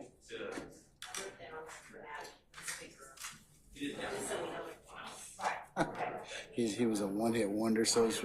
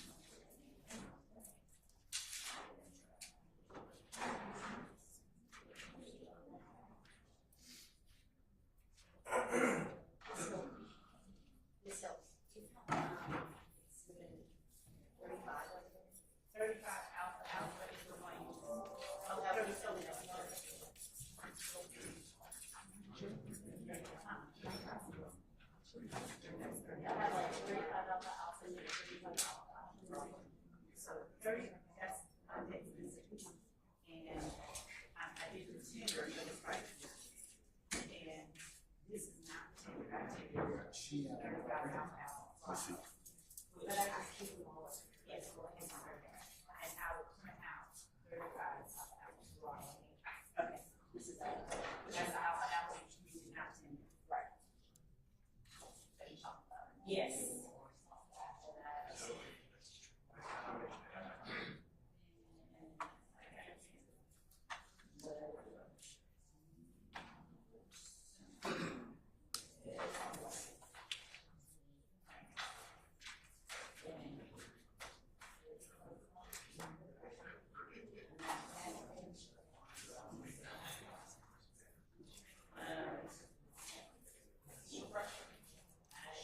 She needs to come back in. She's stating she's living on the right person. She's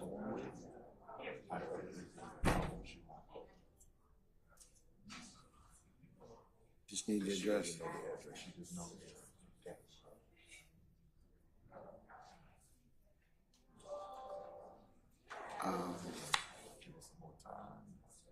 Tell her she needs to find that out where she's staying.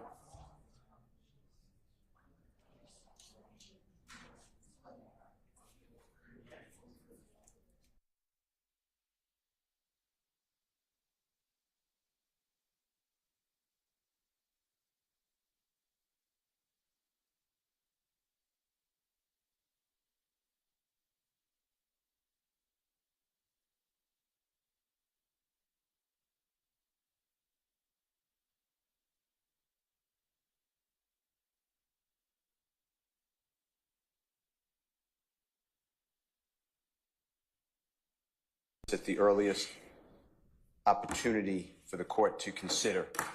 I believe that from listening to the conversation between the prosecutor and Ms. Bennett, the prosecutor has interjected her personal knowledge and of facts of this case and has become an unsworn witness. And that's a big problem. And that's what it's called, unsworn witness problem, because the lawyer is making factual assertions without being sworn. And when the lawyer is a prosecutor, that error goes to the heart of fundamental fairness and due process of law, and thus is a constitutional issue. And Mr. Williams and the others cannot receive a fair trial, because what has really happened, Your Honor, and this, I'll give you the cases, what really happened is now the jury has to determine, is Ms. Bennett truthful or is Ms. Prosecutor truthful? And that's not the way it's supposed to be. A lawyer shall not assert personal knowledge of facts in issue except when testifying as a witness. Generally, the law prohibits a lawyer from acting as an advocate at trial where the lawyer is also becoming a witness. There is no doubt that assertions of fact from counsel as to the content of prior conversations with a witness have the effect of making a witness of the lawyer and allowing his or her credibility to be substituted for that of the witness. This practice is improper. And Your Honor, in Turner TUR NER versus Louisiana, that's 379 US 466. It's at 472 through 473. It's 1965 US Supreme Court.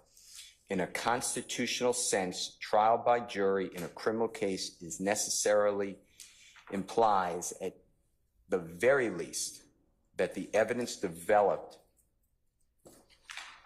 against the accused shall come from the witness stand in a public forum with full judicial protection. Not yet. With full judicial protection of the accused's right of confrontation and cross-examination by counsel.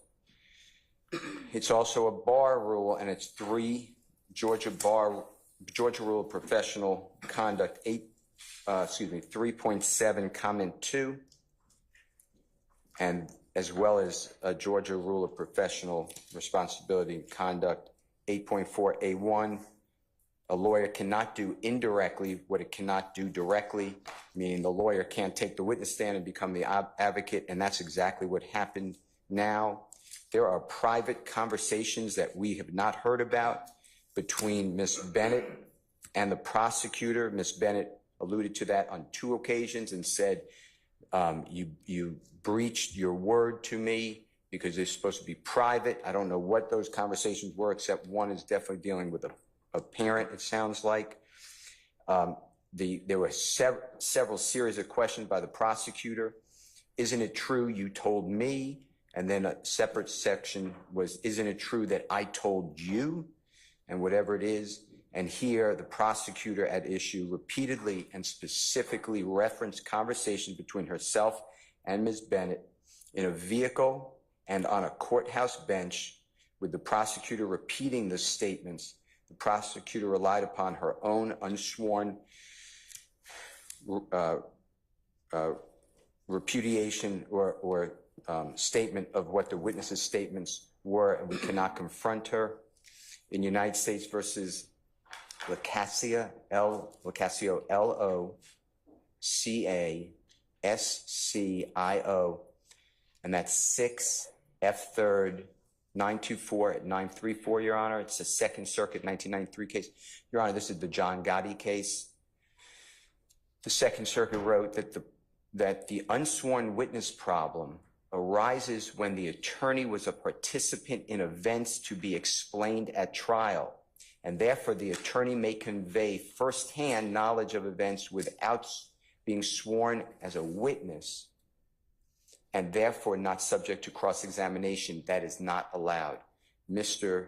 Williams asserts that he is entitled to cross-examination of the prosecutor, because now what has happened is the prosecutor has put the state, the weight of the state, the pride of the state of Georgia behind her words. We can't cross-examine her. This is from Dillon, D-I-L-L-O-N versus Kentucky. It is 475 Southwest 3D, page 1, 2015. The lawyer is not excusable in making any statement of fact outside of the evidence in which may be in the slightest degree prejudicial to the rights of the accused. In this case, the Commonwealth's attorney, not as a witness, made a statement of fact which flatly contradicted the witness in the minds of the jury. It made the witness look like she is perjuring herself. There was a plain course for the Commonwealth's attorney to pursue, either to introduce himself or Judge, and it says Horman, H-O-R-M-A-N, as a witness to contradict. But in seeking to take this course, he should have kept silent as to what occurred in the witness room, for the reason that a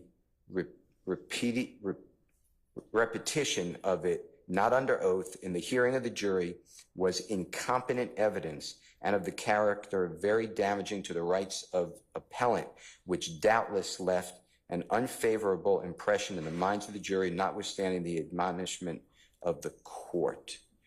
Your Honor, in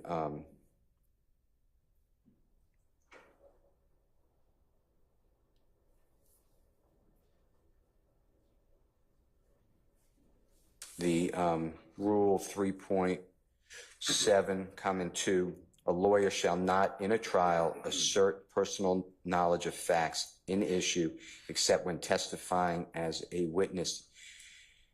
Generally, a lawyer must be prohibited from acting as an advocate at trial where the lawyer is likely to be a necessary witness. I'm raising that early. This is a very serious issue, but here, I don't know how we got here, but all I know is I sit there and I see text messages between the prosecutor and a witness that are now in evidence, and the prosecutor saying, "Didn't you tell me," etc. I'm not going to repeat, of course, but that is my motion. And my motion is that for whatever reason that was done, the state of Georgia has caused one of their prosecutors that now has to be lifted from this case. If not, I am moving for a mistrial because I cannot cross-examine an unsworn witness. Lastly, Your Honor, this is a separate issue. I would like the phone of Ms. Bennett to be returned to her because I believe, based upon what I'm hearing, that there is exculpatory information on that phone. That phone is being held by the Fulton County DA's office. I have not seen the process that this court ordered, but I did see a video, and I will tell you that according to the video that I saw, I may be wrong, but according to the video I saw, Ms. Bennett did not have her phone on her when she's arrested, so it should not have been put in property, and it's not in property, it's with the DA's office, and I'd like to look at that phone if Ms. Bennett allows me. I don't have any other way to do it, but without having it, I can't ask her for it because she doesn't have it. So those are my issues. I want to raise them today because they're ripe, and I don't know how we're here, But that's my issue.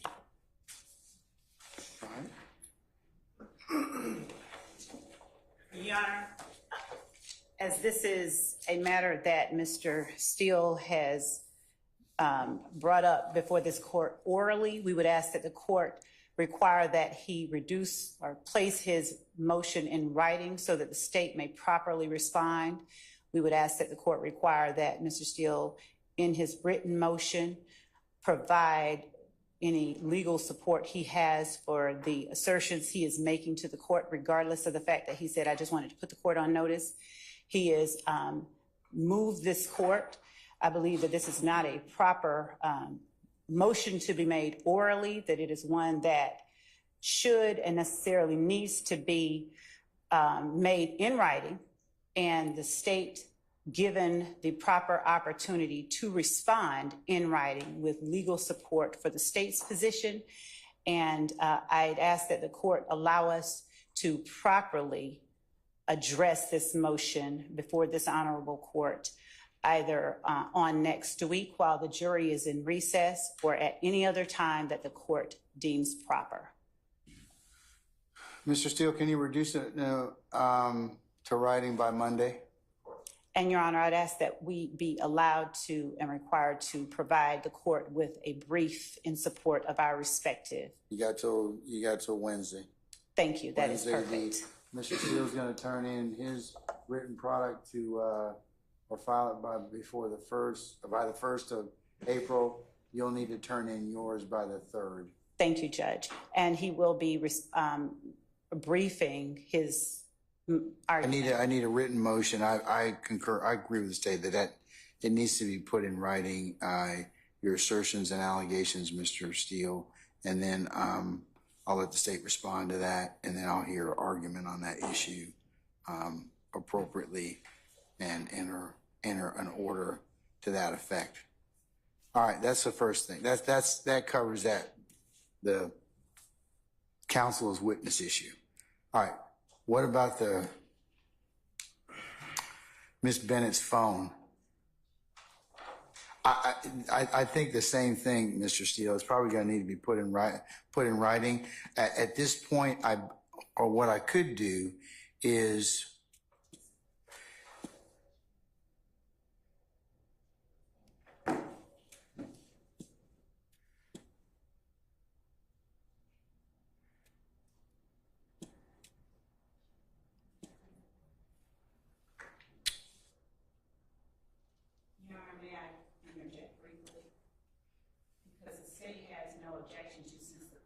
is releasing essentially Ms. Bennett on a recognizance bond. I was going to say, her phone back. We are not at all about to turn it over to Steele, but we would have to. well, what I would do is, because the search of one's phone requires a warrant, and you're not, so she can have her phone back, and if she wants to let anybody look, I mean, if the state wants to use the process authorized by law for, to do that, that's your course. I think then, but the defense, the only thing they can do is just ask Ms. Bennett if we can take a look at her phone, what's in her phone. That's her call. So, but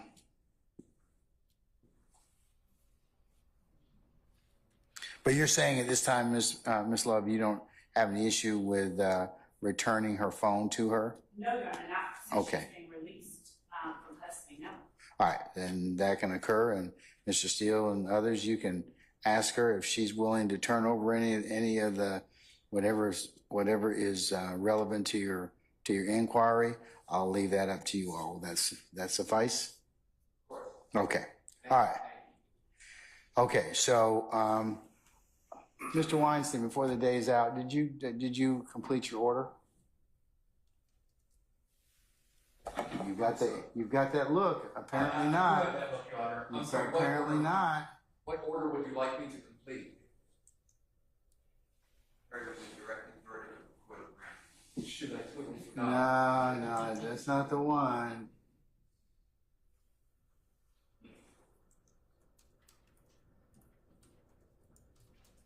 Yes, here.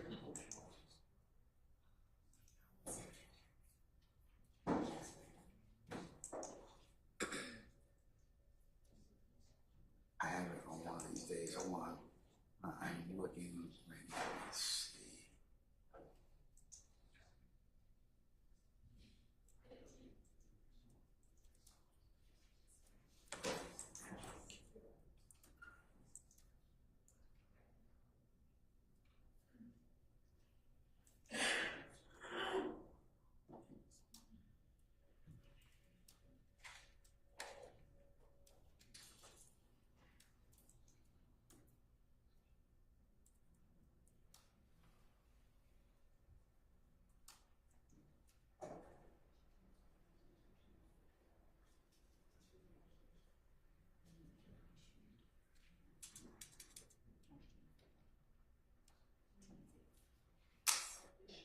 The order for Mr. Kenrick on the motion that we had about 2 weeks ago. The Jackson Deno. Oh, I believe that has already been submitted to the court and entered by the court. I can double check that, Your Honor. Your Honor, my memory is that, Mr. Weinstein did in fact, at least he sent to the state his proposed order, and the state, responded with its requested amendments to that order, and I believe that the order was entered. All right. Thank you, sir. You're welcome, Your Honor. Okay. All right. Don't scare me like that, Your Honor. Please. All right.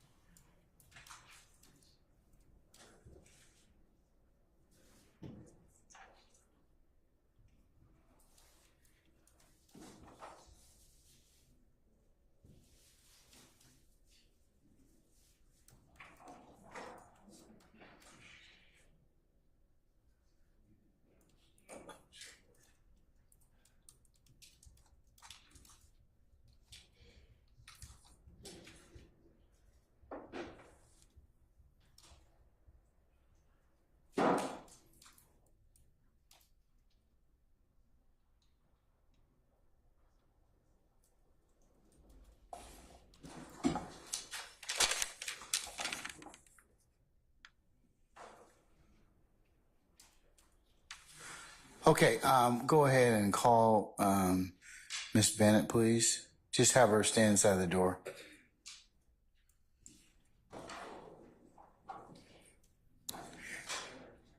Miss Bennett, we're good. Say again? Oh, thank you. Okay, we'll see you on the 8th, okay? All right.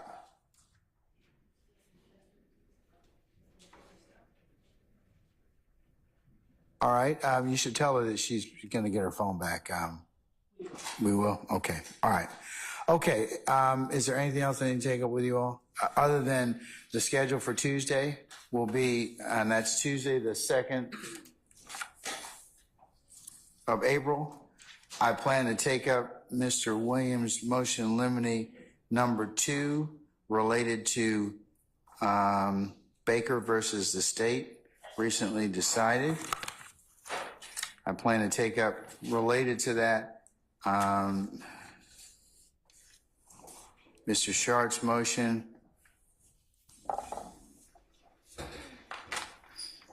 on behalf of Mr. Stillwell, similarly situated. I plan to take on a motion to redact the conviction of Mr. Winfrey and the motion for the recordings of Mr. Derek Wise, as well as the motion and amended motion filed by Mr. Apt. All right. Do you want to renew my motion for severance based upon prejudice? And another 105 instruction? And a 105? Okay, all right. Okay. This This is an unindicted act that we are now going forward with for a number of days and will continue to go forward for a number of days. The prejudicial spillover is enormous, Judge. And now we're getting into issues that relate to whether or not the lead prosecutor in this case is required to be recused, none of which it can be laid at the feet of Mr. Nichols. So again, I strongly urge the court to grant a severance on behalf of Mr. Nichols. Okay, for the reasons I've stated otherwise and been stated earlier, I'll note your motions. I'm going to deny them. I'll give you a continuing objection, sir. Okay. All right. The other thing with the court's exhibit in regards to Ms. Bennett, that will be placed under seal. All right. Is there anything else I need to take up with you all before I release you all for until Tuesday the 2nd? Tuesday the 2nd.